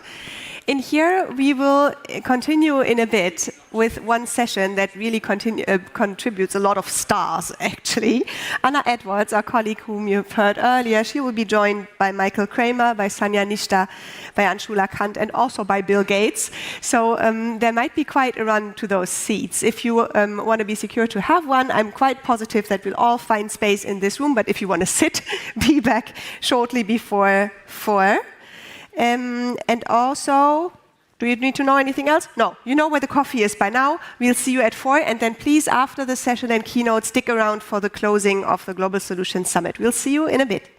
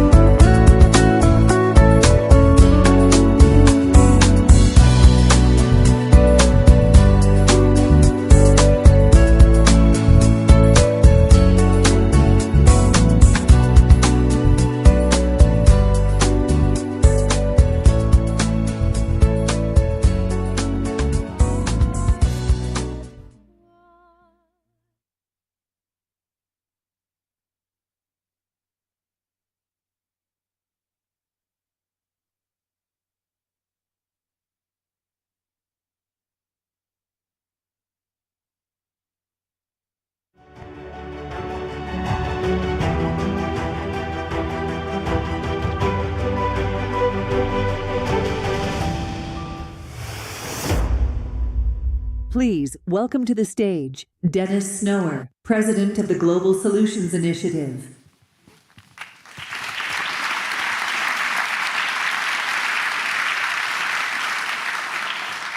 A great pleasure to be introducing Bill Gates, who's become a legend in our times. At no point in history could one have imagined that one person can affect global climate policy, health policy, education, and development, but that has indeed been possible, partly on account of the 90 billion that has already been given away through charity. But most importantly, in terms of a vision that happens to coincide very much with the vision of the Global Solutions Initiative. Because the Global Solutions Initiative, by following the G20 agenda from year to year, understands these different problems and sees that some of the most important problems lie in the intersection between these fields. And that is something that Bill Gates has grasped and has mobilized opportunities for. The second thing that's really important is that we are interested in translating actionable ideas into practice, which is exactly what Bill Gates has been doing throughout his philanthropic career. And finally, we understand that none of these big global shared problems can be dealt with by any country on its own or any stakeholder on their own, and therefore one needs collaboration.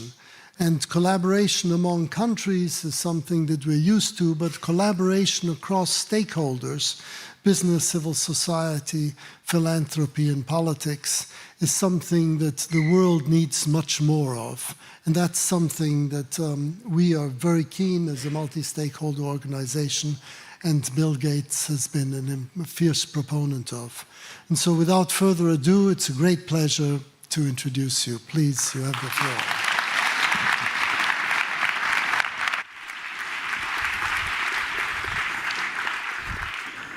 Well, thank you, Dennis, for that very kind introduction. And it's a great honor to be here to talk about global solutions. This is an interesting time in the world where a lot of measures, whether it's reduction of childhood death or the degree of democracy, a lot of them are actually going backwards a bit. And the world is realizing that we have very finite resources against all the different challenges we face. I'd say in a way it's a challenge to the idealism that we have, that we really can make the world better. So I want to deliver today how I think about this. And overall, it's a very positive message. A lot of things have worked extremely well. Even as we have to prioritize, we can preserve those things and use the power of innovation to go further. The Gates Foundation got started at the turn of the century. I'd been studying philanthropy and why children die, what goes on in low-income countries during the 90s. And at that time, Melinda and I decided, we would go ahead and start putting the money into the foundation. And over time, 98% of the resources will go to that foundation we created. Of course, I'm very lucky to have the success of Microsoft and be in a position to be able to give back and to fund great scientists and great workers in the field who are out there doing amazing work. In those studies in the 90s, what I realized is that resources can go a lot further in poor countries, that if you care about equity, that if you feel that all lives have equal value, then almost all of your resources are going to help in these poor countries. I wasn't quite sure, how difficult that would be. These places are far away. They have different governments. Would we actually be able to have the impact we wanted? But I saw that it was worth trying. And so we got involved in overseas aid, particularly in health, in a very big way. We got on a learning curve. One of the first groups we created that I'll talk about a fair bit because it's kind of a miracle is a group called the Global Alliance for Vaccines, or Gavi. At the time, in the year 2000, there was a vaccine for diarrhea, the thing that caused the majority of all diarrheal deaths, which is rotavirus. But it was expensive, and it was only going to the kids in rich countries. Well, kids in rich countries don't die of rotavirus. They have enough nutrition, enough health care, that although it's inconvenient and it's great we provide that vaccine, it's not life-threatening. Whereas over 500,000 kids were dying in poor countries from rotavirus. And so that really stood out to me as, okay, let's get this vaccine to be cheap, down to $1 a dose, and let's get it adopted by all these different countries. And so not only rotavirus, but another vaccine for the main cause of pneumonia and various other vaccines are now getting out to most of the world's children. And it's because of that we went in the year 2000 with over 10 million children dying a year, now down under 5 million a year. And so to me, that's this phenomenal statistic on the report card of, is humanity driving equality? Are we making progress? I'd say, that kind of stands out at the top. And so whenever you think about, disasters, wars, they are awful. I'm not minimizing anything there, but, make sure numerically you compare 5 million deaths a year to whatever the sum of those things is and say, okay, do you really want to turn the clock back to the year 2000 when 5 million additional kids were dying? And of course, most of those deaths were in developing countries. We've gone from a kid in Africa being 40 times more likely to die before the age of 5 to only 15 times more likely. And I'll explain, if we stay focused on these high-impact interventions, we can drop that down from 15 times more likely to 5 times more likely. So not quite, equality, but way, way better by millions and millions of lives than we've done before. This question of should rich countries help out poor countries, it's been around for a long time. The idea of aid, one of the biggest aid packages of all time, of course, was after World War II, that, Germany in that case was a recipient. And, of course, that's a fantastic story because not only did Germany recover quickly, partly because of the generosity that was shown then, but Germany has turned into the third largest economy in the world and the second largest aid donor, only after the United States, which of course has a far larger economy. And if we look at these high-impact health interventions, and I'll talk about 2 others besides Gavi in particular, these receive both from the Gates Foundation and from the German aid budget, about $1 billion a year. Germany gives a little more to some, we give a little more to some, but we end up at about that same level. So let's look at the other 2 besides Gavi. Global Fund is the second one. That organization was also created right around the turn of the century. And what it was in recognition of was that because malaria and TB weren't significant in rich countries, almost nothing was being done on those diseases. And HIV, which was kind of the headline disease that helped drive it, that ARV treatments were available in the rich countries, but it was still a death sentence in Africa and other developing countries. And yet, those drugs, if you're smart, can actually be made for about $100 per person per year. And that's where we are today. And those drugs, although you have to take them for the rest of your life, they restore your health. And so, the message that was used to get people thinking about Global Fund is it worth $100 a year to save lives? So Global Fund, now over 50 million lives saved in the 3 diseases it works on. The last example I want to give is a little bit different, which is polio eradication. The world has only eradicated 1 disease ever in history, and that was smallpox a long time ago. It was declared eradicated back in 1980. It killed millions of people a year at its height. Smallpox and measles are the two biggest killers in the history of mankind.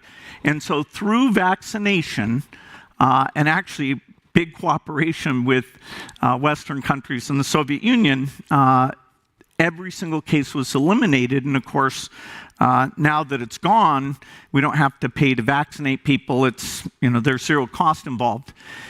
The other disease that the world's gotten serious about eradicating is polio. That started in 1980. At that time, 350,000 kids were being paralyzed every year. Last year, the wild polio virus only paralyzed 12 kids, so that's quite a reduction.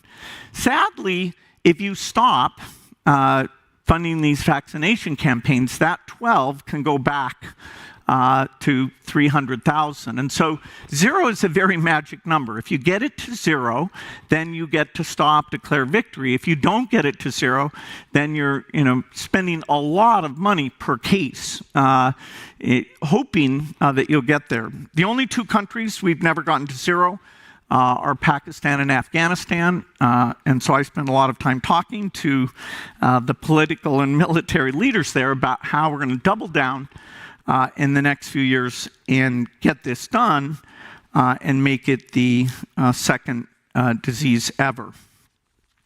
So development aid, has been pretty magical. Of course, if you look at development aid, some of it's more abstract. There's probably a factor of 20 difference between things like vaccination, which saves lives for $1,000 to $2,000 per life saved, and some of the other things in there. And if you ask people to evaluate it, they'd come up with different opinions about, which things are in that top category and which things are not. I don't think anybody would say that these health interventions were not in that very top category.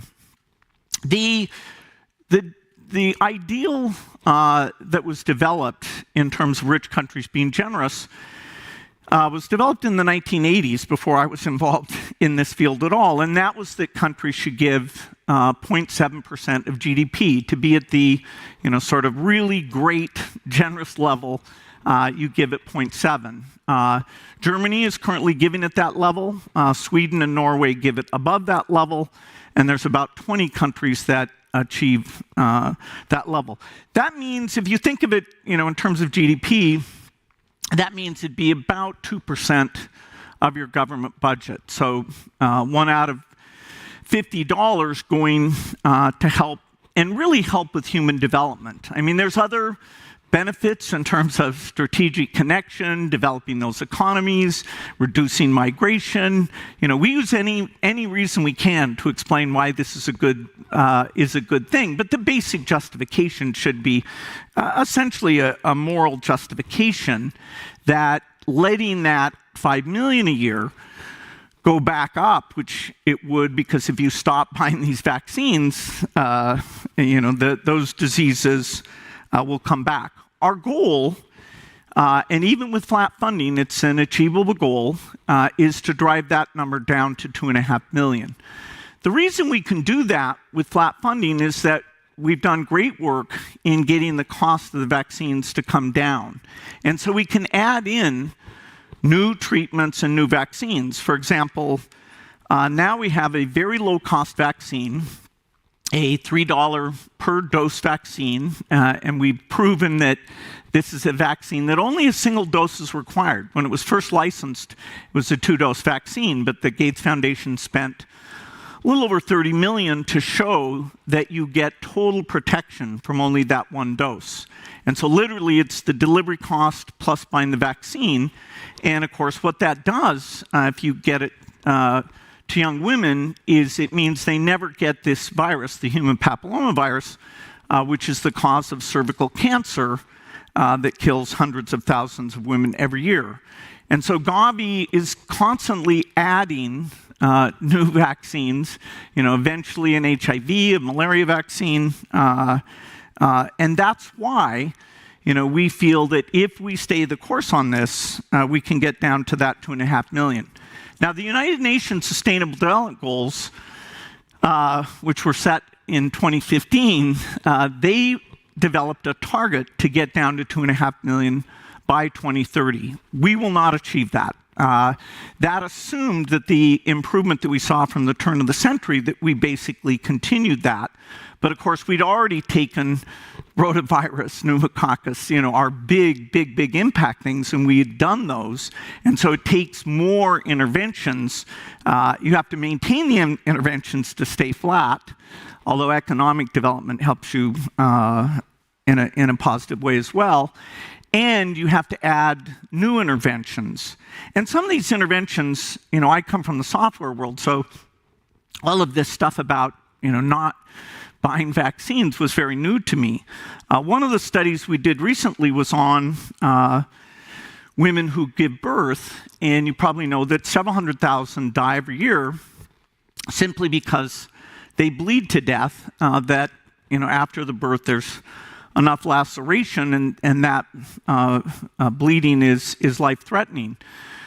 We did a trial, and we had 10,000 women in the trial, half of whom are getting placebo, half of whom are getting active drug. And for the first time, we actually put a mat underneath with a little cuff on it so that you could actually measure the amount of bleeding that was taking place. It's actually very hard to estimate that, and in many cases, women weren't getting treated who should. And we set actually a pretty low threshold that when you saw 200 milliliters of blood, you should go ahead and treat. And trials, as you know, they're typically like 3 years long, but there's interim steps where somebody will look at the data. It's double blind, so only these data safety monitoring boards get to look at the data. And usually when they look at the data early on, the greatest impact is that if they see no progress, that is, that the treatment arm is doing better than the placebo arm, they'll say your study should end for futility. Often they just let it go on, hoping good data develops. In very rare cases, the intervention is so dramatic, there's so much separation between the two arms, that they decide it's unethical to continue that study. Unfortunately, in this bleeding study, where the active arm was a 60% reduction, and even greater than 60% where we used that low cutoff, we were able to show that $2 of drugs actually creates that result. So there are great things going on. There's a lot more innovation to come. There's a TB vaccine. There's a bunch of new TB drugs. Some of the battles in global health you have to fight again and again because you get resistance. The pathogen, if it's still out there, it's trying to survive, it's evolving. And so like the first generation of bed nets that we provided, pyrethroid bed nets, the mosquitoes developed resistance. We had to do dual insecticide bed nets. Those cost a little bit more money, but we made a volume guarantee, and now those are being used. So it's a constant battle where if you just stand still, sometimes the pathogen moves ahead. When we think of these developing countries, we still, as you probably know, have very high population growth in these countries. And if you think about the challenges these countries face, whatever lens you put on it, climate change, the environment, feeding the kids, educating the kids, having enough job for the kids, that very high population growth, it makes all of those things more difficult. And in a way, helping the world's children gets more difficult because although the average income in the world is going up, the average income of the household that children are born into is going down. Somehow the babies are choosing to be born in northern Nigeria instead of in Sweden or Germany, and so this mix effect, it's very dramatic. In fact, about a third of all births now are in Africa, which is why it's the last continent that has net population growth. Asia has a little bit, but percentage-wise, it's very much Africa. And it turns out that there's this ironic thing that when I first got involved in development that I couldn't believe. I had to be told many, many times, which is you think, okay, if you're saving lives, you're increasing the population, right? I mean, you saved millions of kids, there must be millions of more kids, and therefore all of those other problems must be more difficult. But as people in the field showed me, and it works country by country, as you reduce childhood death, as you get girls into school, as you provide contraception, families voluntarily choose to have less children. And so you go from the 6 per woman, that's the fertility rate in most of the Sahel at this time, down to where, of course, middle-income countries as a whole are actually a little bit below replacement rate, and rich countries even more so. And so amazingly, the intervention that's about saving lives also, from all of those points of view, is a powerful intervention.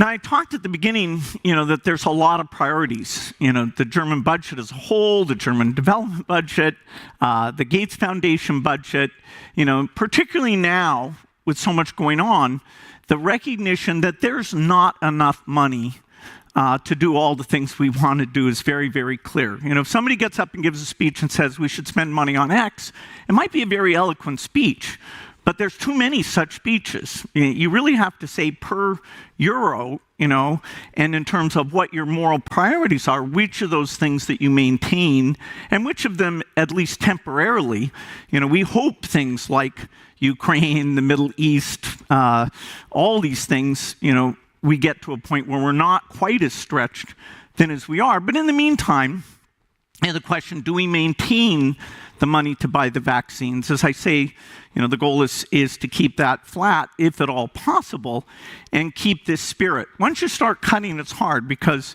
the other countries who give are like, well, they cut, therefore maybe they know something we shouldn't, or we can't defend it politically. So there's a sense of collective action, and there's a sense of critical mass in terms of getting the prices of the vaccine down and pushing those things together.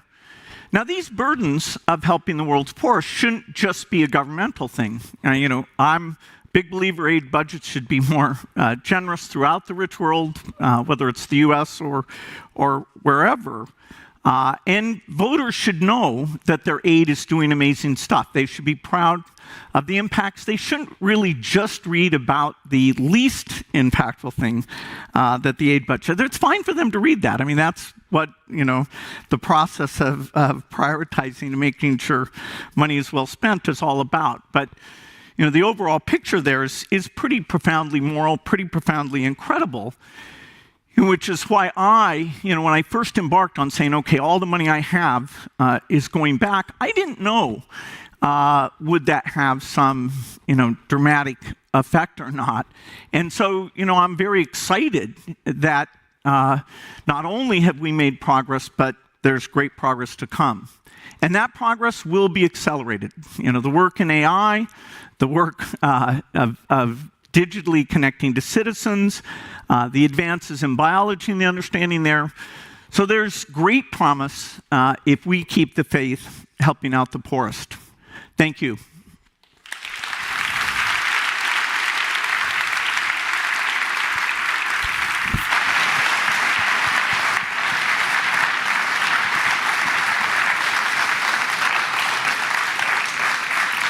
Thanks very much. And now we will have a discussion between you and Anna Edwards from Bloomberg.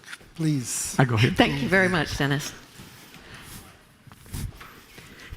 In fact, in the interests of time, I'll call all the panelists onto the stage. So I'm very pleased to welcome Sheila Kant, World Bank Group CFO, Michael Kremer, Professor of Economics at the University of Chicago, Director of the Development and Innovation Lab, Hi. Sanya Nishtar, the CEO of Gavi, that we heard quite a bit about, all joining us around this cozy table. So thank you very much. Thank you very much to all of you for joining us. And I think it'll become clear through this conversation that a lot of you are familiar with each other, have worked with each other in different fields. So I really appreciate your time, and thank you very much for joining us. Just to complete the conversation you've very helpfully started us on, Bill, you talked there about what development aid has produced. What do you see the role of philanthropy in the program of works that you set out there? What is the role that philanthropy should play? Well, there's always this discussion of, what should taxation systems be in countries. So, that's kind of a separate thing. Should they be more progressive, and should these gigantic fortunes be somewhat smaller, which I believe the US tax system, which is the only one I know well, should be somewhat more progressive. But even so, at least under the system I believe in, there will still be large fortunes, not as large, maybe half or less. But I do hope that the people who are lucky enough to be winners in this system, that they not only feel some sense of responsibility, but that in, either with their children or late in their career, that they get as much sense of fulfillment by taking those resources and, the types of skills they develop that allowed them to be successful, and apply that to helping in these equity issues. So I have a thing called the Giving Pledge, where I encourage those who are very wealthy to get together and to learn about, what philanthropy works well. A lot of people don't think about giving outside their own country, and it's great. Our foundation gives about 10% of what we do is in the United States, and I won't claim that the impact per dollar of that money matches what we do globally, but for reasons of that's the system that helped create it, we do that. But yes, at the individual level, philanthropy is amazing. A lot of people are very, very generous, and we should push philanthropy. But for the very basic needs, you really don't want to have to depend on individuals. You want the rich countries to come together and solve these basic issues. Okay, and Sheila, maybe I could bring you in here, because wherever the money comes from, the money that was required during COVID-19 to shore up health systems, to get the money out of the door in a hurry, to meet very real needs in a short time, it taught us a lot, I suppose. And I guess you've learned a lot through the COVID experience about the importance of investing in resilient health systems. It's difficult for me to think about health and dissociate it from development and growth. So good health, and Bill, you mentioned, without good health, children cannot get educated, the young people cannot get productive jobs. So the two are inextricably linked. And this is what COVID taught us. COVID, had a huge setback, of course, for people's health, for children's education, for jobs, for informal sector, all of it.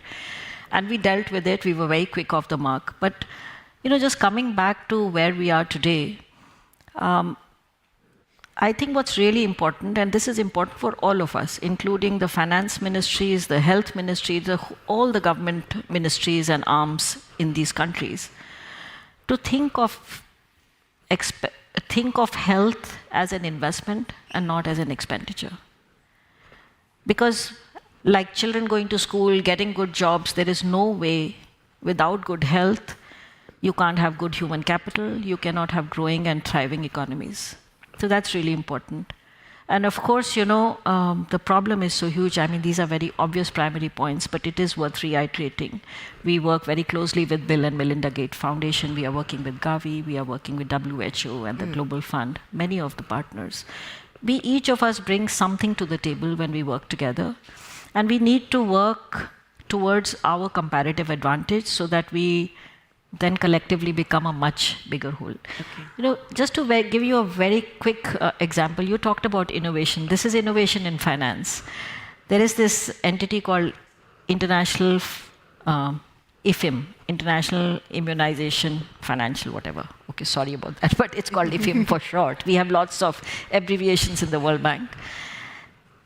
We have a partnership with them. We issue bonds for them in the capital markets, and that funding is then passed on to Gavi, which helps immunize children in developing countries. So this is the power of financial innovation. There are many other technical innovations that we do. But let me stop here. Okay. Yes. I know you're... Well, that takes us on to my next question, to Michael, because you're talking there about innovation. Yeah. Michael, a lot of your work is in the field of social innovation.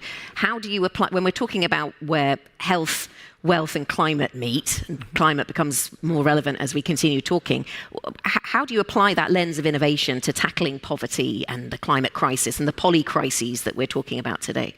Sure. Well, economists think of innovation quite broadly to include both technological innovations like the vaccines that we just heard about, which have had amazing impact, climate-resistant seeds, but also new business models and policy approaches, such as climate-responsive social protection programs. They could get resources to families before the flood happens rather than afterwards, so they can get out and get some of their equipment out. And we know returns to scientific investment are very high. So, for example, thinking about climate, if you thought just about the Green Revolution, that's something that was supported in part by international development assistance. If you took out all the effect of all the other development assistance, that would have paid for everything by itself, the impact that that's had. And of course, I don't want to claim that that was uniform in terms of its impact. Or if you think about CGIAR, which funds a lot of agricultural research, the estimate that returns $10 of benefit for every dollar spent. So investing in innovation is in a time of budget tightness, it's very important. I think what we found is you asked about social innovation, and there was less evidence on this until recently. But we recently took a look at the portfolio of Development Innovation Ventures, which is USAID's Open Innovation Fund. And so I'm involved with that, so not totally neutral. But another example of one of these is France's FID. So they're both set up to be open ideas to ideas in many different sectors and to a wide range of applicants. But then you discipline that with a tiered funding system. So very small grants to pilot ideas, somewhat larger grants to rigorously test for impact and cost effectiveness. And then the larger funding is reserved for things that have proven to be most effective and have the most impact. So an example, just to make this more concrete, I believe that the Gates Foundation funded this as well. We supported development of software for community health workers. And then the rigorous evaluation of this was sort of a smartphone app. And the evaluation found that led to increased rates of antenatal care for mothers and of childhood vaccination. So you can imagine that pays for itself very quickly. And that then scaled to 60 million people. And more recently, the government of India developed their own software system, reaching hundreds of millions more, not community health workers, but patients of the community health workers.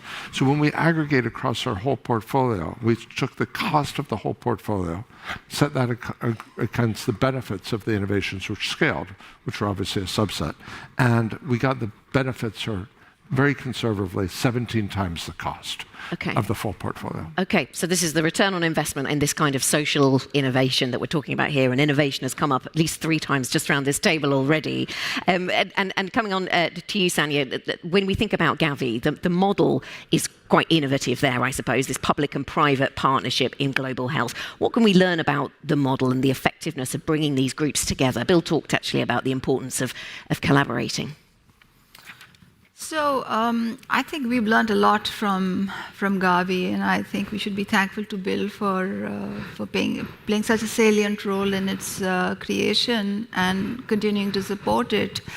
I think one of the things that we've learned is that new governance models can work, because in the multilateral system where we were very fixated on the member state-driven model. So we've learned that a governance model with multi-stakeholder participation, with private sector mainstreamed into decision-making can actually work. We've also learned from the Gavi's execution that a lean operating model, and by leveraging partners on the ground, can enable you to execute better and with lesser costs, far more effectively. So Gavi's model is grounded in leveraging the alliance, which is our name for WHO and UNICEF on ground. That has worked. And I think one of the most important learnings is that you can combine sustainability on the one side with health impact and economic gain on the other. And I think that's a very important learning, because on the one hand, Gavi's model shows that it has created very wide-ranging impact, as Bill just referred to, We've vaccinated 1 billion children. We've halved child mortality, 17 million lives saved, alongside massive economic gains. So for every dollar spent, the economic gain is to the tune of $56, and cumulatively, there's a massive amount of economic gain that has accrued. So on the one hand, there is impact at a human level. There are economic gains. Plus, you combine that with sustainability. So the model is such that everybody pays. The countries contribute, the development partners contribute, and there is a path to sustainability and to countries taking on that agenda over the course of time and exiting assistance. And we've seen that happen with 19 countries. So the combination of impact, economic gain, and sustainability in a model is quite unique, and that is what Gavi has demonstrated to the world. Also, in terms of lessons, you referred to IFIM, and I think Gavi has demonstrated that for public sector outcomes, for public outcomes, you can leverage development finance, and you can use it very effectively. And finally, I think one of the key learnings has been that when you create the right structures, when you make them agile, when you mainstream innovation to the core, you actually make institutions very resilient. So we saw how Gavi was able to step up during COVAX and create those vaccine platforms. And I think part of my job is to make sure that those learnings, those core capabilities, those different strands of work that came into play, and that we join the dots between them to make sure that should we be confronted with another situation, we will be much better prepared. So we've learnt a lot then from this public-private model, from what you've described during the COVID pandemic. You mentioned, Bill, during your keynote speech, you mentioned AI, and I wonder if AI helps us at all to get to some of the places that people in this room want to get to more quickly. Are there examples where this is something we can employ to speed up the work that's happening? Well, absolutely. The big breakthrough where AIs are able to read and write in a powerful way is less than 2 years. And so, it was about 6 months ago the foundation solicited, primarily in Africa, ideas about how they'd like to use AI systems. And, we had a lot of ones that were health-related, so pregnant women able to talk in their local language and get advice about the visits they should be doing, or if they have certain symptoms, how they should seek care. We had a lot to help farmers. It's estimated that Africa is missing 4 million health workers, and we're not going to have enough finance to come up with that. And so the idea that we should take these AI capabilities and create that, it's very, very exciting. The AI also plays a big role on the upstream, understanding things like biological systems and the gut microbiome. Yesterday I was in Copenhagen talking with Novo Nordisk, who's had a lot of success on overnutrition, and how they've now made commitments, because they're partly owned by a foundation, to help fund the research that we do in undernutrition, malnutrition. And improving nutrition is super important, because kids actually would survive even some diarrheal episodes or malarial episodes if they're on their growth path. And so that's a huge priority for the development community, and AI, because it's such a complex system, will play a big role there. So, we have to make sure that these technologies aren't just used for rich world applications. Okay, and sticking with the innovative theme, Michael, I know that you've worked in the area of water treatment in particular, and have examples that you can share around how policy action in that space has led to real-world impact. Sure. So waterborne disease is a major cause of child mortality. And together with colleagues in epidemiology and biostatistics, we recently released a meta-analysis, and that meta-analysis combines multiple randomized controlled trials. So in this case, 18 of them, and there were almost 30,000 participants across these. And we found maybe we weren't surprised that we found that water treatment reduced child mortality, but the magnitude was really much larger than we expected. We found that water treatment averted 1 out of every 4 child deaths of all-cause mortality. Now, water treatment's very inexpensive, at least basic water treatment to address fecal contamination. So the combination of huge impact and low cost makes it really one of the most cost-effective approaches available, comparable to improve health, comparable to childhood vaccination. So we shared the results with the government of India. The Jal Jeevan Mission, which is a big government of India program, is trying to bring piped water to all rural households. And they've actually had very substantial progress toward that goal. And they then decided that they were going to try an approach, a technology called inline chlorination, which can work to treat water, even in very small systems, even where there's no electricity.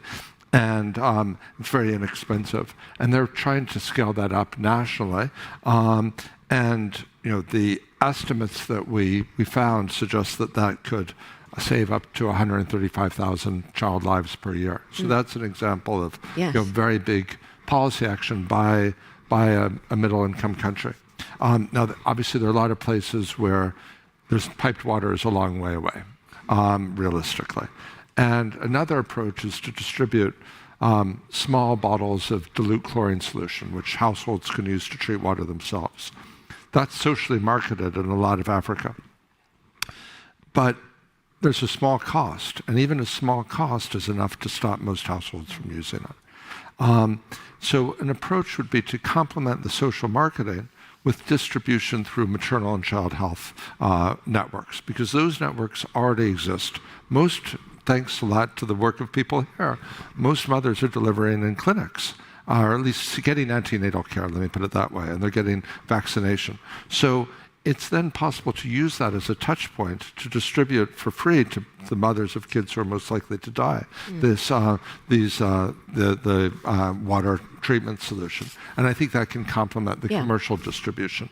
So I think that's another very promising approach with some early evidence from studies of impact and some governments now trying to do this integrate this into their systems at pilot level. New real-world examples. Sanya, at Gavi, I know that universal healthcare is a real focus. Another area that perhaps needs innovation. And talking to your team, they were talking about innovation in the last mile and where innovation is needed in that context. What more can you tell us about what needs to happen there?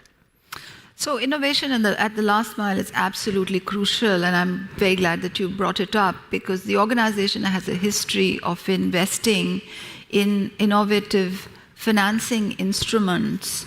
And we talked about it during the last round, and those are extremely impactful. The advanced market commitments, the market shaping leverage, the IFIM that we talked about. There are a number of other different innovative instruments on the horizon. So that part the organization is very good at. But there's substantial space to draw on AI, for example, or to draw on blockchain, for example, to make those quantum leaps at the last mile. And I'll give you a couple of examples. For instance, we are an execution engine. We are an implementing agency, and the grant-making cycle and efficiencies within that space and responsiveness is crucial for us. And I think AI can fold months of work into seconds, literally. Talk about reporting. We have a number of different entities report to us. They're partners on the ground who execute and report back to us. And there are Excel sheets and ledgers and PDFs and papers. And you throw everything into an AI engine and you get a very neat summary of what you ought to look at. We've got country focal persons, and people are really overwhelmed with work. And I think some of these some of what the LLM modules can offer, which are very basic, even open source, can be transformative for the way we execute at the last mile. I think it's a question of institutionalizing them, having a different mindset. I mean, we as an entity have to be constantly prepared for a next outbreak, for a next pandemic, and be prepared at a very practical level on how we're going to align our SOPs, how we're going to triangulate data. I mean, for me, the reference point is that if there's another pandemic, we should be able to just switch on the light of a control room and take our seats and operate. And I think the potential that AI provides you and how it enables you to triangulate data from many different sources, because I see it from the other side of the table as well. I was the Minister of Social Protection when COVID had struck, and as a country, Pakistan had, as any other country in the world, had to mount a response. So the plethora of data streams, the challenge of triangulation and having meaningful information can really be bridged through AI, as can AI, because you referred to last mile, help us with the identification of those trouble pockets that we continue to struggle with. I know we struggle with polio around that. We struggle with routine immunization. There are, in our parlance, we call them the zero-dose areas. You know, these communities that we are absolutely unable to reach. And there are a number of different variables factoring into that inaccessibility. That is where these last mile innovations can be so transformative. Okay. I'm sure there's a lot you agree about there, Bill, talking about the potential of AI. I mean, you were saying there months of work turned into seconds of work by using large language models, for example. I mean, you have to assume that the large language model is producing something sensible and not making things up, though, I suppose, in that situation, Bill. I mean, you hold out a lot of hope for this kind of implementation. Well, at the current state of the art, it's a fantastic aid where the final review is done by the human. The work going on to improve the breadth and accuracy of these things is pretty phenomenal. I mean, I don't think there's ever a problem in human history that had as much IQ and as much money going against it on a global basis, and so we see pretty good improvement. But people should not be confused. You can use these things today, and if you do that final review, it will bring insights for you, and it will save time for you in a way that is pretty profound. And if you learn how to do it now, as these systems improve, you'll get even more benefit over time. I'm planning this conversation. I should have done just that, but I confess I didn't. I missed a trick. I missed a trick there. And Sheila, if we move on slightly in our conversation, linking the dots between health and climate challenges, and I know that's something that the World Bank reform agenda at the World Bank is focused on. And what was clear in planning this conversation today, talking with your teams, was the links between health and climate, how health activities can be thrown off track by flooding, for example. And so the linkages are there and clear to see. Talk to us a little about the way that the World Bank is now moving, more towards dealing with some of these climate challenges. As I said earlier, we look at it as a whole of economy approach in many ways. You think about sanitation, food security, malnutrition. These are all things that play very much into the health of children and health of adults as well. But you earlier mentioned about the universal health care. I just want to share, it's important to have large ambitions, and we've seen Bill proving it time and again in the past. So we've now agreed from the World Bank Group to target at least 1.5 billion people we will reach with better health care services, primary health care services. We won't be able to do it alone. Of course, we'll have to work together with partners around this table and elsewhere. But the idea is now, to provide a basic level of care through every stage of a human being's life, starting from maternal, infancy, childhood, adolescent, adulthood, and now aging societies, so non-communicable diseases, etc. The second point I want to make is particularly about, Bill, you talked about Gavi, you talked about the government budget, and I've been meeting the government authorities yesterday. IDA, International Development Association, it's the solidarity fund for the lowest income countries, for the poorest in the world, and you've been a great partner for IDA. Thank you. That is going through a replenishment this year. If you think about small things, community workers, healthcare workers going into local communities. Were it not for numerous IDA programs, you wouldn't be able to provide these basic health services in many of these countries. IDA will look at clean water, it will look at clean air, and we talked about AI and smart solutions, but I do want to mention, even with the current level of technology, for instance, we found in Madagascar, malnutrition was one of the key reasons for poor health in children. And through the smart use of climate data, we can make targeted investments to improve food security and improve nutrition for these children. So many of these challenges are interconnected. We have to work together towards them. And with good partners, I hope we'll get to that 1.5 billion over the next few years. And talking about the use of technology to forecast better takes me back to you, Michael, and some of the work that you've been doing and the way that weather forecasting can be vastly improved using AI and other technologies. Right. Climate change, obviously, it's changing weather patterns. That makes the job of farmers much more difficult. We were talking in the green room. Farmers have to make a bunch of decisions: what crops to plant, whether to try and use a climate-resistant seed, when to plant, when to harvest. That's all harder with climate change. The good news is weather forecasting is getting much better.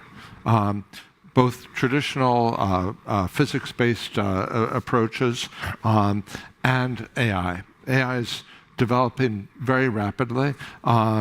AI forecasts, they're now probably better at short-term forecasts. They're not quite there for seasonal forecasts. But for example, just to give an example, it's now possible to get forecasts, quite reliable forecasts in many parts of South Asia a month in advance of when the monsoon is coming. Well, farmers know when the monsoon is coming a month in advance. They have time to adjust a lot of aspects of their agriculture. And there are multiple studies now, studies from India, from Pakistan, from Latin America, showing that farmers, in fact, do react to this information, and it can be delivered digitally. Now, it's actually even the physics-based forecasts are relatively cheap. $4 or $5 million per year to produce this for a dozen countries. The AI forecasts could be much, much cheaper than that. Many of them are open source. So there's just tremendous opportunity to provide these to farmers. And an example of this, the government of India, the Ministry of Agriculture there, has a list of 100 million farmers' phone numbers. They're going to, this year, and actually in the next few days, they'll be supplying monsoon onset forecasts to 7 to 10 million farmers. And that could potentially scale up to maybe closer to 100 million over time. Other countries could do this. I don't want to oversimplify this problem. We were talking before. You need better weather stations to collect the data. You have to train the AI models. You need to train them on some data. Big parts of the developing world, you need more weather stations. But even with the data we have available now, we could be providing much better information very inexpensively with benefit-cost ratios easily 100 to 1. Does your urge to innovate, Bill, take you into this field, into the climate field? I think you mentioned agriculture and the benefits that can be brought there. Yeah, when we talk about climate, it's important to separate climate mitigation, the reduction of emissions, from climate adaptation, which is helping people deal with these ill effects.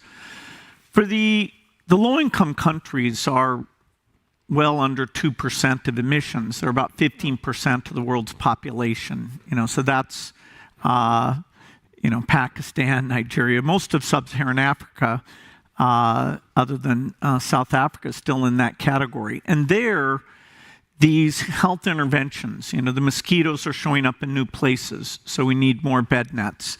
The crops, they have to change, so they need better seeds that deal with drought and flooding better. They need better farmer advice, including this weather thing. And so, yes, agriculture has become a very big part of what we do, because if you want to improve nutrition, and so this seed innovation, which grew out of the the Green Revolution, although that didn't focus on Africa as much as it should have. Now that's the CG system, which strangely we are the largest funder of. I don't know why we're the largest funder of it, because the impact for extra work, particularly in the face of climate, the hugest adaptation thing is giving people better seeds, and so that they don't have these crop problems that are caused otherwise. So the mitigation agenda is mostly middle-income, rich countries, and we need to go as fast as we can so we minimize these impacts. We know that we're not going to have zero impact, so that's why the adaptation agenda and helping these countries get healthy so that their overall population levels are not past what they can deal with or what the environment can handle. And I know, Sanya, you've seen on the ground in Pakistan the need for that adaptation. And I think that the floods in 2022, the amount of damage to health facilities specifically, so a very obvious example, I suppose, of the way that climate and health challenges are linked. Absolutely. I saw the devastation firsthand. But how do institutions like Gavi help within that space? And I think it's important to appreciate that each institution can play a significant role. At Gavi, for instance, we help with building health systems resilience against all kinds of disasters, and particularly climate-related disasters. And within that space, we maintain stockpiles of vaccines, for instance, which come into play. There are warehouses, and there is a whole ecosystem, supply chain ecosystem, and the digitization that enables it, and the whole from the factories to the shipments to the warehouses down to the and that's the invisible backbone. Nobody can see it, but it exists. And institutions like Gavi create it over decades, and the stockpiles really come into play during disasters. Also, Gavi has an instrument called the cash support for countries.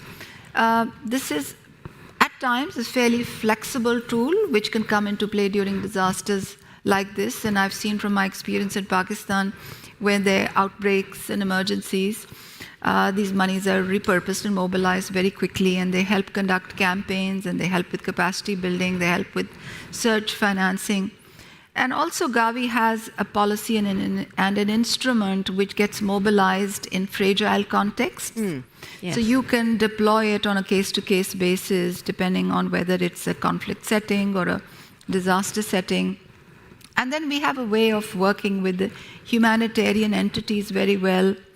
There are vaccines within the Gavi portfolio that deal with diseases that have a direct link with climate change and with climate emergencies. There are waterborne diseases like cholera, like typhoid, like rotavirus that Bill talked about. There are other vector-borne diseases, such as the malaria vaccine. It is actually in execution. The yellow fever vaccine has been there for a long time. The dengue vaccine is in the pipeline, and that's part of the ecosystem of resilience that they built at the health systems level. And from my country vantage point, I can see how valuable they are.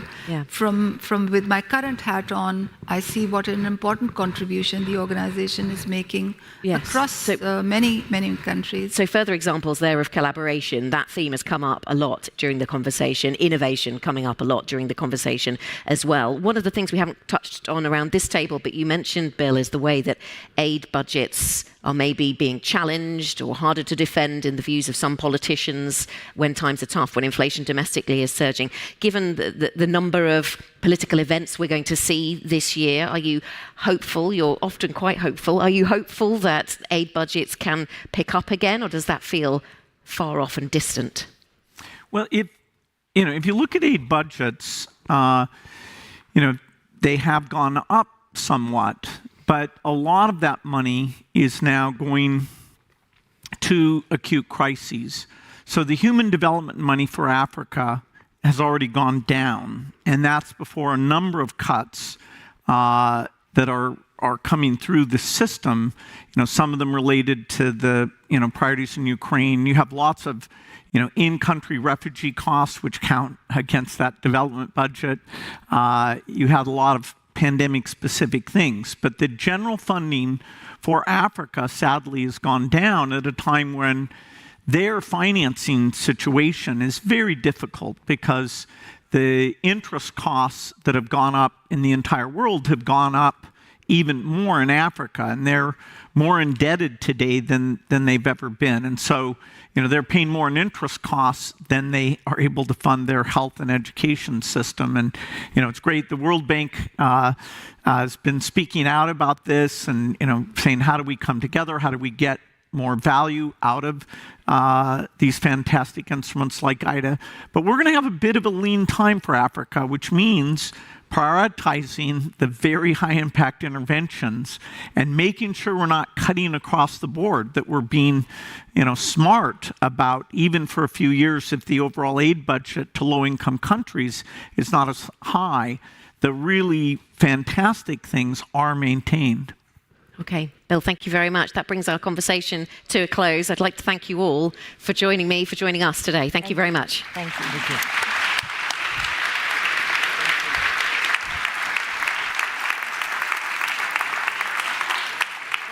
I'd like to thank you all for a truly inspiring keynote and a very inspiring panel discussion, all driven by the fulfillment that you get from giving and helping others help themselves. That is an important message that all of us have taken home. Thank you so much indeed. Thank you. Thanks, guys.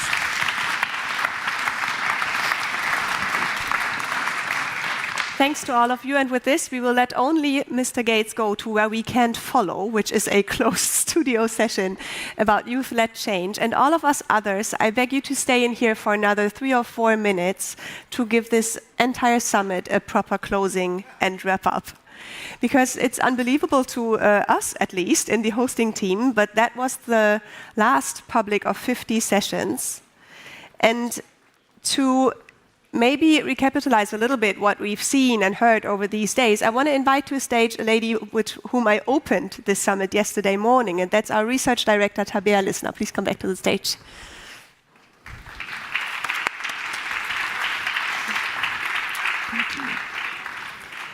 When we stood here, what feels 2 weeks ago, you said, together with our colleague Yamuna Rao, and you're representing your team, you said you worked on 50 sessions on 3 tracks, on 8 large topics. So I believe your mind must be buzzing by now.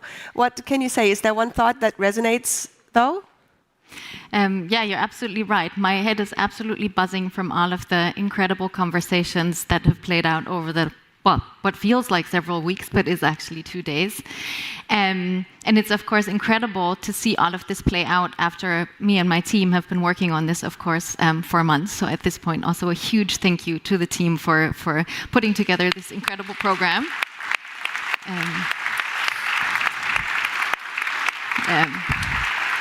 Yeah. But yeah, you asked for one thought that resonates with me. And of course, we put together this program, we invited you all because we wanted to have deep conversations about solutions. We wanted to have inspiration. But it's really mind-blowing just how deep and just the scope of all of this, the discussions that we've had across regions, across different sectors, at different levels of interventions. So one thought that I'm really going away with is, of course, the challenges are huge, right? We've heard plenty of this. But I personally am not alone in the endeavor to, trying to do that. All of, you here in the room. But overall, I think we had more than 1,000 people joining us in all of the discussions. And there's been so many inspiring solutions that have been brought forward that I'm very hopeful that together we can really continue on this journey to pull together solutions, to really identify the effective pathways, to identify the enabling conditions, and also support in getting those into practice. And so neither us at the Global Solutions Initiative nor anyone of the T20, T7 engagement groups of the many institutions are events teams. We don't do only this one summit, but the work actually continues pretty much tomorrow. What will you and your team will be working on? I mean, of course, probably just like every one of you, I've been able to only follow a fraction of the discussions that actually have taken place. So I'm really, really grateful to all of the experts that we were able to get on board to support us in documenting the key outcomes of these conversations. So thanks a lot to those rapporteurs. We're really looking forward to getting your thoughts about this summit and really working through all of the recommendations that we really want to document. So we really want to work through the discussions here and actually create a lasting resource. So stay tuned for updates from GSI also throughout the year. We would love to share this summary report with you before the end of the year at some point. We're also really looking forward to really diving more deeply into the excellent graphic recording that we also have of all of the discussions to really be able to synthesize the key outcomes of this. Of course, all of the work that we're doing here and that we're doing throughout the year is absolutely impossible without the many partners that we have on board. So we really want to thank you for supporting this endeavor that we have here. Can we see them on the screens? Maybe there's so many of you. It's incredible the support that we live on actually, and this that's not only funding, but that's also brain power and a huge network that we can rely on. And then, do you want to make yourself some friends and invite them for next year? Absolutely. Of course, we need to continue this conversation, and we very much hope to welcome all of you back next year to these halls at the ESMT again on 5 and 6 of May next year. There you go. Thank you so much, Tabea. Please give our best regards and thanks to all of your team, and we'll see you later.